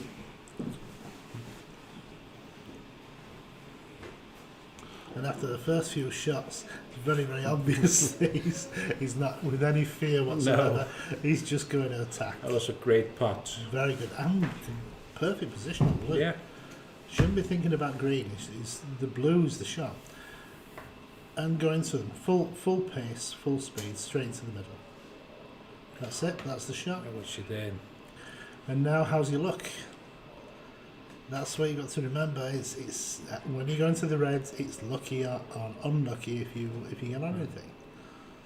Well, you get one to the middle. At least you choose one to the middle. This is difficult shot. Yeah, it's not an easy shot though. But look where the white ball's finished. He has a red ball over the corner pocket. He's leaving for John Ingi. Yeah. But he's left him full Chinese on this. This is. I don't think he can go for this. No, I think he's making the right decision. Correct, to play just defensively. And move it, yeah, good shot. Behind green, I think there's a possibility he can see this. I think he can pot this red ball. If he can pot it, he will definitely pot it in, because he's the long ball. He's not missing. He's not missing. But there's only one colour he can play for. He can't really play for black because the reds are in the way. So he has to play for blue. Oh. Well, you'll never get a better chance to be able to kill a frame off from here. No. If the black goes. Yes, one good positional shot from the black. On the black. Can you see how to do this? Come back. The red that he's touching and the red directly underneath it, he needs to go between these two reds, trying to catch the bottom reds as he's going through. So he just kicks up to the black. He done one that way. That's actually worked out okay. But you see, if he comes in that trajectory, then the white ball's going to either kick off that red or that red and go upward towards the black perfect. If he's going the other way, it's going to kick down. But he actually kicked full ball, so it worked out quite well. Right, here we go. Let's see how good you are. This is kind of a practice setup. Yep. And again, he couldn't have played that more perfect. It's a very good shot. So, angle of getting around to the black. Well, he's opened the pink up now as well, so don't forget, so he can punch out for the pink into the same pocket as the red.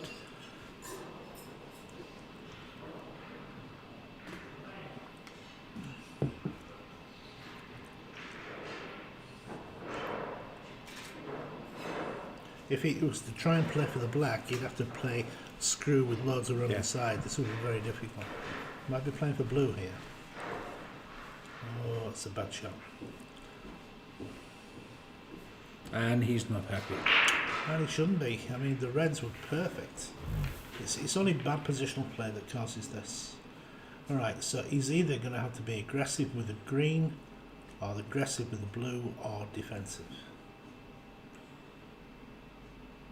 And because he's angry, he's chose the wrong shot. But he's been lucky, so this is okay. The red above the blue, half ball, no side, white ball back behind the green.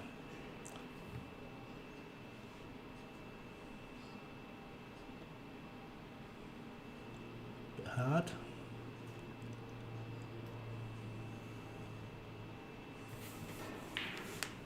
Not bad though. No. Again, aggressive or defensive. This is a difficult shot. The red on the top cushion. Catches this wrong, is going to leave everything. Well, that was a good shot. A little bit thick, but okay.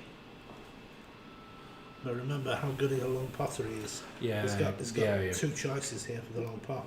And to kick out for the black as well.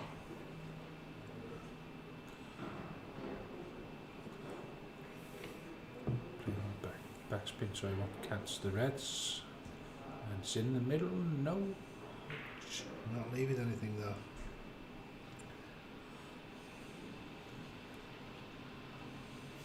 Red ball next to the pink. It's probably easiest, the biggest pocket. He's going for the screw back for the blue on the side cushion.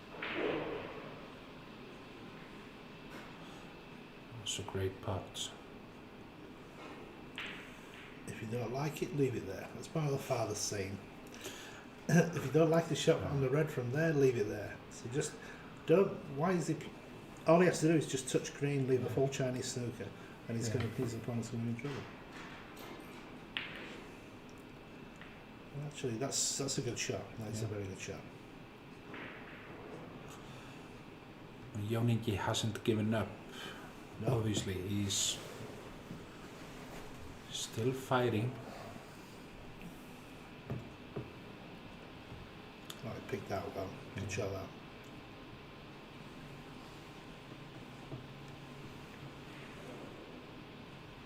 He's not looking, not seeing the shot to nothing. Red next to the pink, shot to nothing round. Yeah. This is a bad shot. Does the red near the black spot go? The red in the middle goes. Red in the middle definitely goes. But I'm not sure about the red next to the black spot. No.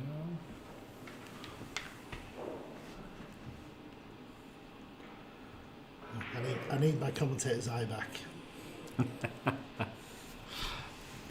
Yeah, it would go. The black, close to the black pocket. Okay. Black. I trust you. The black spot, sorry. Or maybe it doesn't.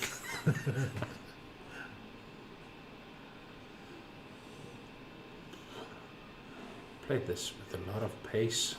Yeah. Okay, so the shot here is a difficult shot. Needs to clear the black spot, so it needs to screw onto the red on the black spot, half ball on the left hand side. So the white ball traces down for the black. If he does that, the only ball he can play for is the red on the other side of the cushion. And then what is he going to play from there? Nothing goes. Black goes on the pink spot.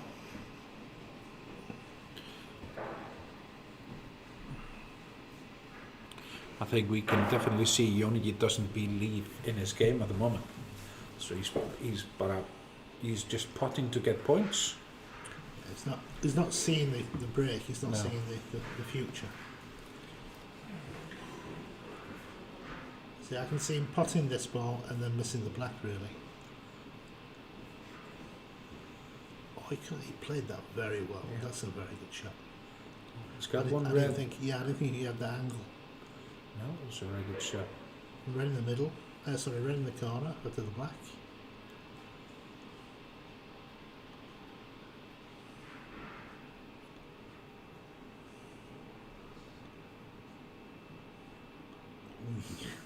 Just don't breathe.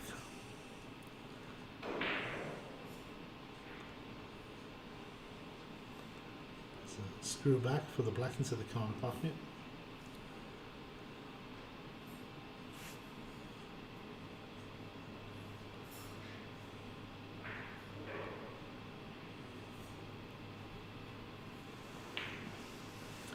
Okay, so for everybody that's listening here, there's a very, very, very old saying in snooker, which is very, very true. If you see a ball and you're not sure whether it goes, yes or no, it always goes. Okay, Always. it's good to know.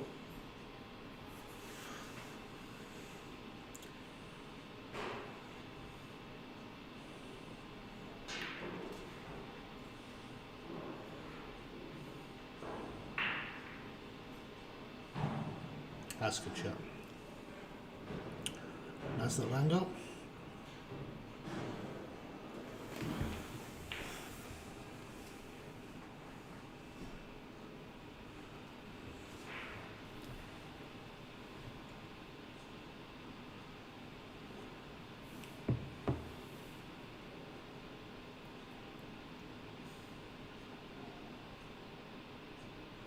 Oh, it's another good shot. Yeah, a little bit underneath. Should be okay. Follow through for the red on the black spot. He's got to be a little bit high on it, so he's been playing the black into the side of the pocket before, into the middle. That's better. Yeah. So he's always going to be a little bit high on the red. Yeah, but then again, he has an angle.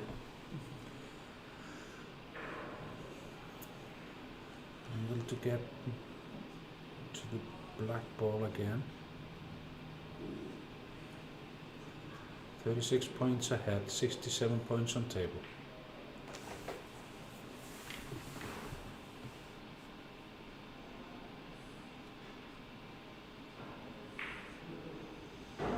He's starting to hit the ball well now. Now, have a look at that red again. Does it go?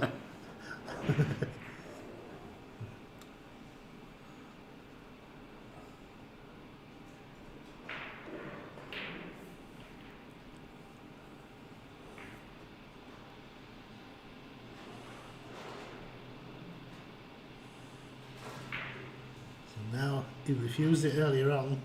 Now he thinks it goes again. Yep.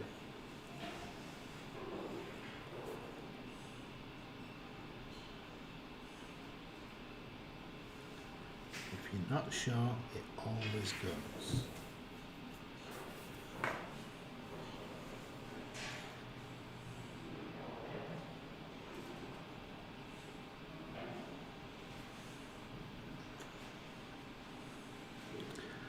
That's the bad. Okay, I see. Well, yeah, definitely those two aren't available to the left pocket.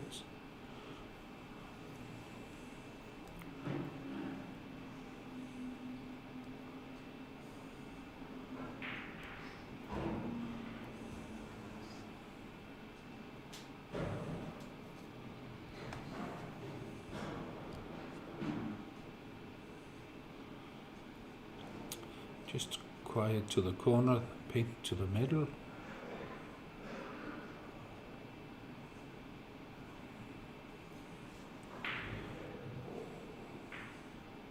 This wasn't quiet, Alan. No, I would have played the same shot as Johnny actually. I would have played the Yeah. pink to the same pocket. He just mistimed it, that's all. It's got this sort of soft screw where you hit the ball full screw but not very much power, and it just kicks off the cushion for the pink in the same pocket. But he played the soft screw too hard. Yeah. Okay, so what you should be looking at here is to put a colour safe. Guarantee the frame. Push the pink on the side cushion. Play a safety shot. That was Oh, a pots. very good pot. Yeah, better. Much better to pot. So now we're looking at 51 with 51 on.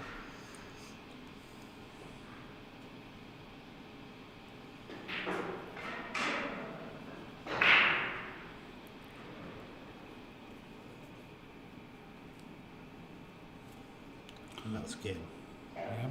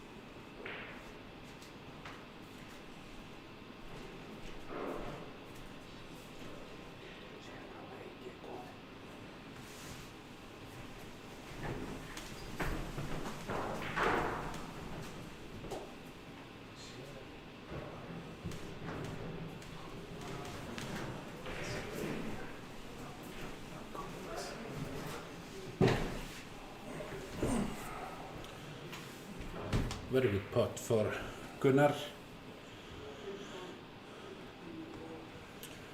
He's trying to find his rhythm again, probably. So much behind Alan. Yeah, I'm hoping that he's just getting his arm going for the next round.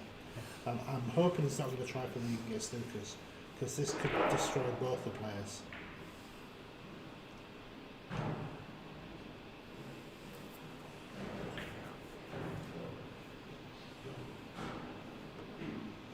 Yeah, he's going to go for the snookers.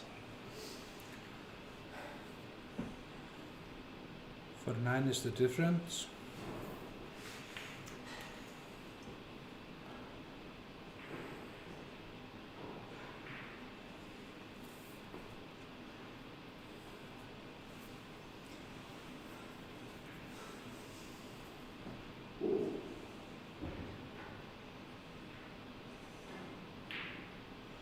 At the moment he needs 4 snookers.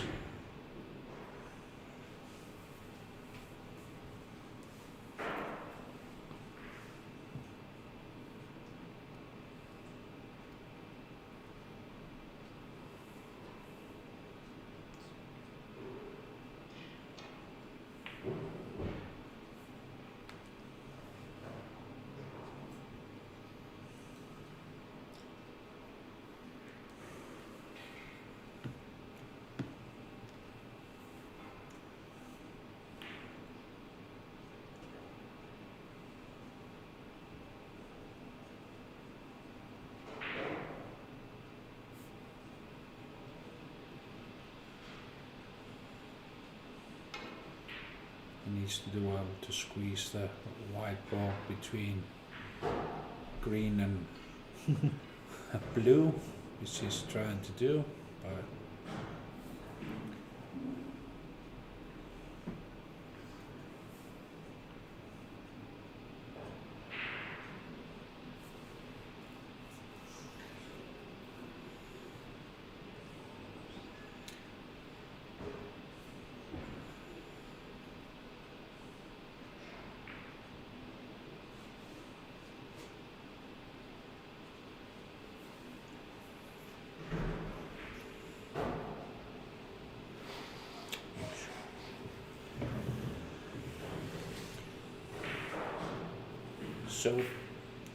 so many times in frames you get to the hill and then your opponent just relaxes and then comes back at you strong.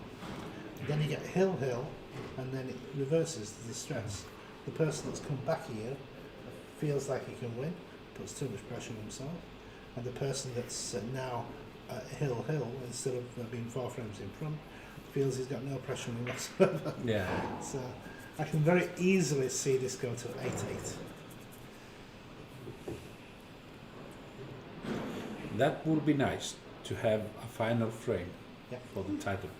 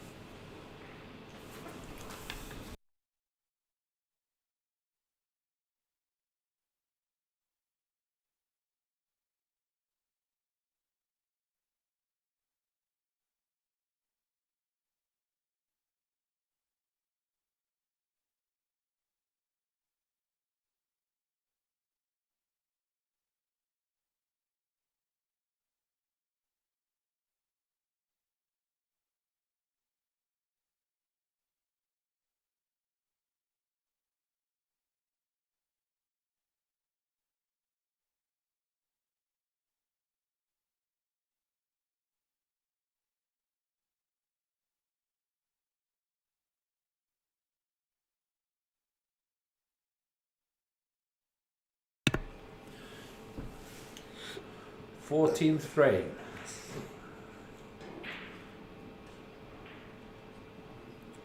Gunnar will definitely go for that long putt. It's probably 80% likely that he will make this shot. Or he used those 20 to not make it.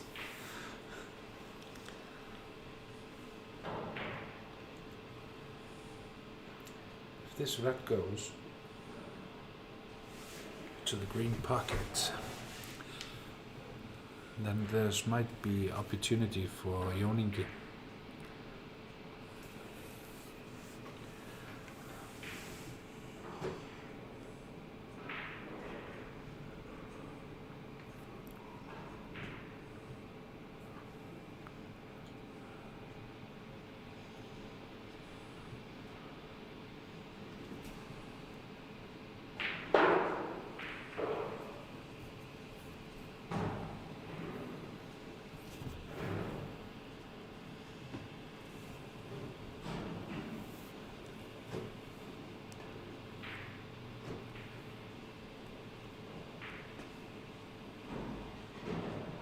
Great putt for Ingi. Probably doesn't have the angle to go down to the bulk, but there is, well, he tried, but Really need to be pushed off the cushion with left hand side.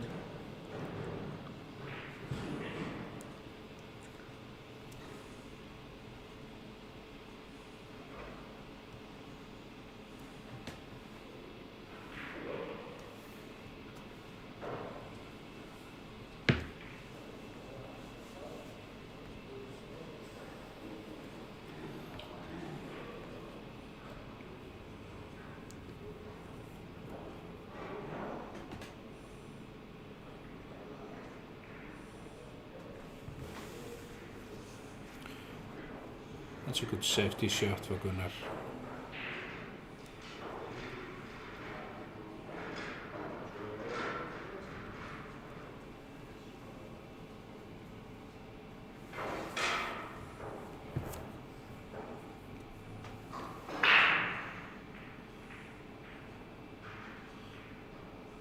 Oh, there's probably one available.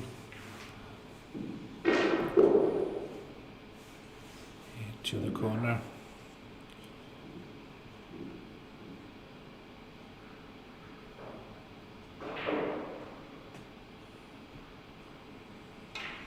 Good cue ball. Yeah, very good cue ball. Brown's in the way one cushion, yellow's in the way the one cushion the other way. Play up two cushions into the side of the pack. Gentle, that's very, very hard. Oy. I think he's left the red into the middle.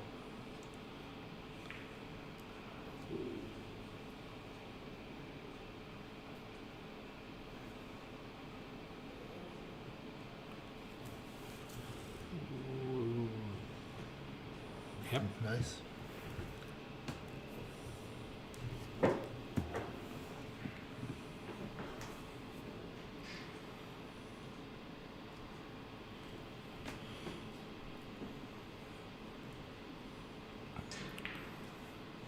correct pace, correct cut.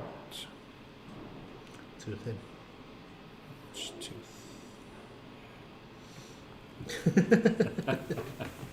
Gunnar, you're not I've got the commentator's eye back. welcome. Thank you.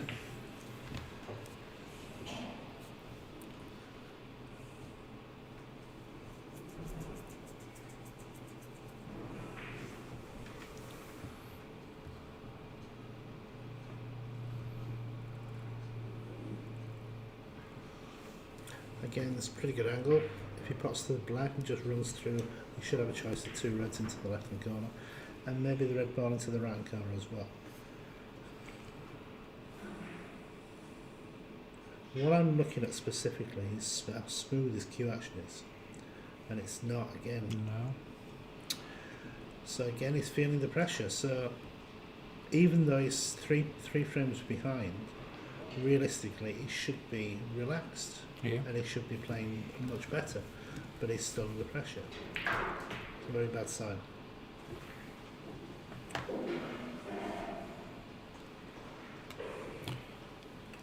It's a good pot for Gunnar.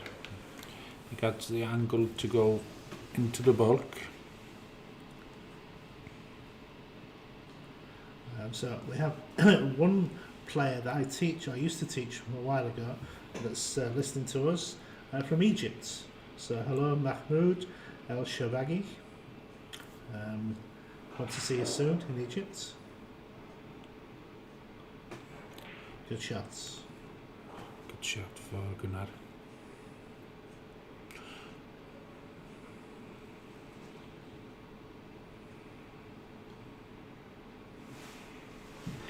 I got one question for you, Alan, Yeah. regarding a leather on the cue, The tip, you mean? the tip. Is there any particular way to prep the leather, the tip, before you put it on, or? There are many different types of tip, and depends how you like it. Do you like soft tips? Do you like hard tips? What's your personal preference? Well, he likes rather soft tips.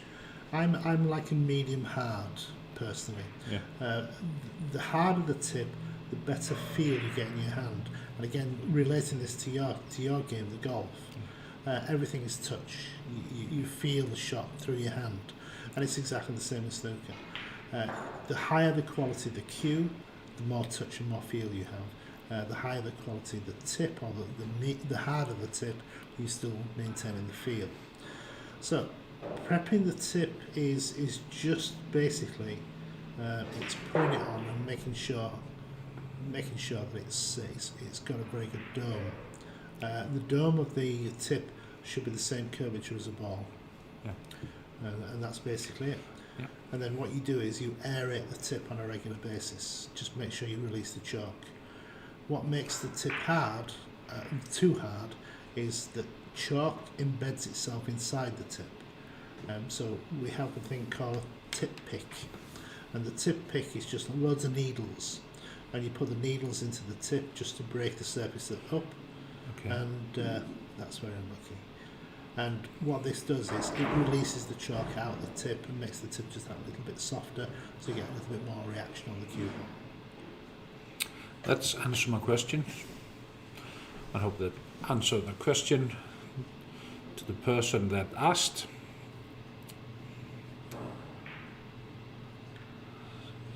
Was a bit unfortunate there.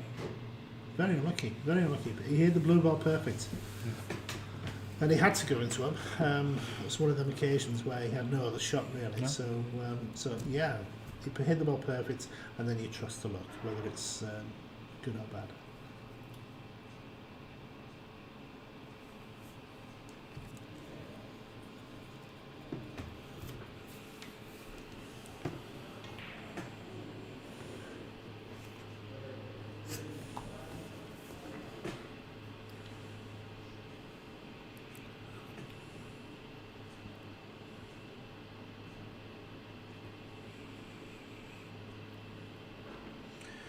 And this could be the killer shot.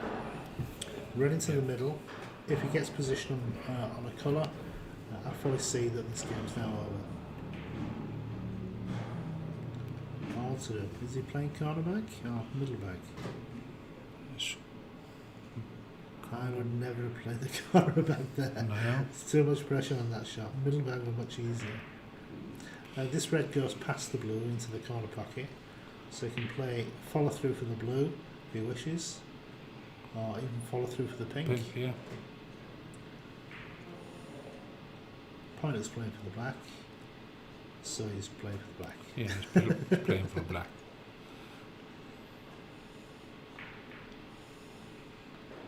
It's Yep. good pot, but there's nothing really goes round here. Red next to the white ball we can play for.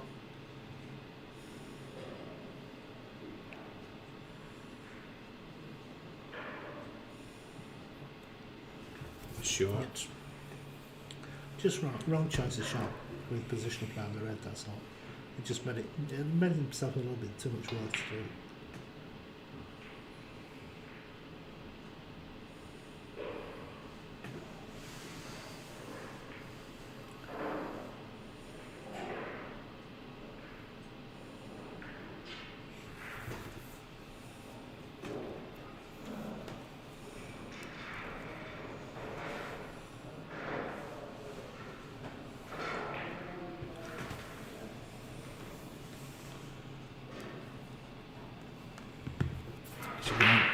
Is he going for the double? Yes.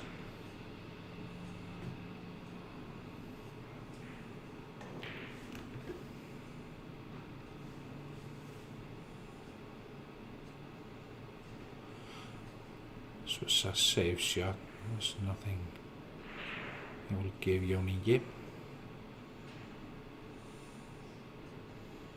So this is going to be touchy for a while, a little bit of safety play. The problem with this is that colours tend to go safe when this happens.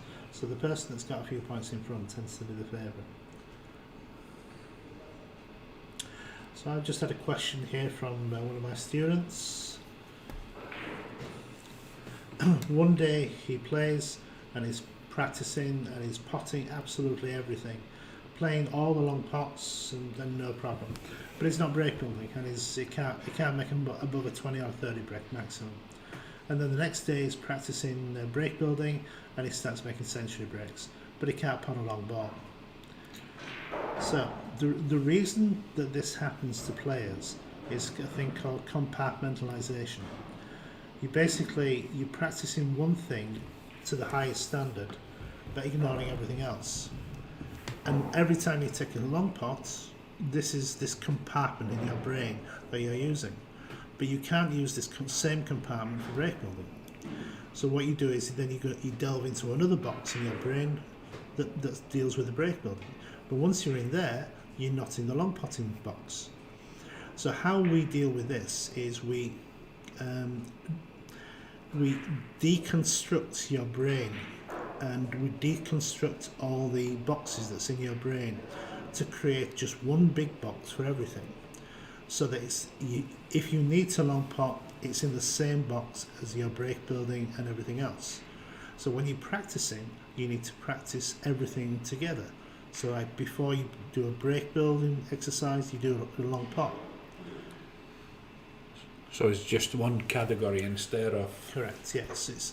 We call this decompartmentalization. Sounds common sense when you say it. Yeah, and but you'd be surprised. Most players will just do 2 or 3 hours long potting, and then they will try and do 2 or 3 hours break building, and then try and put them together. It just doesn't work. So Gunnar is at the table now.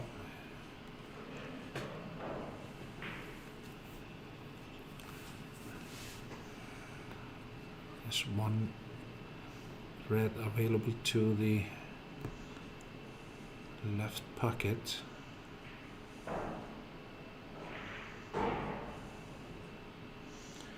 Concentration on the white ball instead of the blue ball.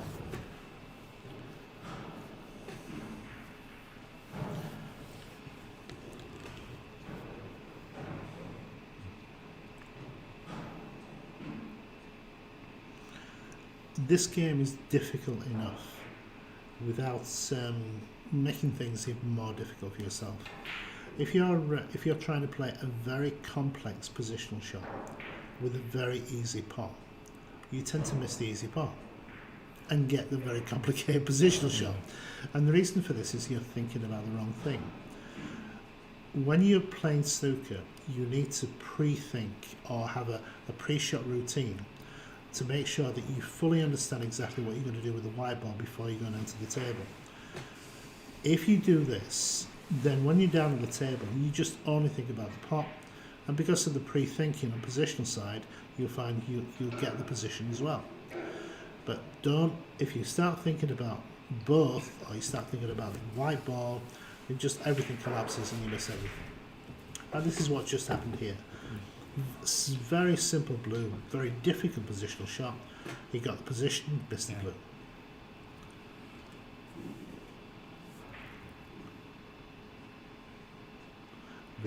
Visualization, same in golf. Yeah. Very important. So I reckon I'd probably become a good golf coach. Yeah. There is a lot of similarity. The only problem is I've never swung at a golf club in anger. Well, it's I have a lot of friends that swing in anger though. yeah. Again, it's similar as in snooker. If you're angry, they won't help you.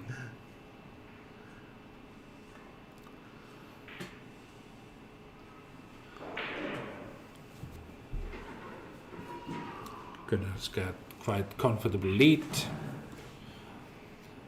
51 left on table. 32 points between. That's a good shot. Put the yellow ball safe. Put the white ball in the top cushion. Very clever shot. I played golf once, once, only once. Yeah. 9 hole. Did you enjoy it? I did actually, but I got wound up a little bit. We're on the 9th hole, and it was over a hill, and apparently you have to aim for this flag so that you know where the hole is. Yeah. So I've hit this ball directly over the flag. So after everybody else has taken the shot, we've gone to the, can't find the ball anywhere. I looked in the hole, it's in the hole. Okay. What was the par 3 or? Par 3. Hole in one? No, sorry, par 4. Yeah. And so everybody says, oh, you have to buy alcohol and drink. So I didn't know. I said, okay. So I bought everybody a drink, and then I found out 2 weeks later that one of my colleagues had paid this young boy to go over, pick my ball up and put it in the hole. What? If it's worth a free drink, then that was close. Oh, that's unlucky. That's killed the frame, I think. Yeah. This might be the end. So that's my experience of golf. Yeah. Cheaters. Kind of.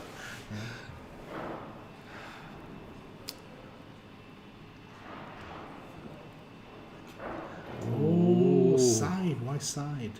Stupid. He hasn't won the frame yet. No.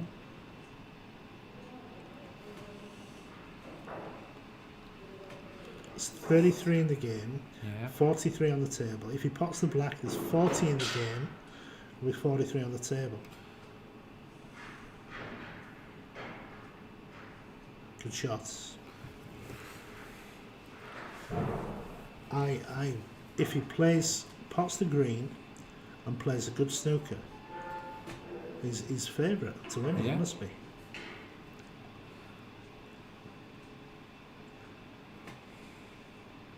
Yeah, he wants it a bit further.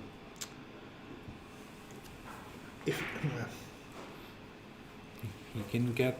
I would play this very, very thin. So just move the red ball along the cushion, a little bit of right hand side, and so it comes back behind the pink and the black, maybe, or behind the blue.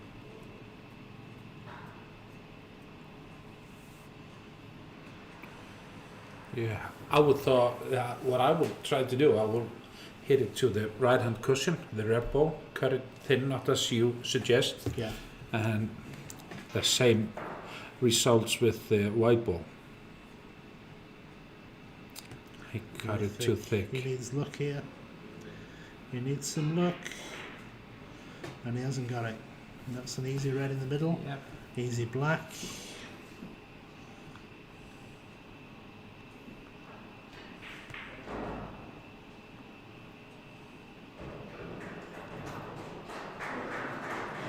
Good shot. Yeah. To be fair, I think the better man has won on the day. Yep, definitely. He's played much, much better than John.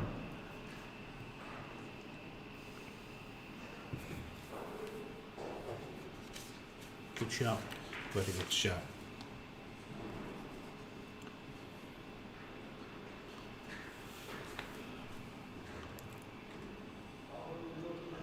So finish. Yes. Gunnar Hreiðarsson, Icelandic Championship in Snooker Congratulations. 2021. He won in 2009 and then again in 2021. He was definitely the better player today. Absolutely. Yep. His long Deserved, passing, yeah. long passing, fantastic, smooth, good relaxed cue action. Very happy. John Ingi, who I'm used to watching making 50 breaks and 60 breaks, I'm afraid he wasn't there today. No. He made a 50 break in the first frame, and then after that, not so good, I'm afraid. And we are just finished this live broadcast from the final of the Icelandic Championship in Snooker 2021. Everyone that was watching, thank you for watching and have a nice day. Thank you. Thank you, bye-bye.